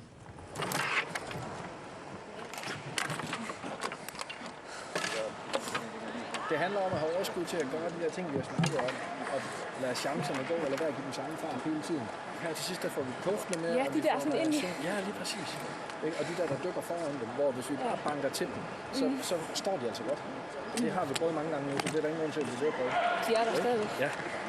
Så heroverfra skal vi huske at komme ind i bolden, hvis vi, altså, både når vi vinder med dem, men især de der, hvis vi vinder, hvis vi ikke trykker på dem, fordi de står lidt stille i luften. Ja, det er sådan, altså, hvis man lige kommer hen, de der får det, så er det vigtigt, at vi holder gang i pedalerne. Lige præcis. Frem til 120 ja. Og også at få spillet de der foran dem og overspillet. Ja.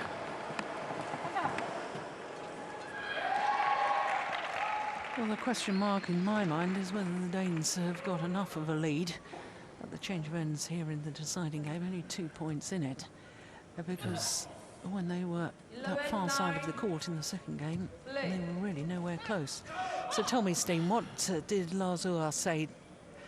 Yeah, I didn't hear the first part of it because I forgot to turn up the sound from the mic. But I hope the Danes, they have a much better plan here in the second game, or in the third game, that they want to attack a bit more, and at least they discussed about going forward, because the shuttle stops a little bit. And if you don't go forward, you make mistakes, you hit it into the net.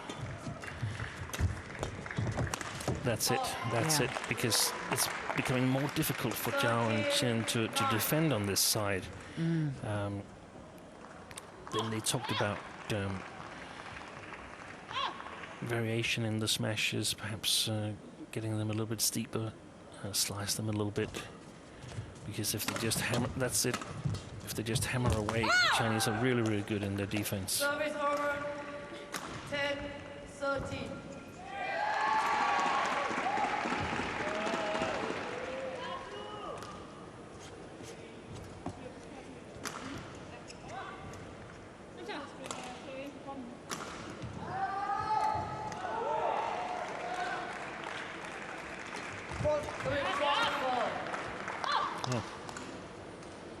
It's not going to be easy for the Chinese.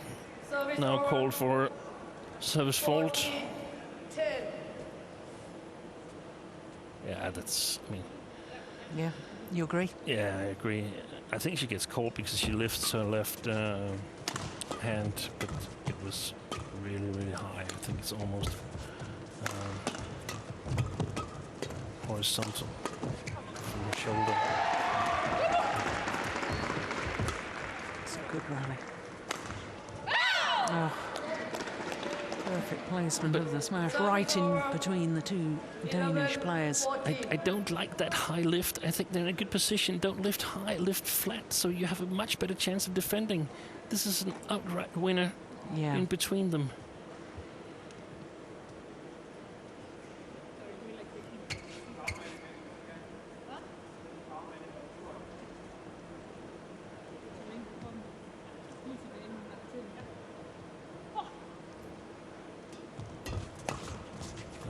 gone wrong.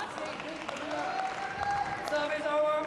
It's always difficult, isn't it, though, Steen, when you know your partner is injured? Yeah. And how much do you try and protect her? How much do you try and take over yourself? Yeah. And you're often trying to play even better. yeah.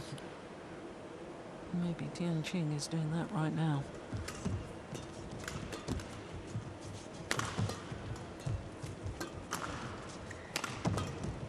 It's going wide. Very good smash again from Kamilla Juhl.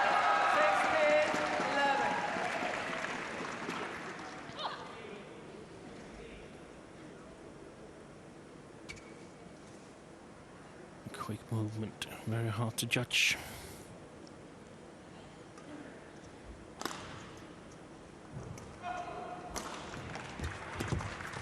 Yeah, they're going to win this. Yeah. They're not going to let this one go now, I don't think so. Point advantage.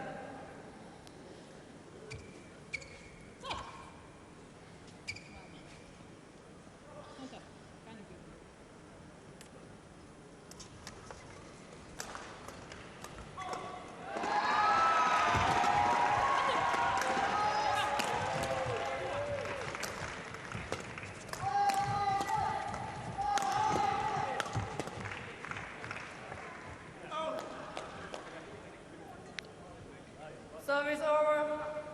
12-17.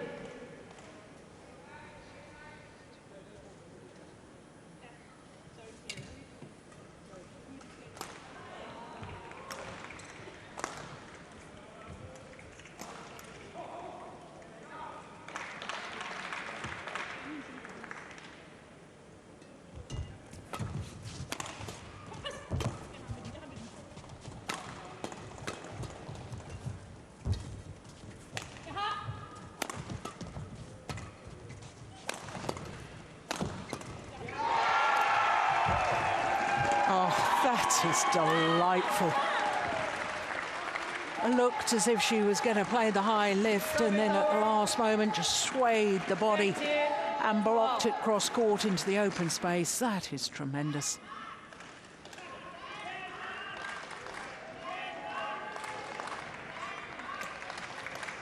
Yeah, proves your point about why did she lift the high one before. Yeah.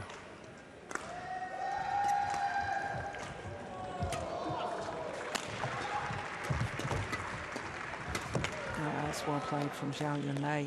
Service over. 13-18.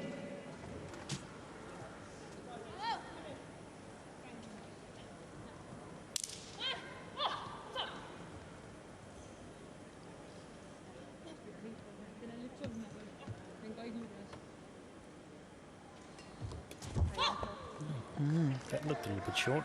I thought it was short, but I think the shuttle actually deflected by hitting the top of the tape, and she was committed, and she had to go through with it on the return. Yeah. And I think, probably would have been good enough. Well, only 4 points. Can't afford too many mistakes, the Danes.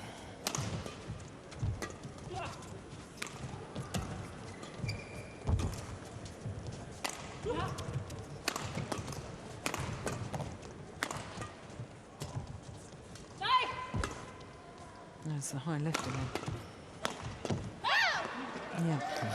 That's well played by Zhao Yunlei, but 18. yeah.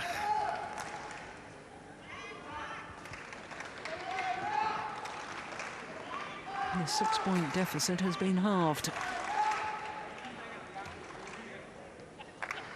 Just 3 points in it now.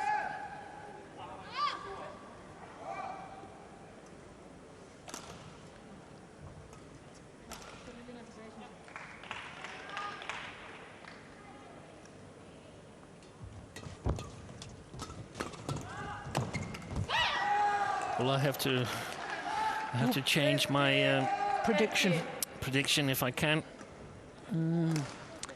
Don't give up on them yet, Steen. I think they really need to win this point, the Danes, if they're to win this match. Otherwise, I think... Yeah, because it's already 4 straight points, They'll isn't it? become too tense. Yeah. 4 straight points to the world champions. Oh, my goodness.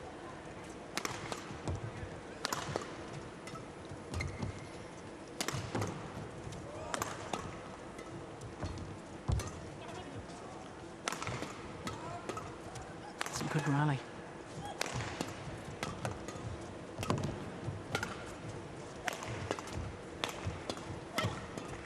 That's it's brilliant. Brilliant from Zhao Yunlei. 17-18. Weathered the storm early on with solid defence, and look at her when she comes forward to the net, launching herself towards the net to play that winning shot. 18-12 it was, 5 straight points, and it's a very, very different complexion on this match right now.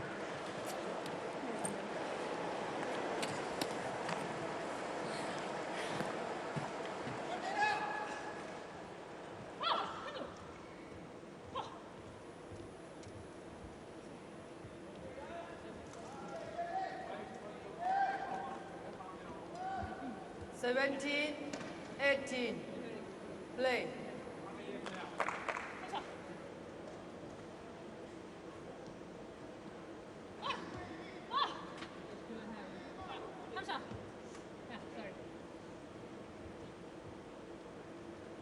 Well, this is a must-win point as far as the Danes are concerned, I'm sure. Defense, great defense. And indeed they do win it. Service over. 19-17. Yeah, how on earth did she get that first one back, Zhao Yunlei?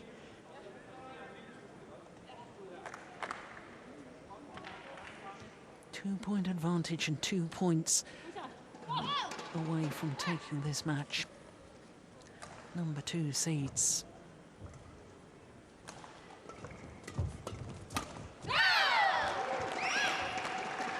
This is a situation where I think I would have opted for the flick, knowing that the arm is not absolutely top form of Zhao Yunlei.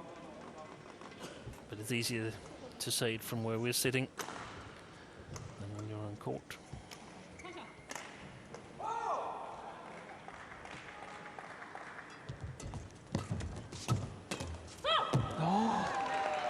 An error there from Zhao Yunlei, and that means that the Danes have 2 match point opportunities.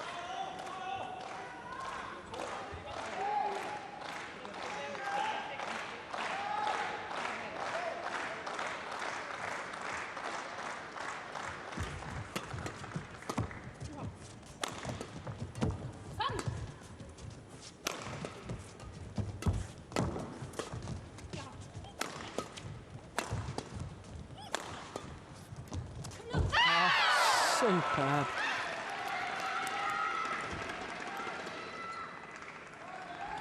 In the right place at the right time, Zhao Yunlei. Just look at her movement. And the calmness of thought. Yeah. Just to play the simple shot, but it was the outright winner. 19-20.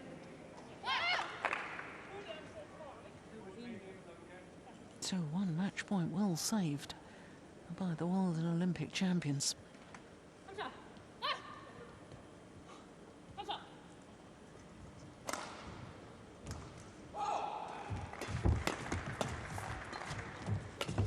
Oh, the dive! But in the end, to no avail. It is 20 all. Did well to get it back, did Rytter.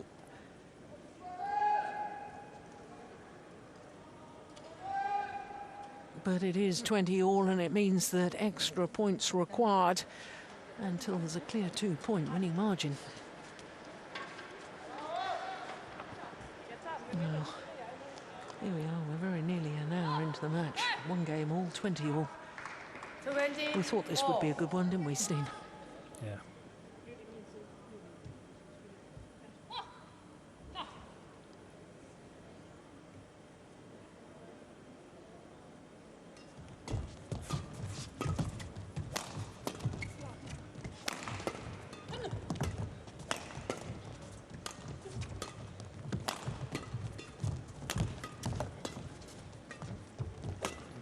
Chinese keeping the initiative. Yeah. So having survived those two match point opportunities, now the world and Olympic champions Tian Qing and Zhao Yunlei have a match point themselves.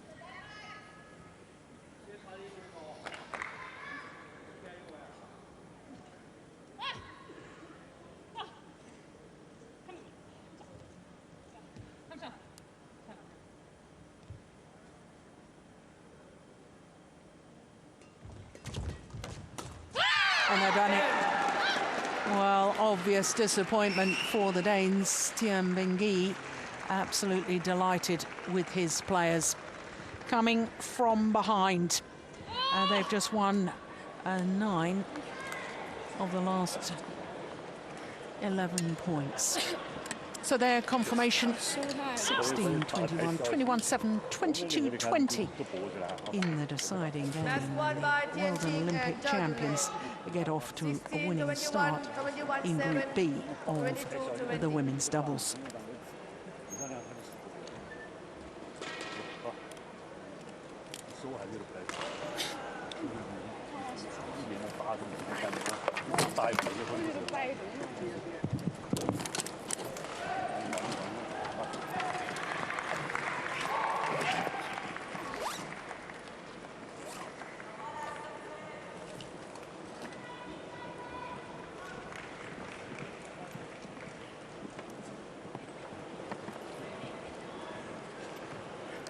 So as they take leave of the court, I think the World and Olympic champions will be very, very relieved about that.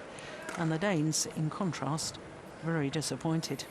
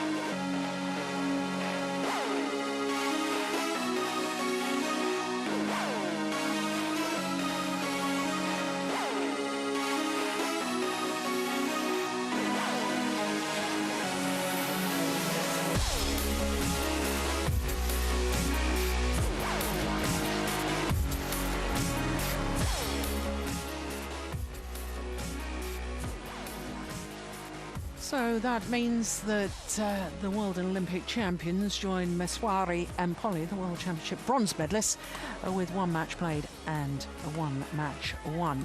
Because, of course, Meshwari and Polly beat Muskins and Peak 21-13, 21-17 in their match a little earlier today.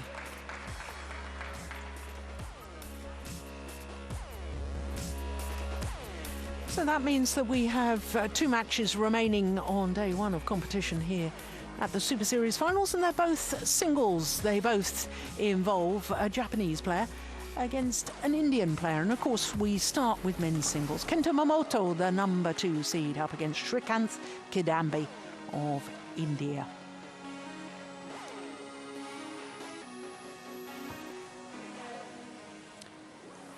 So both players waiting in the wings to come on to centre stage.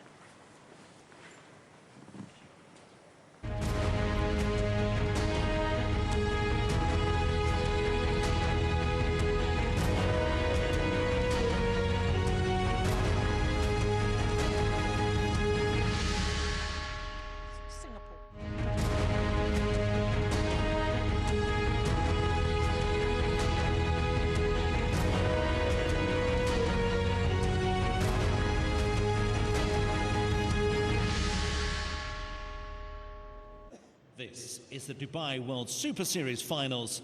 Please welcome the players onto court one for the men's singles. First up, the number 2 seed from Japan, Kento Momota.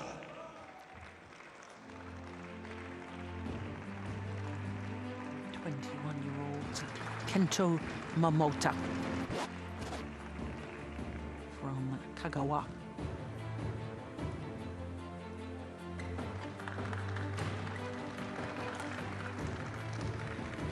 A man who's come of age this year, as far as badminton is concerned.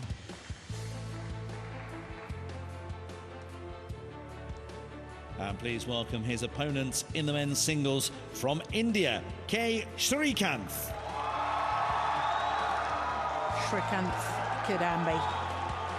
Well, he's only a year older than his opponent at the age of 22. He's from Guntur on the east coast of India.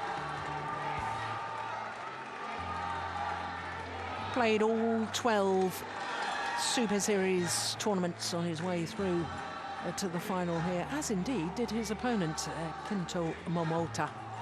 So both these men great supporters of the Super Series throughout the year.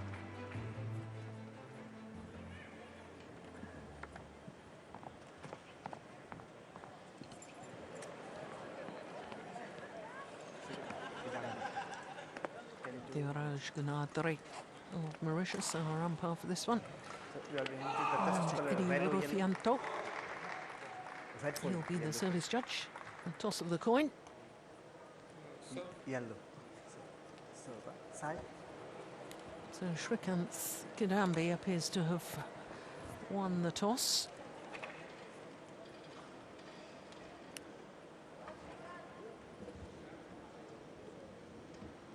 Men's singles Group B match. The number 2 seed, Kento Momota, up against Srikanth Kidambi.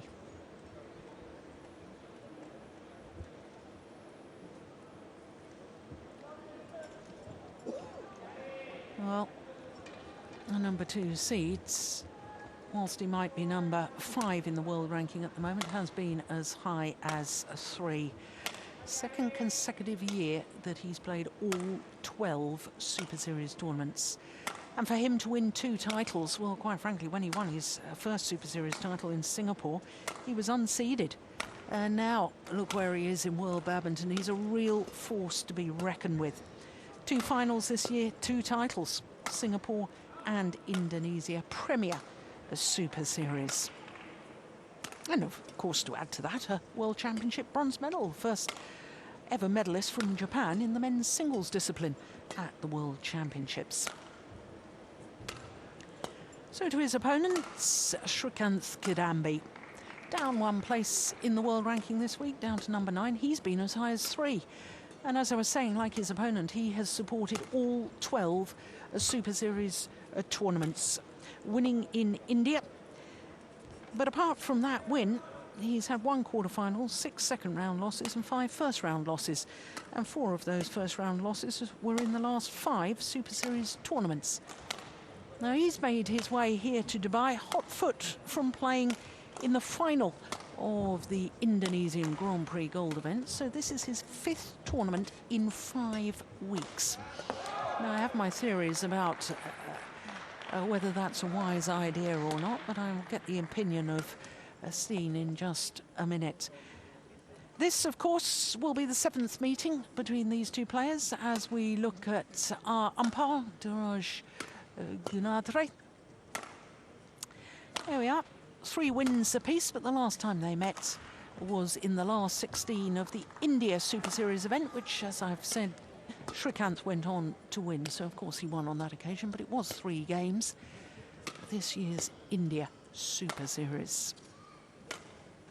In fact, 4 of the 6 previous encounters have gone the full distance, gone to 3 games.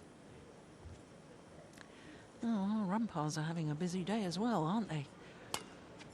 Gunadri of Mauritius, umpire once again, and Hiroyuki of Indonesia.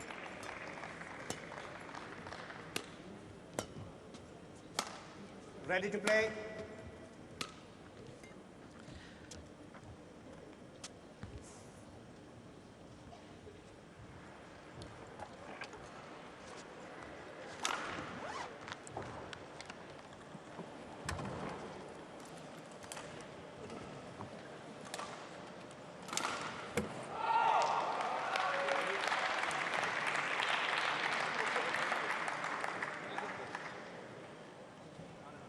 So, Kento Momota, a left-hander. He's had a year to remember. Can he top it off and finish it even better? Kento Momota, Japan. And on my left, Srikanth Kidambi, India.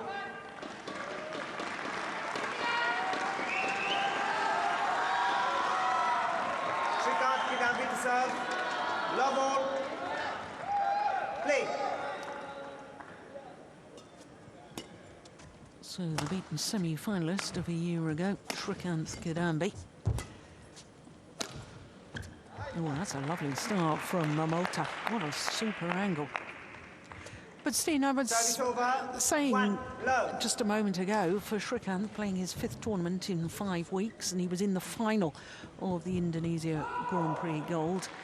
You know, I know players don't know whether they're going to qualify for the Super Series finals, but when you're in with a shout, and you've done so well in the Super Series finals a year ago, have we got a challenge already? Momota challenge. We have got a challenge already. Hold in. Well, with only 2 challenges per match, I'm always a little amazed when players challenge so early on. But we await for Hawkeye, who've got their high-speed cameras down the line, to tell us what they think with their instant review system. Here we go. Oof. Challenge. Unsuccessful. Service over. 1 love. Oh, what an extraordinary thing. First rally of the match, and you waste one of your challenges.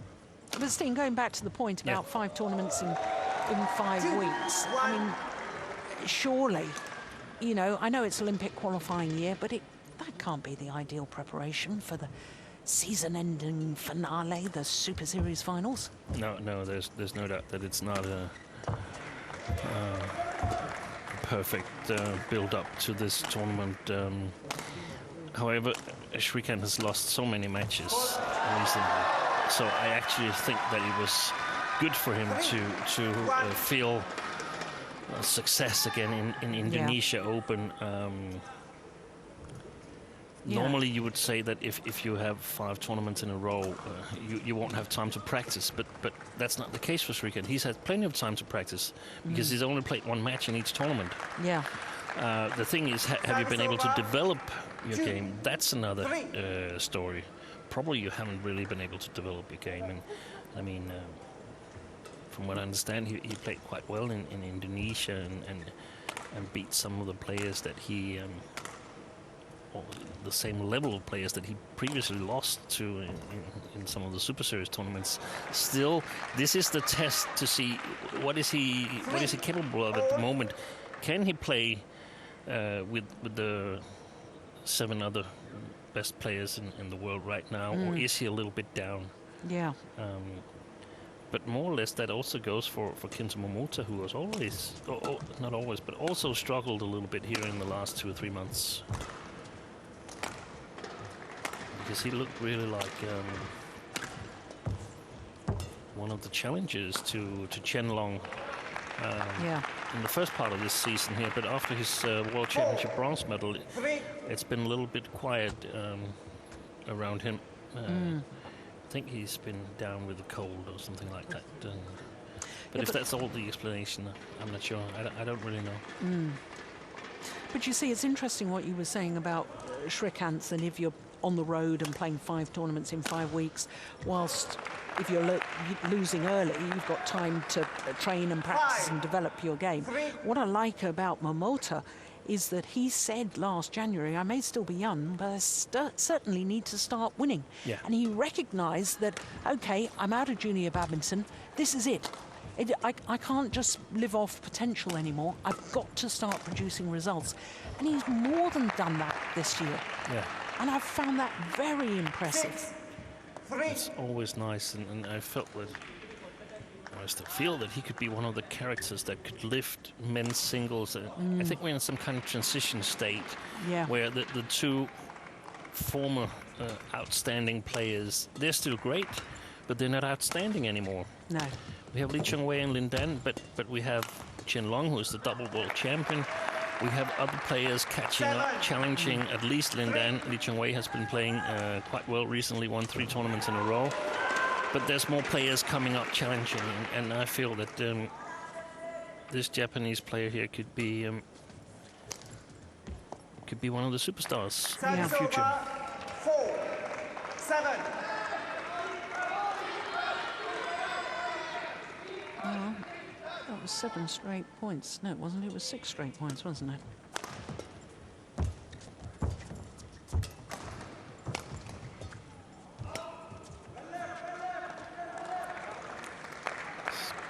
Called good, and I don't think there's much doubt about that. 8-4. Another thing about Srikanth is that, I mean, he more or less emerged in the final month of 2014, won the China Open there, and played well in the beginning of 2015. So, I mean, the other players have had time to look at some video, adjusting their game when playing against him. So instead of living on his forces, which is the attacking game, I'm pretty sure that he'll need to develop his defense and his basic game skills.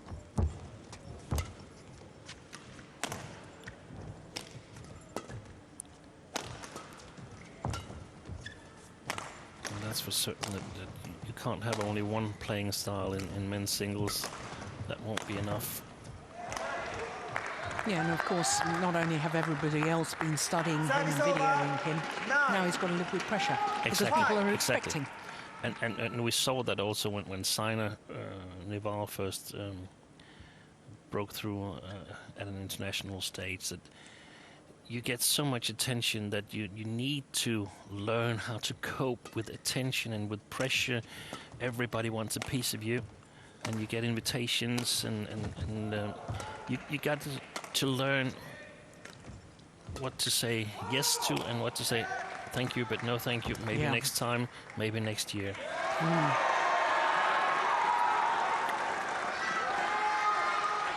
And Service over, 6. I feel that a player like Carolina Marin has coped with that in a very, very good way, managing to be even better this season than last season, where she first won the World Championship.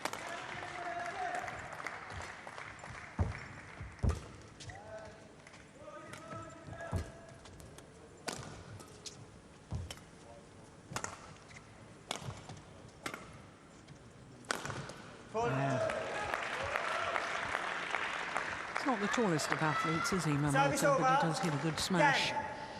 10-6. Something about left-handers and the disguise on the overhead. Yeah. It always seems like they have these beautiful-looking shots that are hard to predict.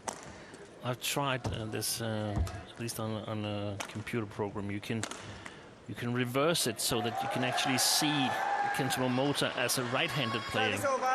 If you mirror it on the computer, and then he just looks like a normal right-handed player. So I think in many ways it's our eyes that deceives us a little bit. Yeah.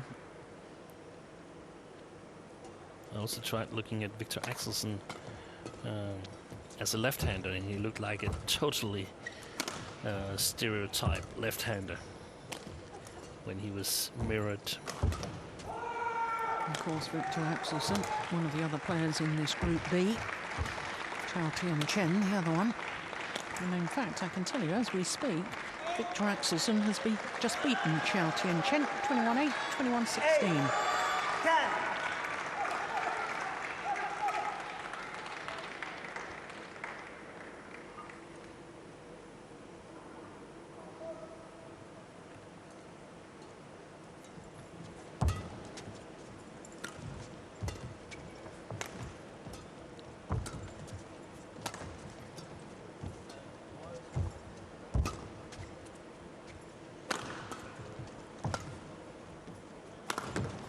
just missed it. And it was just wide. Service over. 11-8 interval. And it means that the number 2 seed, Kento Momota, has the advantage at the mid-game interval. 3-point advantage. 飛ぶ飛ばんだら標準のから絶対甘くない。まあ2、3回決められたら無理と甘いだけやからさ。だから手打ちになったなと思ってすぐ最後しっかりやりました。なんでペースもう一回頑張ろう。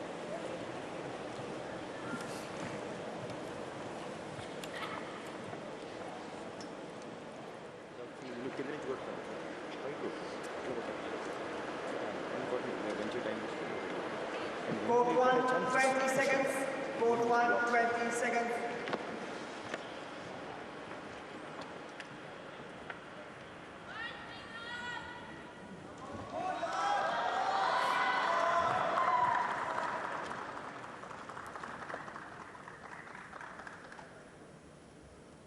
So both coaches, former very good men's singles players, Kenta Masuda from Japan and Pulela Gopichan from India.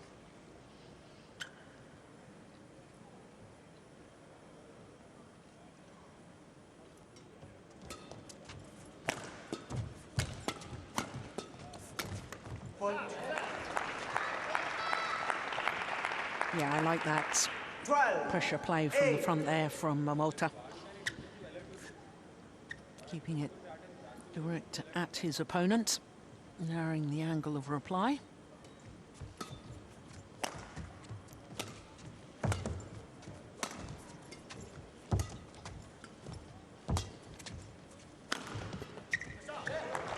He looks so easy with that movement to the round the head, doesn't he? 38. This one here, look at that. Yeah, it's rhythmic. Yeah. Natural.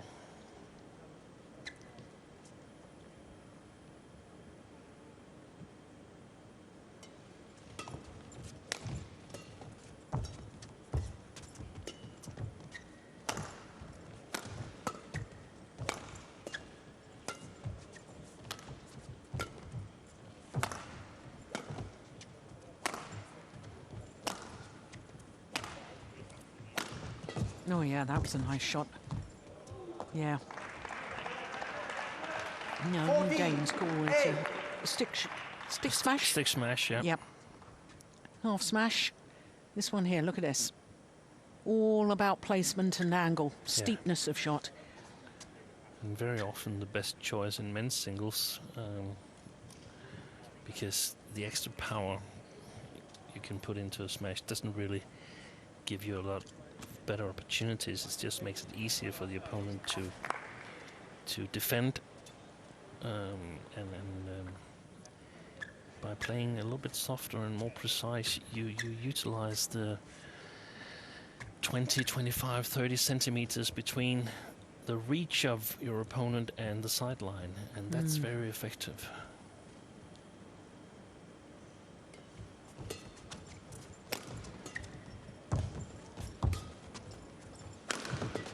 Yeah, there's a round the head movement, as we call it again, when the shuttle is placed down a player's backhand side, but they move so they can still hit with the normal overhead action.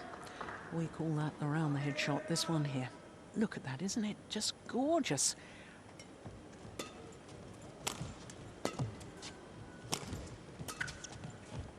Overdone it. Well, this is 6 straight points. 8.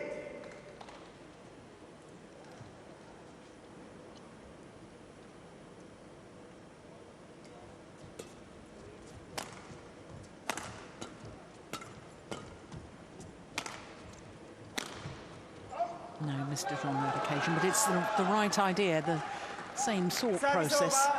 9, 16. And a lot of the points that he scores in this match, Momota, seems like he scores them quite effortless. Yeah. Doesn't use any unnecessary energy.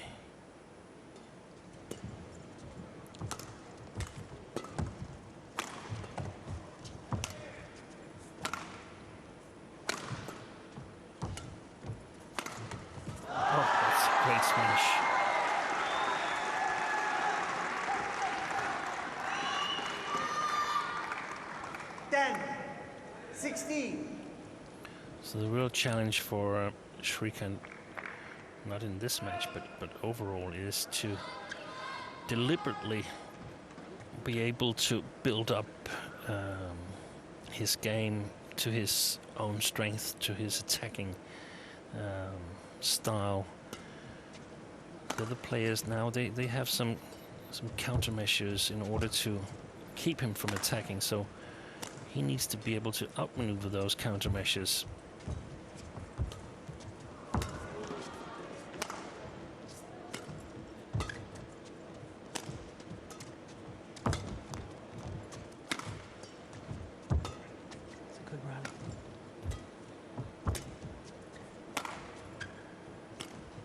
Oh, you're not supposed to be able to do that. An outright winner with a drop shot. 10. But the whole point is, Steen, he works his opponent to all four corners of the court. Then he goes for that placement again. Yeah. Played with disguise.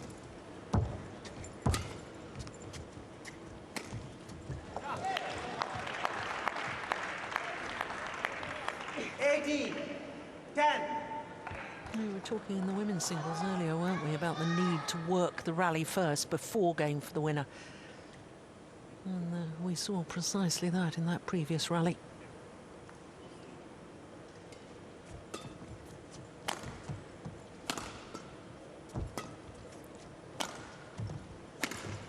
Yeah, that's nice from Srikanth. Service over. 11. 18. I love that shot there, because there's not that many players that really has it and uses it a lot. The cross smash from the forehand side. Seems like there's an awful lot of court to cover if the opponent reaches it. Or retrieves it.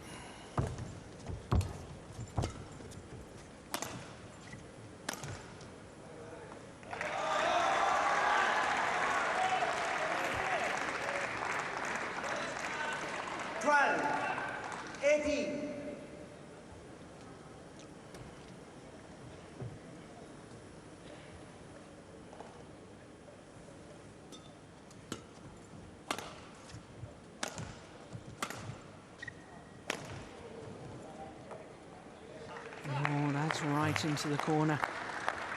I could have walked over there and placed it in better, quite frankly. 12. Oh, that's magic, isn't it?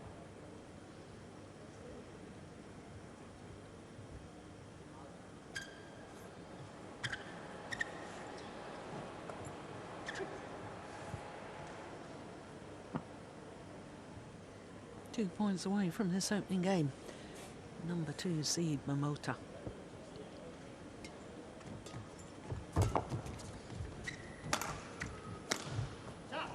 Make that 1 point away from winning this opening game. 20. Game point. 12. And that shot here from Srikanth becomes so bad that it's pretty much a winner no matter what he does, unless he clears it. Momota. Hard for Srikanth to get the correct length on his shots. That's why he's playing a little bit too short, and probably because he's afraid of Service over.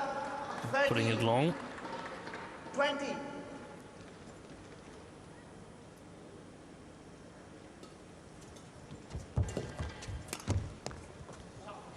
Yeah, this time.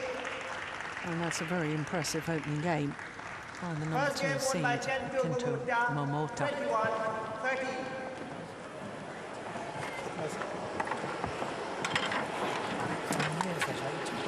19 minutes from the opening game. An impressive start by the young left-hander.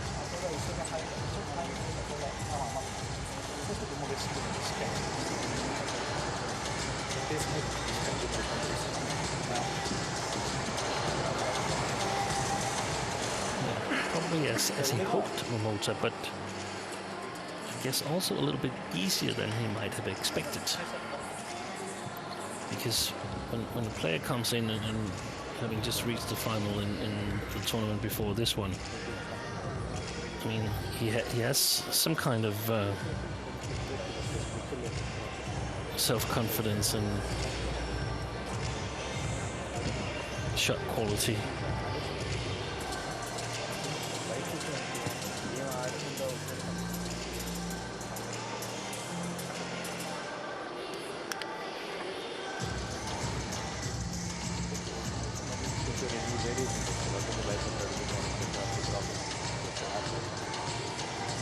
అంతా ఇట్లా రొటీన్గా నడుస్తాడు వాడు కావాల్సినప్పుడు ఎప్పుడోగా చూసుకొని ఆడేసి net దగ్గర కూర్చొని చూసి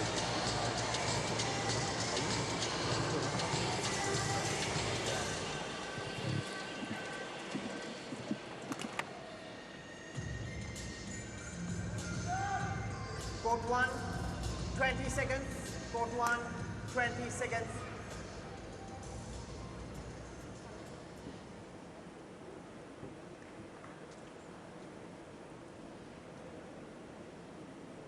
Second game, love all, play. So the number 2 seed, one game to the good. Oh, that's quick. Srikanth's got to do more with the return of serve.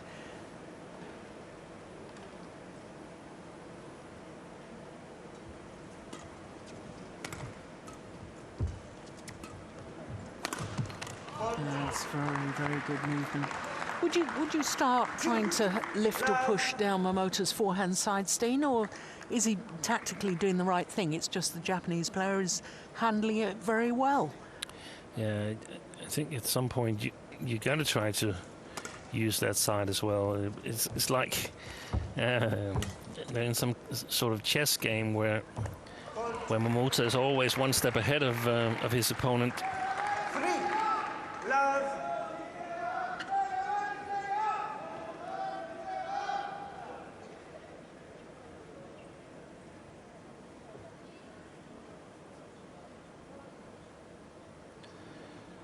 It's going to be a challenge for Srikanth to raise his more patient game or defensive game to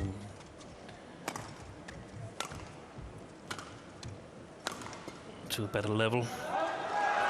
When you look at the two players' movement, we discussed Momota's movement. They seem more smooth, more rhythmic, and I think Srikanth's movement seems a little bit more stiff, mechanical, even though he moves really quickly forward after attacking. But it's there's differences. I mean, you can move really fast in offense and not move that fast in defense, and I think that's the case for Srikanth here.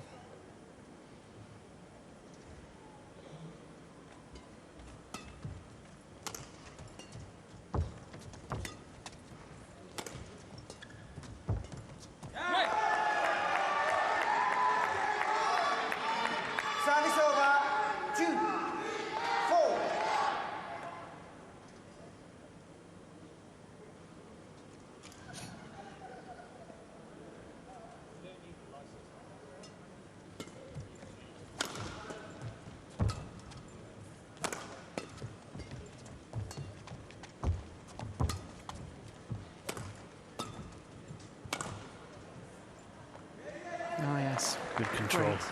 Great length on the clear again. Service over. Considering he's hitting with the drift. Yeah.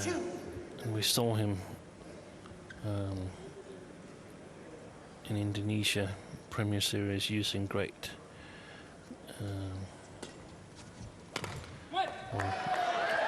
displaying great control of playing in windy conditions.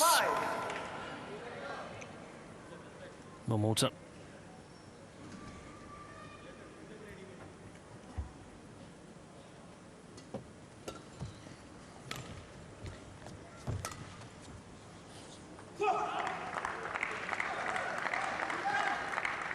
Service over, 6-3.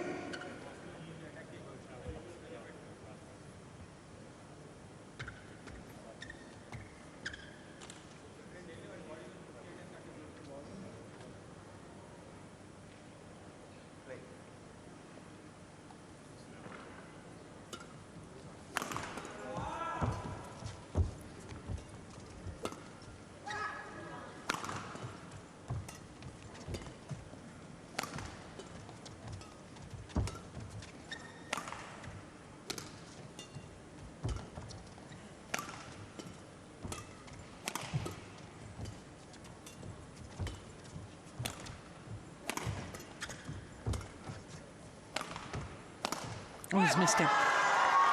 Yeah, it was a definite opportunity for Momota. Service over. 4-6. Going for one of those steep angled smashes again. No real follow through with the racket. He just whips the racket head over the top of the shuttle, bringing it down so steeply.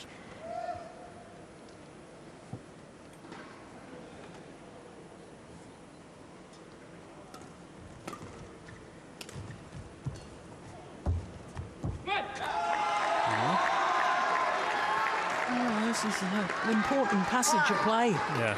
Just get the sense that things could change. Exactly. Don't let Momota get too much ahead here.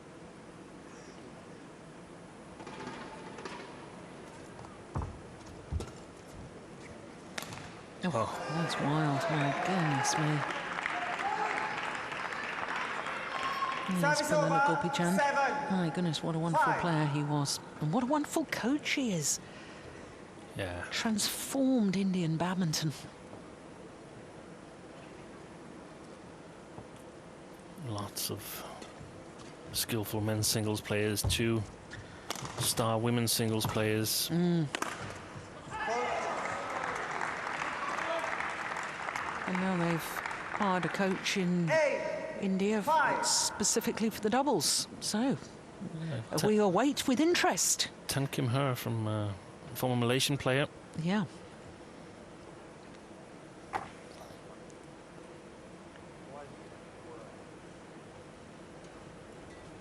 Go! 9, 5.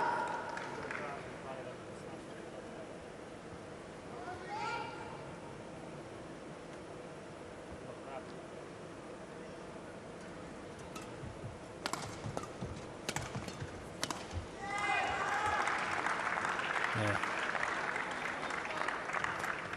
10, 5. I do like Momota's controlled aggression. Yeah, me too. That's fantastic and makes him solid in all kinds of conditions.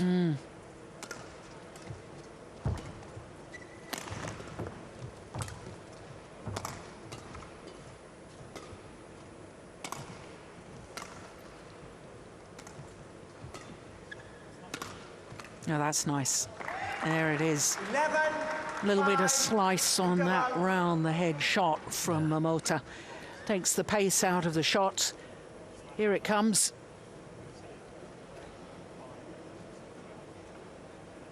So the racket head comes through quickly, but because it's a glancing blow, it makes the shuttle spin even more and it dies even quicker. And that was 5 quick points after Srikanth almost got back to 5-6. And you can see that he struggles, Srikanth, in finding ways to cope with this controlled attack that he's being exposed to.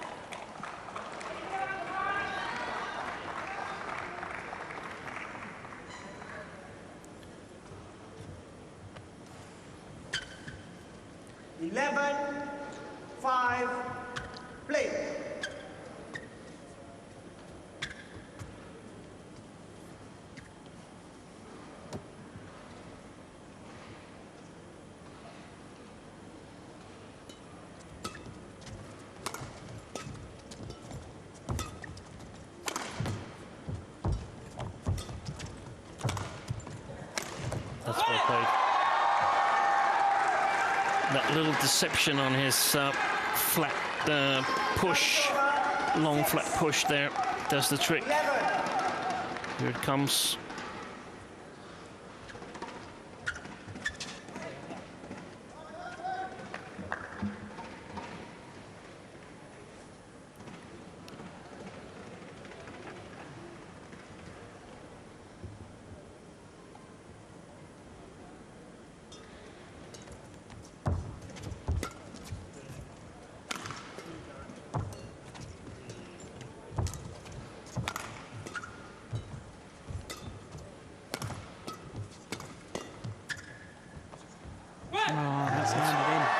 super. 7-11. Yeah, plumb on the line. Perfect.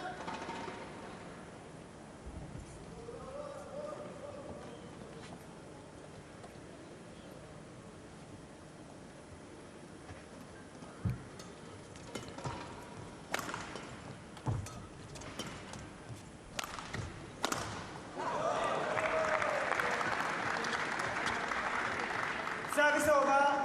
12. Well, Kevin Masuda still asking for more, even after that wonderful winner.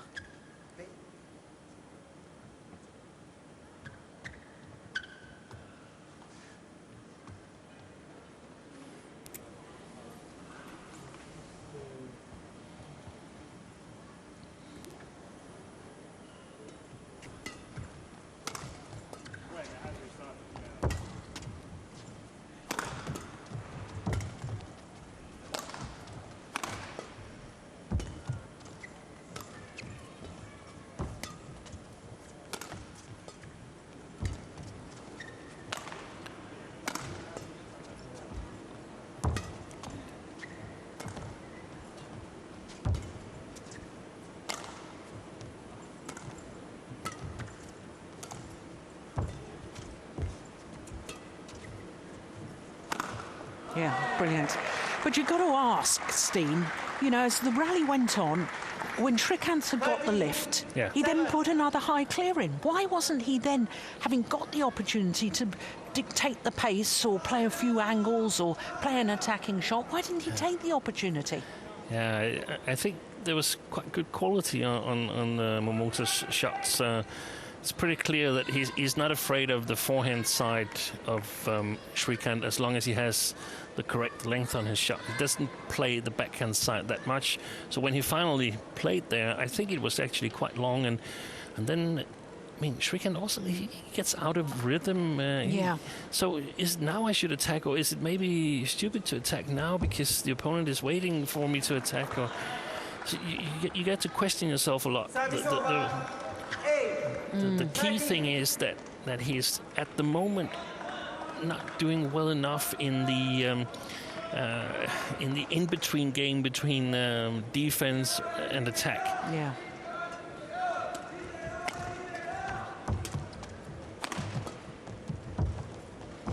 And we've seen some of the things that could work for him, but I think he needs to go back to the practice hall and simply widen his repertoire. I don't think it's done by tactical things and playing tournaments and so on. There's simply skills that he needs to learn.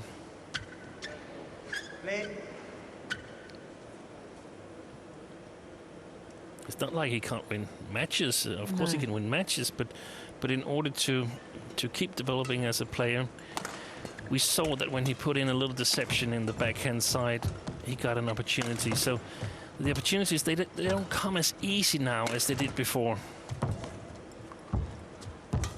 Before the other players were aware of him. That's a great shot, and I think he should utilize that a bit more from his forehand side. Service over. 9-14. It's an investment. If he doesn't play with variation from his forehand side, he's going to get it there all the time. Even the cross clear he needs to use from that corner.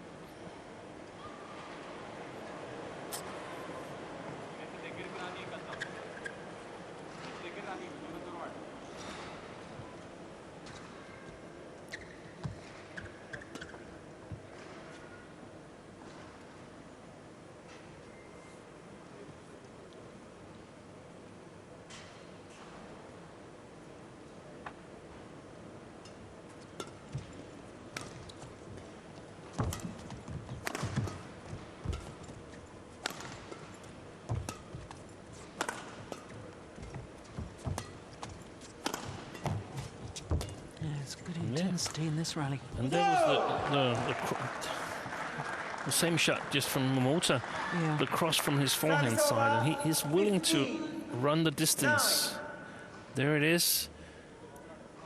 And he can run immediately because that short corner, backhand corner, that's where it's going to come.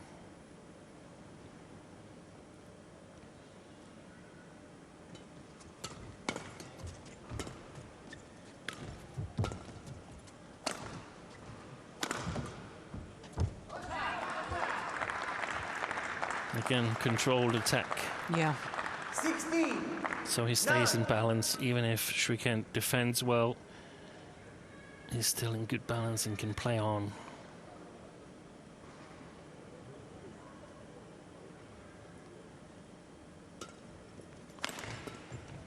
So the ability to do more on the controlled attacks from a defensive perspective is one of the keys also for Srikanth to work on in the future, Yeah. the way I see it. He's just lost belief here, hasn't he? Yeah, this is. Well, I said it in the latest doubles and I was wrong, so I'm not going to say it again. But on the other hand, I think I've been pretty sharp on the Hawkeye situations. Yeah.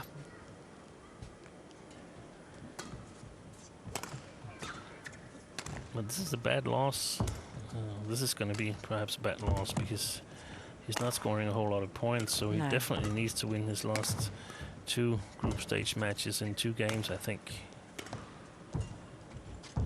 Yeah, perhaps 2 wins is enough if Momota wins all his matches. Record there for Momota.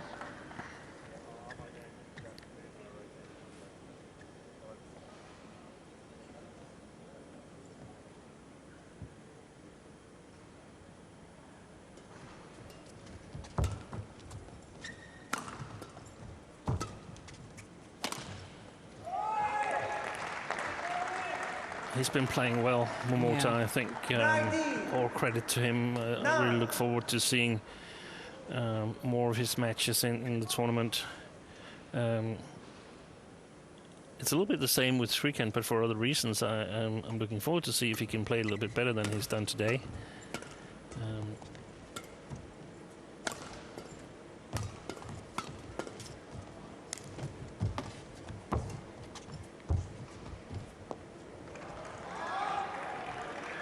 Well, the run comes to an end. There's 5 straight points. It really has made it a question of can Srikanth make the scoreline a little more respectable.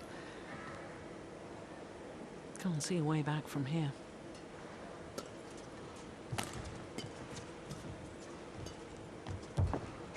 Oh, well, with a few shots like that, who knows? 11. 19.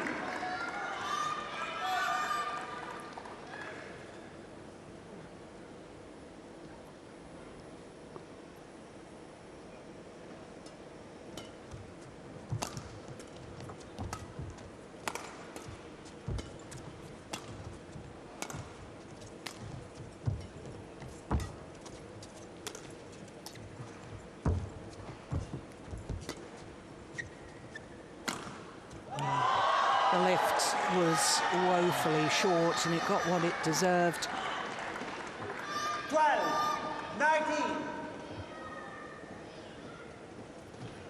And then his strong Srikanth, but we haven't seen a lot of that today. No. His attacking capabilities simply not been allowed to attack that much. Well, in the final last week in Indonesia, came back from 15-19 down. Had 2 match points before he lost that final to Sugiarto. But I can't see him coming back now because it's 8 match point opportunities for the left-handed Kento Momota.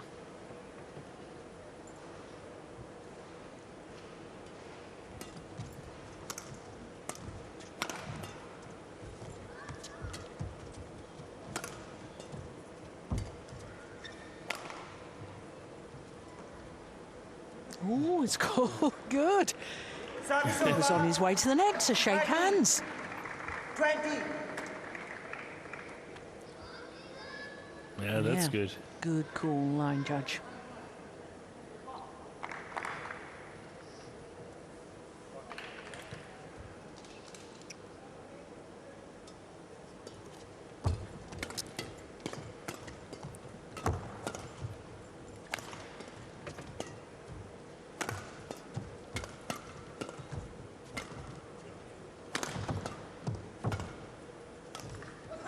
Yeah, this time. So symmetry in the scoreline. 21-13, 21-13. And just shy of 41 minutes. And Momota, the number 2 seed, after his perfect start. Match won by Kento Momota, 21-13, 21-13.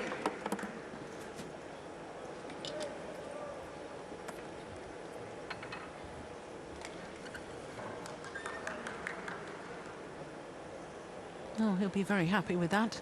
Not just the win, but I'm sure with the manner of his win, his performance. He looked to be moving so well and looked to be in perfect control of his tactics.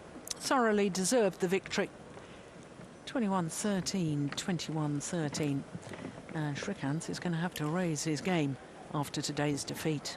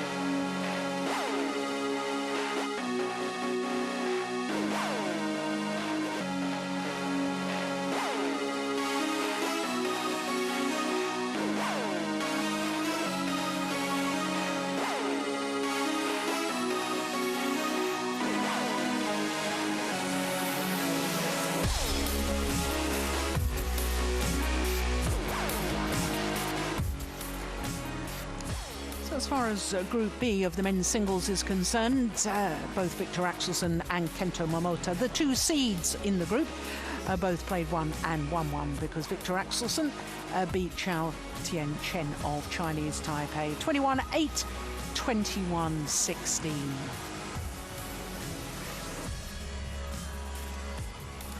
Well, the defending champion and 2-time world champion Chen Long, he's the number 1 seed.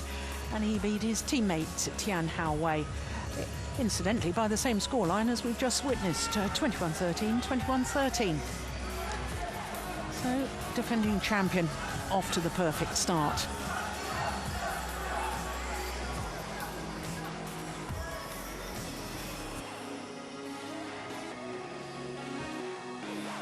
So just one more match to come on day 1 of competition here at the Dubai World Super Series finals.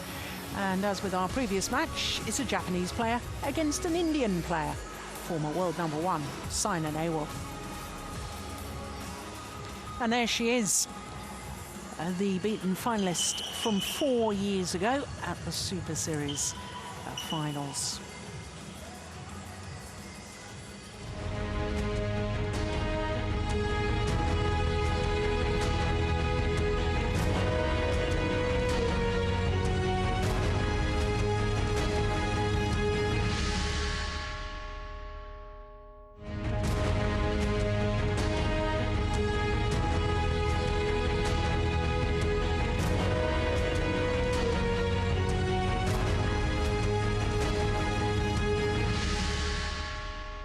This is the Dubai World Super Series finals and the women's singles. Please welcome the players. First up, the number 4 seed from Japan, Nozomi Okuhara.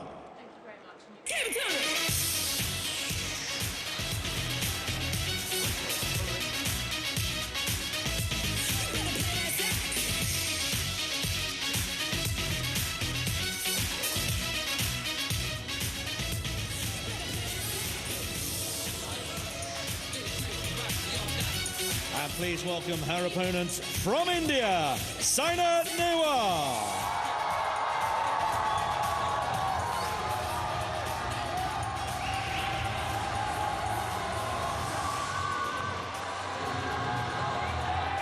Super Series standings, having only competed in 9 of the 12 Super Series events. Well, she's hugely popular all over the world. 3 Super Series tournament finals. Won her home event. She also reached the final of the All England Championships and the China Premier Super Series. So 2 Premier finals, 1 title, and for good measure, she reached the final of the World Championships as well. So Saina Nehwal's had a pretty special year as well. Choice, blue or white? Blue is white. Hiroyuki conducting the toss of the coin. He's in charge for this women's singles group match. This Group A, Nozomi Okuhara against Saina Nehwal.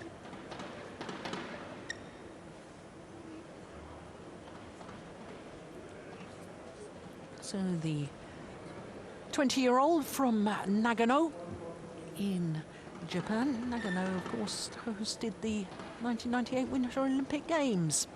Number 9 on the world ranking at the moment, the number 4 seed, despite finishing 5 on the Super Series standings. But 2 Super Series finals this year, winning in Japan, and for a second consecutive year, losing in the final of the Hong Kong Super Series.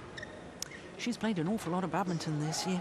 5 finals from 20 tournaments played, including, of course, those 12 Super Series tournaments.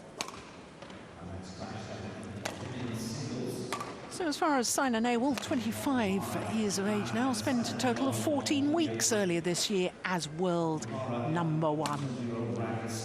Beaten finalist at the Super Series finals 4 years ago when the event was staged in Juhl in China, lost out in the final to Wang Hyun. And as you can see from her win-loss record, it's pretty healthy, isn't it? I can tell you she's been in 5 finals, winning 2 titles. But of course, 3 of the finals were in Super Series events. 1 the India Super Series, and as I was saying, a beaten finalist in 2 of the premiers. Now, this will be the 5th meeting between the 2. And if you're an Okuhara fan, you won't be happy reading that, will you? Because Saina Nehwal has won all 4 previous encounters. And the last time was in the quarter-final of this year's China Open. 21-16, 21-13 at the scoreline in Fuzhou. So Eddie Rufianto and Jitorut Danu Karapat. Court officials for this one. Ready to play?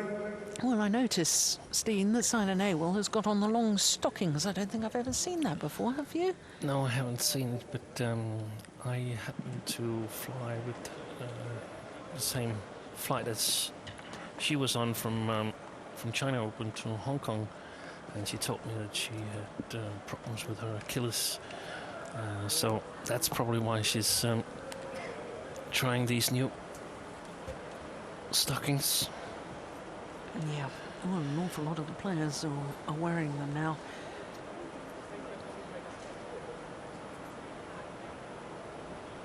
Keeps the circulation going in the calf muscles, and of course if you keep on your toes as you're moving around the court, then the calf muscles do take quite a battering. Yeah. Well, if there's ever a lovely mover on court, it's this young lady. Nozomi Okuhara. Both these players, former world junior champions. Okuhara then suffering a horrendous injury, actually playing against her opponent of today in Malaysia. That was 2 years ago. Well, it's nearly 3 years ago, because it was 2013, wasn't it? Started Ladies and the gentlemen, Malaysian on my Super right, Series. Saina Nehwal, India.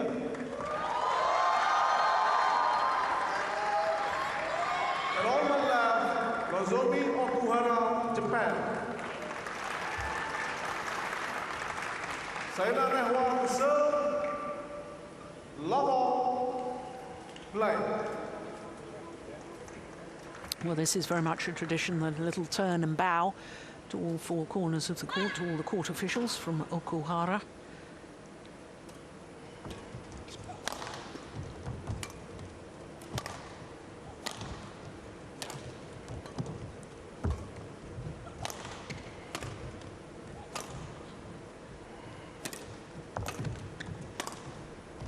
Now, I made the terrible error a few months ago, Steen, of saying Okuhara, watch her movement, it's fabulous, that's the best aspect of her game, and I totally underestimated, and apologise for doing so, what wonderful racket skills she's got as well. I think she's developed her skills and her deception out of all recognition. Yeah. And she is quick.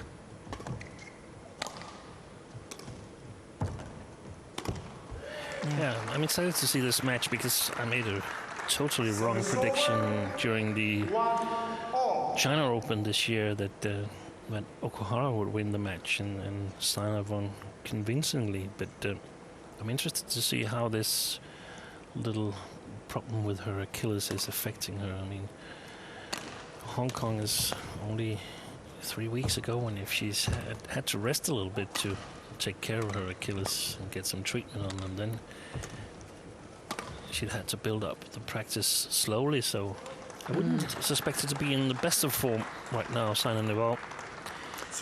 And I've thought of late she's not the quickest of starters.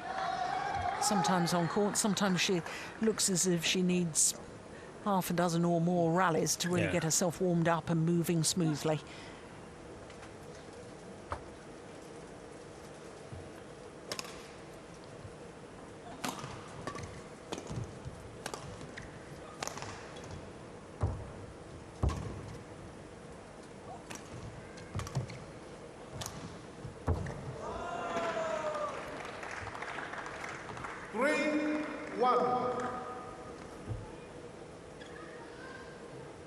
Vimal Kumar, nearest to us. And probably the physio. Yeah. I think because Saina has been awarded a personal physio by the Badminton Association of India. It seems like a very, very good idea up towards the Olympic Games. Make sure that your players are healthy and can practice. Yeah, because prevention is the most important thing, and if you can keep players, keep them at their peak, and instead of having to deal with injuries, and it's all very well treating injuries, but you want to stop the player getting injured in the first place. Yeah, and sometimes because you feel that, it's important, it's Olympic qualification, so I need to play on, but I'm not really capable of practicing, so I manage to play and play well, but then I have to rest and so on. And in the end, your game is deteriorating, just at a slower pace. Well, I told you she'd got delightful skills. Accuracy of that last drop shot.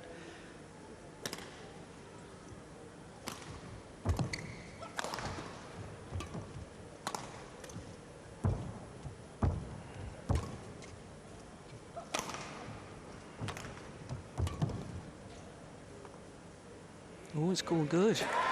Line judge looked initially as if he was going to indicate out, and then made the gesture that shows it's in. Yeah, and he made the right decision in the end. That was plumb on the line.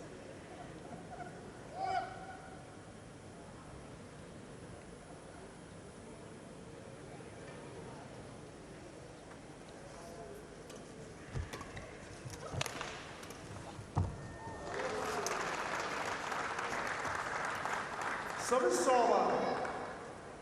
6-2.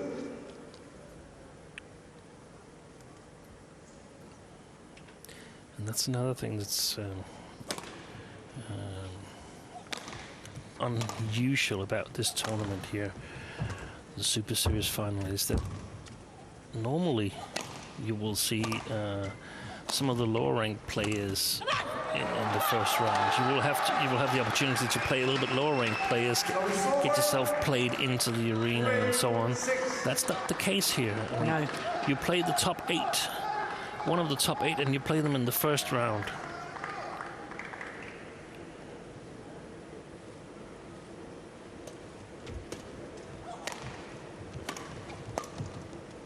Of course, we can have top players meeting each other in the first 1 or 2 rounds of the Super Series tournaments if one of them have fallen behind the 8 seeded players, but that's one match. Here it's all 8 players who actually meets qualified. Qualified, that sounds so harsh against the ones not here. That's not what I meant, but they meet tough competition from the beginning. Yeah.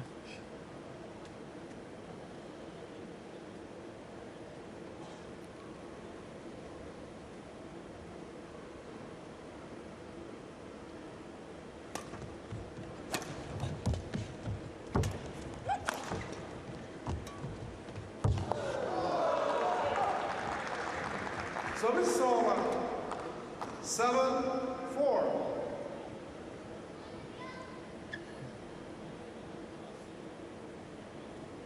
Yeah, they're so hard to control, those shots. I think you have a great risk of making mistakes when you try them, and especially when you play a very light-footed player, because you know they gotta be tight.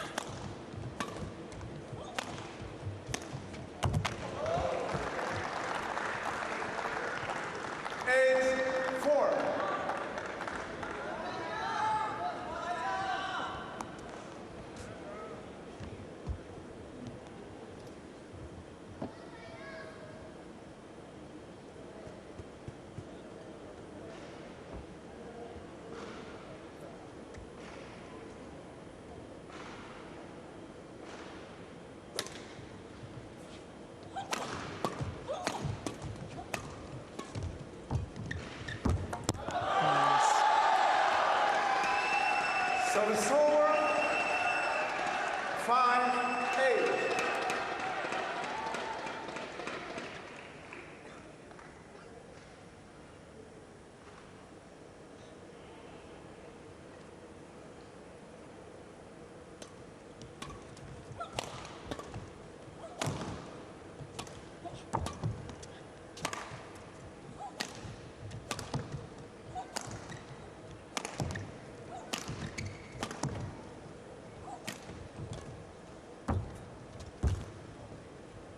Short. Oh my goodness, why didn't she finish it? Yeah. Won the rally anyway.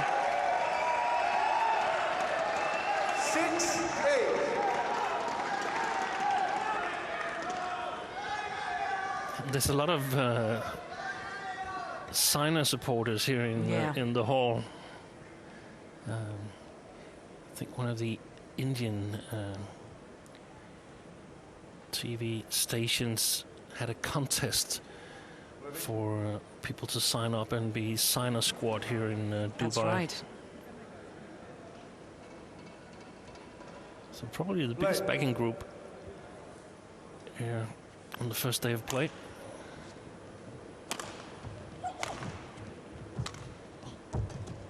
That is a delightful net shot. 7-8.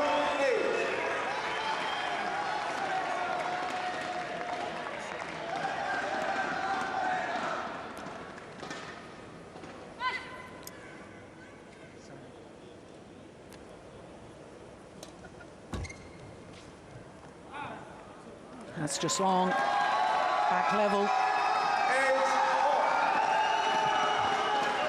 4 straight points.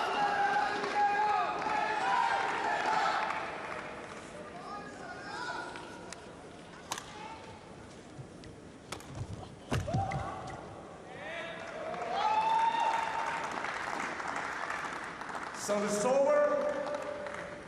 9-8.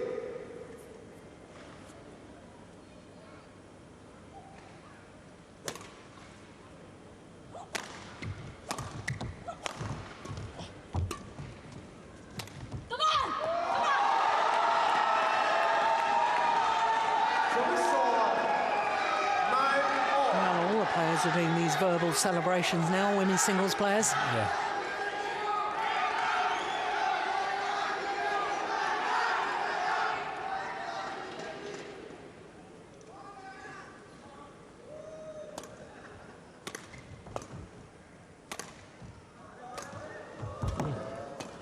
Probably gone wide, the clear from Okuhara, but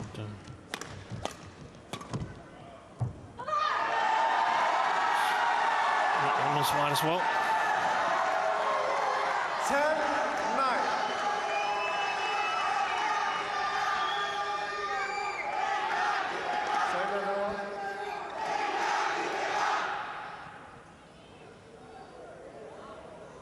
Six of the last 7 points to sign an AWOL.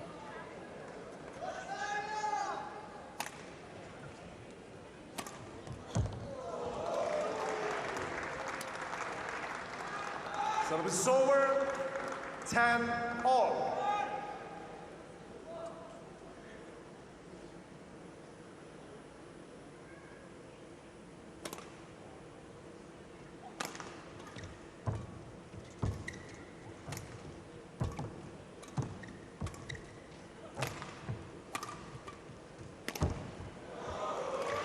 That's a good follow-up from 11-10 interval.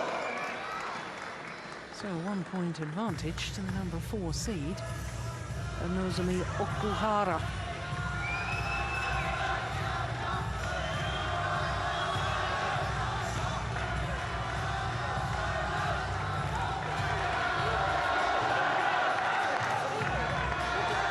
Fuji Sato, Japanese coach.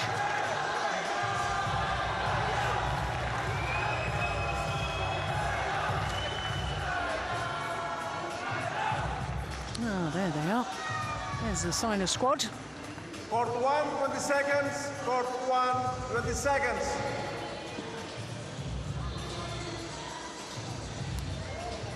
I think it's great that we have these spectators traveling around the world to tournaments. You know, there's normally a very big Danish crowd at the All England Open, and unfortunately only a few of them have taken the trip here to Dubai, but yeah.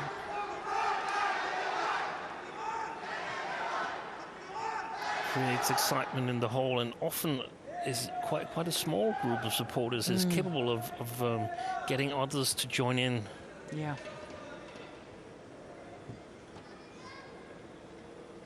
Sometimes it's only one person. I've seen that in Malaysia. Play.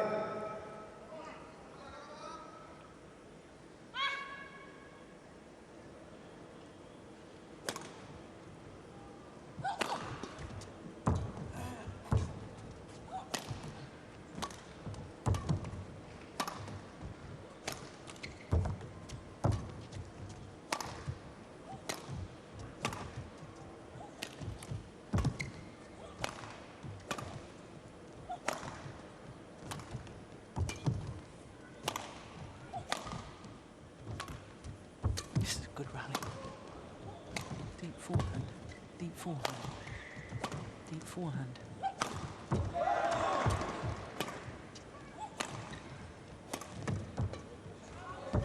Oh, it's a superb rally. Service over, 11-all.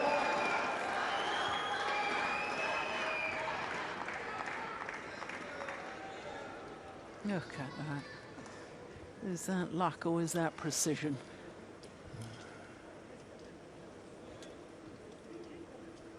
An important rally also in the mental game between the two players, who has the upper hand in this basic game. I mean, it's not basic, but it's basic game. Yeah. With a lot of clears and drops, few smashes to see if you can create a bigger opportunity for yourself. If you're unsuccessful, then back to clears and drops again. It's so important who feels that she can sort of, in the long run, dominate the other player.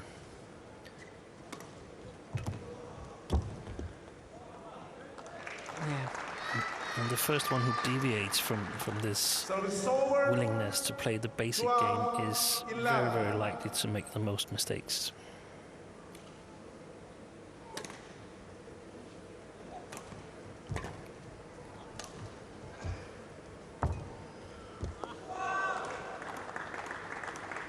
13-11.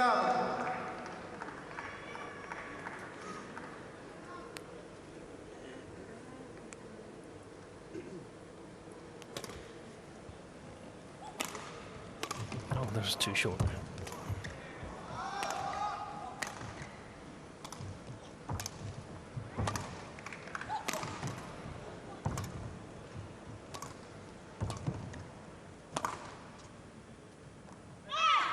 Landed on the line.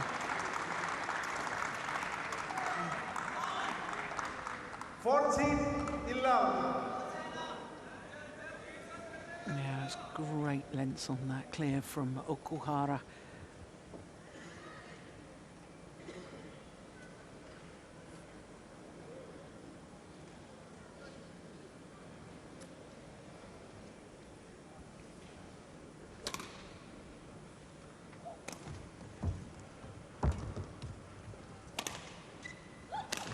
Missed it.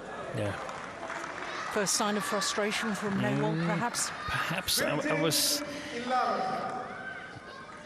stopping myself from saying it just before the last rally that I felt that Okuhara was about to get the upper hand in this basic game, because I'm not really sure that she is. You should never underestimate Saina in that matter. But the first long rally, I mean, Saina won that, but to me it ended in a draw because it was a tight net shot, and Okuhara won the last one.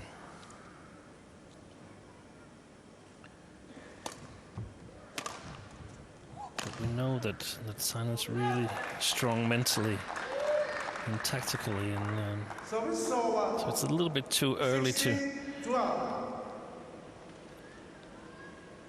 call that dominance for Okuhara in the basic game.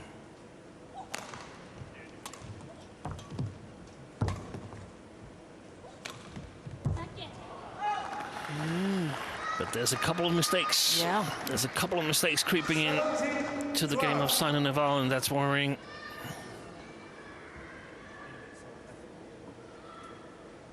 Yeah, hesitation there. Look down at the line. Look back up at the shuttle. Yeah. It's a really, really tough group, this one. The two other players in this group is reigning world champion Carolina Marin and reigning Super Series finals champion Tai Tzu Ying. No easy matches. It's going wide. Yeah. Yeah.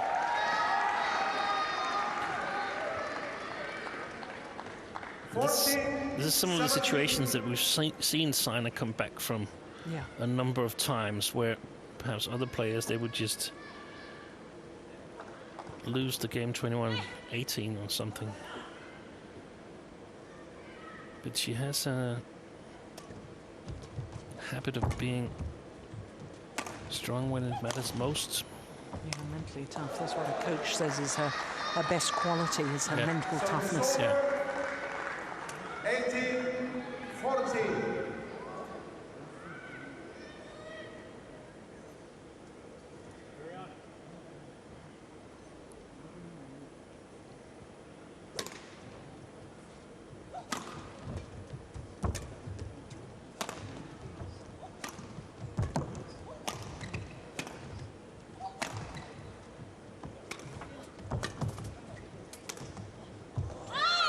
That is brilliant. Wonderful disguise, wonderful accuracy, and clever tactics too. 14. Two drop shots played to the same place. That's always a good thing. Yeah. 2 points away from this opening game.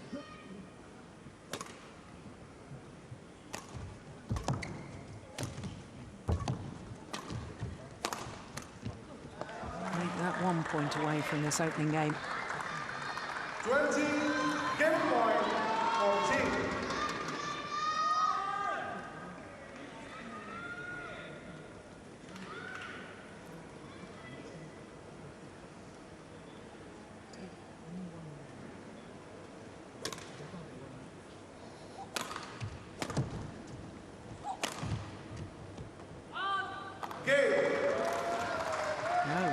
game. 21-14. 20 minutes of play. 21-14. And Okuhara looking very quick, very sharp, and quite frankly, very good. Information, 21-14, opening game against the former world #1, Simon Ewell.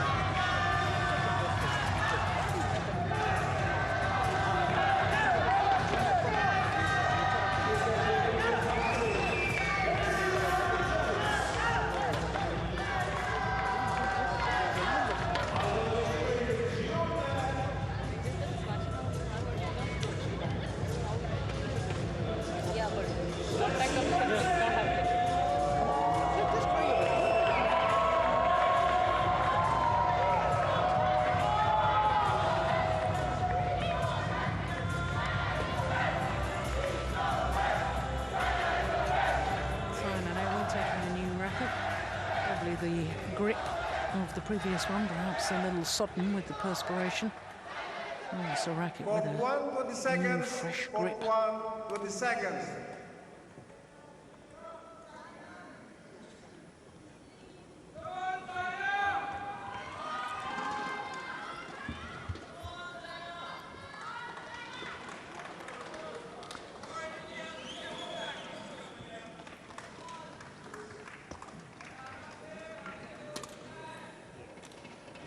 Was Okuhara saying something about a flash light on a camera behind the court, or was she asking to change her shuttle? I think it was a flashlight. I think so too. Yeah. I can see a red spot from across where we're sitting.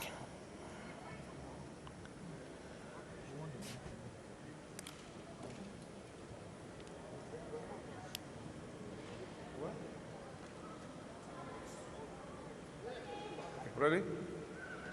Second game, level, play. Here's the traditional bow. There's nothing towards us, Jill. I'm a little bit disappointed about that.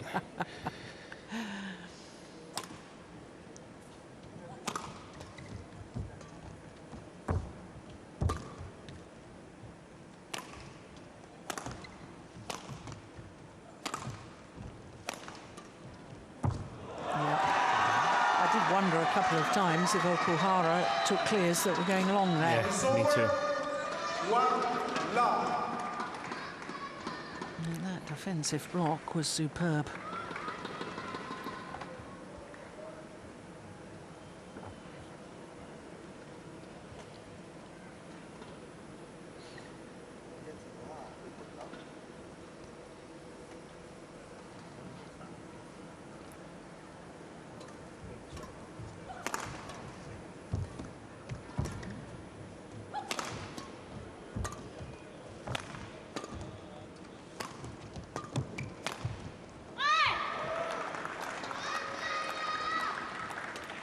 Service over, 1-all.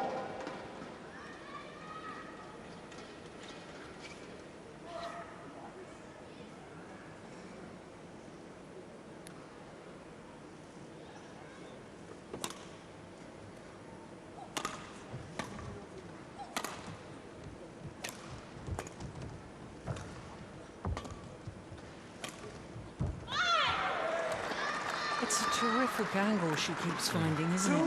Okuhara. And I don't know how she does it. She's such a short athlete, 155. That's about 5'1". Net posts are only 5'1".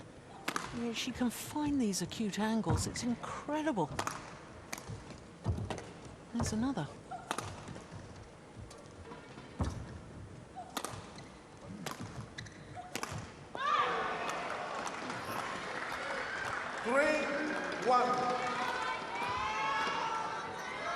Same shot.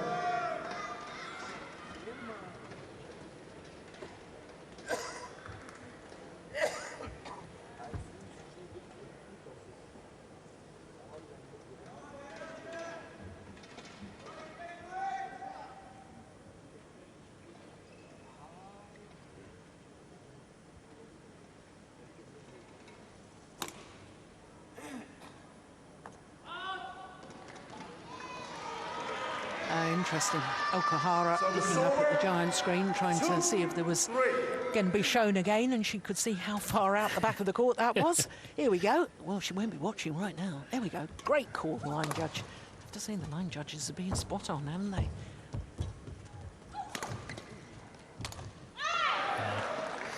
She's trying, Sina, but I fear that that her form is not the best at the moment. That she's still struggling with the Achilles injury, or at least the, what's it called, aftermath of it? Yes.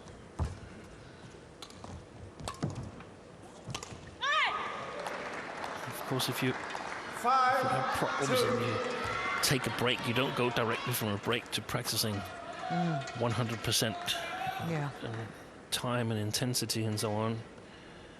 So,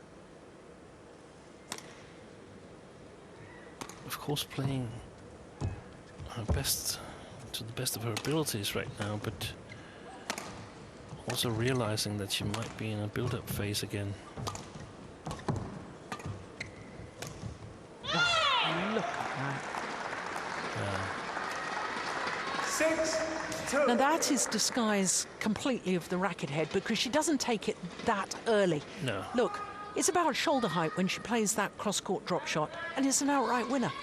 So the racket skill and the disguise on that must be extraordinary. Twisting the grip a little bit with the fingertips. Yeah. So important. You often see a lot of players on the lower level, they actually don't have their fingertips at the grip. They have the grip totally in the palm of the hand, which makes it difficult for them to change the grip accordingly to where they want to hit the shot.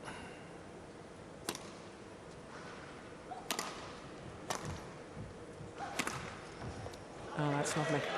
Finds the line. Yeah, she needed that. Yeah. I think we're going to see some winners from Sina from now on, like this one on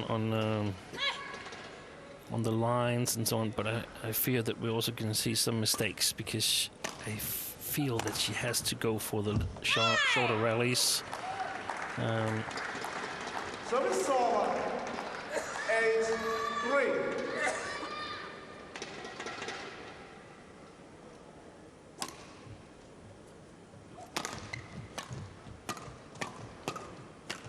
Oh, that was a mishit.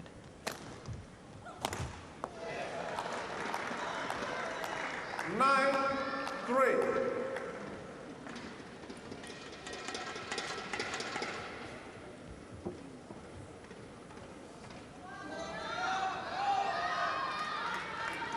And she took an awkward step with that deception a couple of rallies ago that we discussed with Okuhara, and I'm wondering if she's moving freely. 10-3. Or she's not over that injury yet. Well, I just think Okuhara at the moment is just looking, you know, a couple of paces quicker than Sina Nehwal. And that would tie in with your theory about the still aftermath of the injury for Sina Nehwal, because at the moment, well, an 8-point advantage at the mid-game interval of game number 2, having already won the first. And you wouldn't bet against Okuhara right now, would you? Oh, sorry, Jill, I couldn't hear you because I just turned up the sound to hear what the Japanese coach saying. I was hoping that it was the English sound of Wimo Kumar. So could you repeat?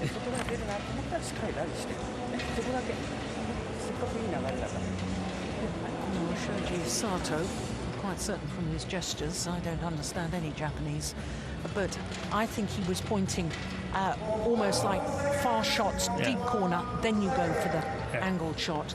get her to the back first, play those punch clears to the back, then you look for the angles. I could be wrong, but we'll see. Sounds like a plan anyway. Yeah. Play.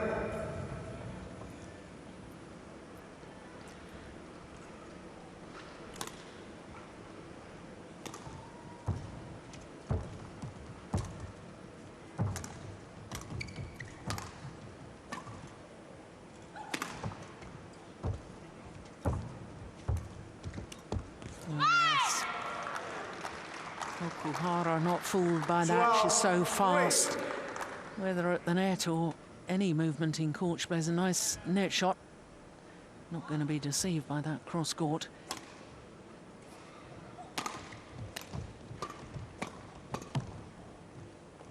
And that's gone wrong, and this is worrying times for Simon Awell. It's not only the outcome of this match, of course, tomorrow she's got to play the world #1 and reigning world champion, Carolina Marin.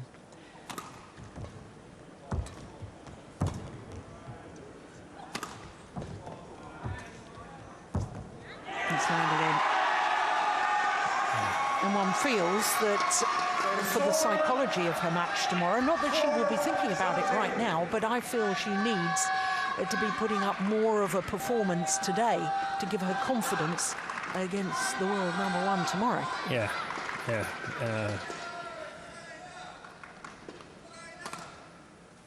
It's going to be tough.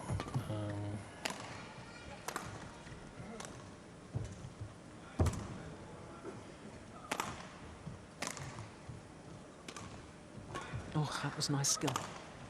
And then makes an error. Yeah. I don't think she's over her injury, and of course if you're over it and moving freely and so on, then it helps having the signer squad at the spectator seats. But now when you're not really playing well, then it's not so nice.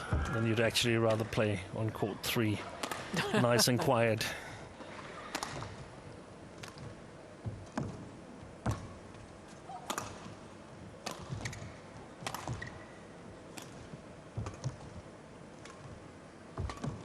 But Okuhara is doing great.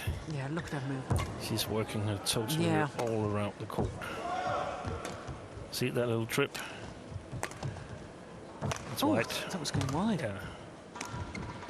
Yeah, brilliant. Absolutely brilliant from Nozomi Okuhara. 54.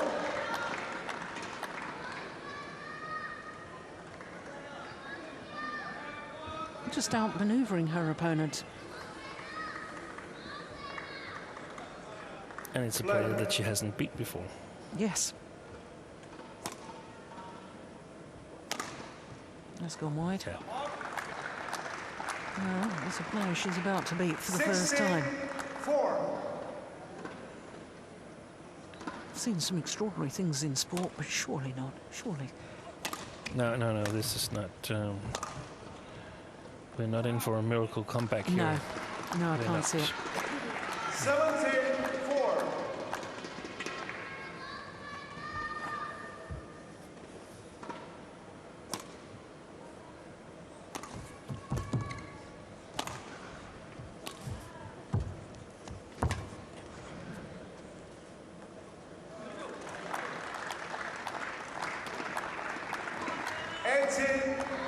Well, it's the manner of the victory and the loss that I think is of biggest surprise to me. I've always rated Okuhara. I've always thought she's on the verge of something pretty big and pretty special. But Simon Awell, I've always rated as the best fighter in the game. But she's just got no answers today. She's been playing brilliantly, Okuhara, and controlling the conditions well.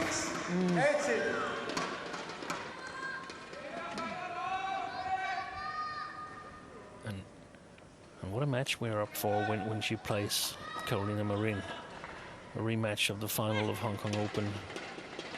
That was a really, really close. Yes, it was 22-20 in the deciding game. That's Friday. Oh, look at that. Look at that. That's amazing. Service over. 19-6.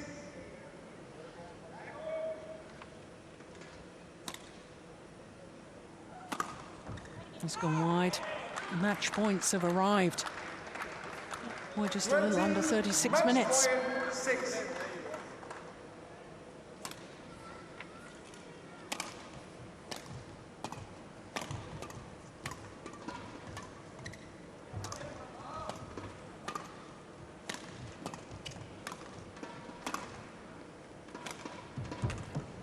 Brilliant. 21-14, 21-6.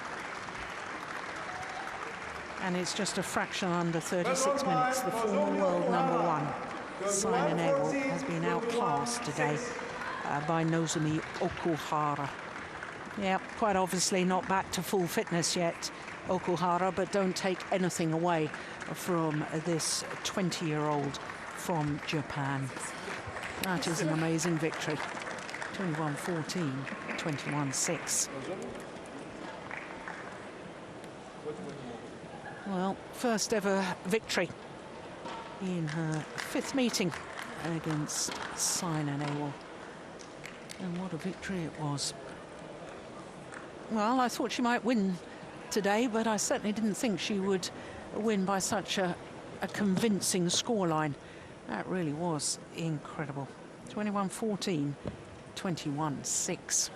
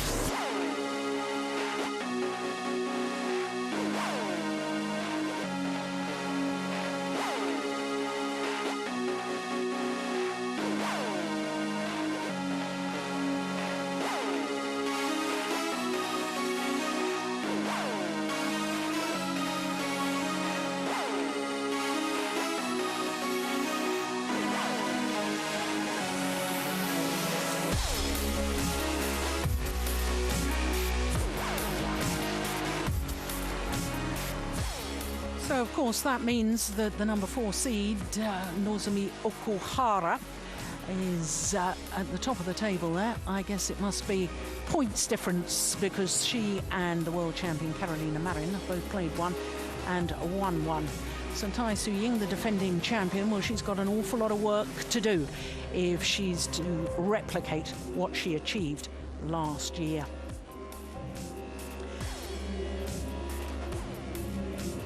Well, day one of competition, and what a day it has been. It all started with the reigning world champions, Mohammad Ahsan and Hendra Setiawan, coming through against the Japanese pair of Endo and Hayakawa in 2 straight games. Then Ratchanok Intanon, my goodness, she had to battle. She came from a game and 17-20 down. She saved 4 match points before winning through in 3, as you can see. The world #1s and defending champions in the men's doubles, they needed 3 games as well. And Tian and Zhao Yunlei, in a repeat of the World Championship final, came from 12-18 down in the deciding game to save match points. Momota was brilliant against Srikanth. And, of course, Okuhara, well, who would have guessed that scoreline against the former world #1, Simon Egel. Well, we're going to do it all again tomorrow, and our lineup for tomorrow, we're starting with the battle of two former world champions in the women's singles. Then we'll see Lee and Yu, the defending champions in the men's doubles. They're up against the reigning world champions. Victor Axelsen, he won his match today. He's up against Srikanth. It's must win for Srikanth tomorrow.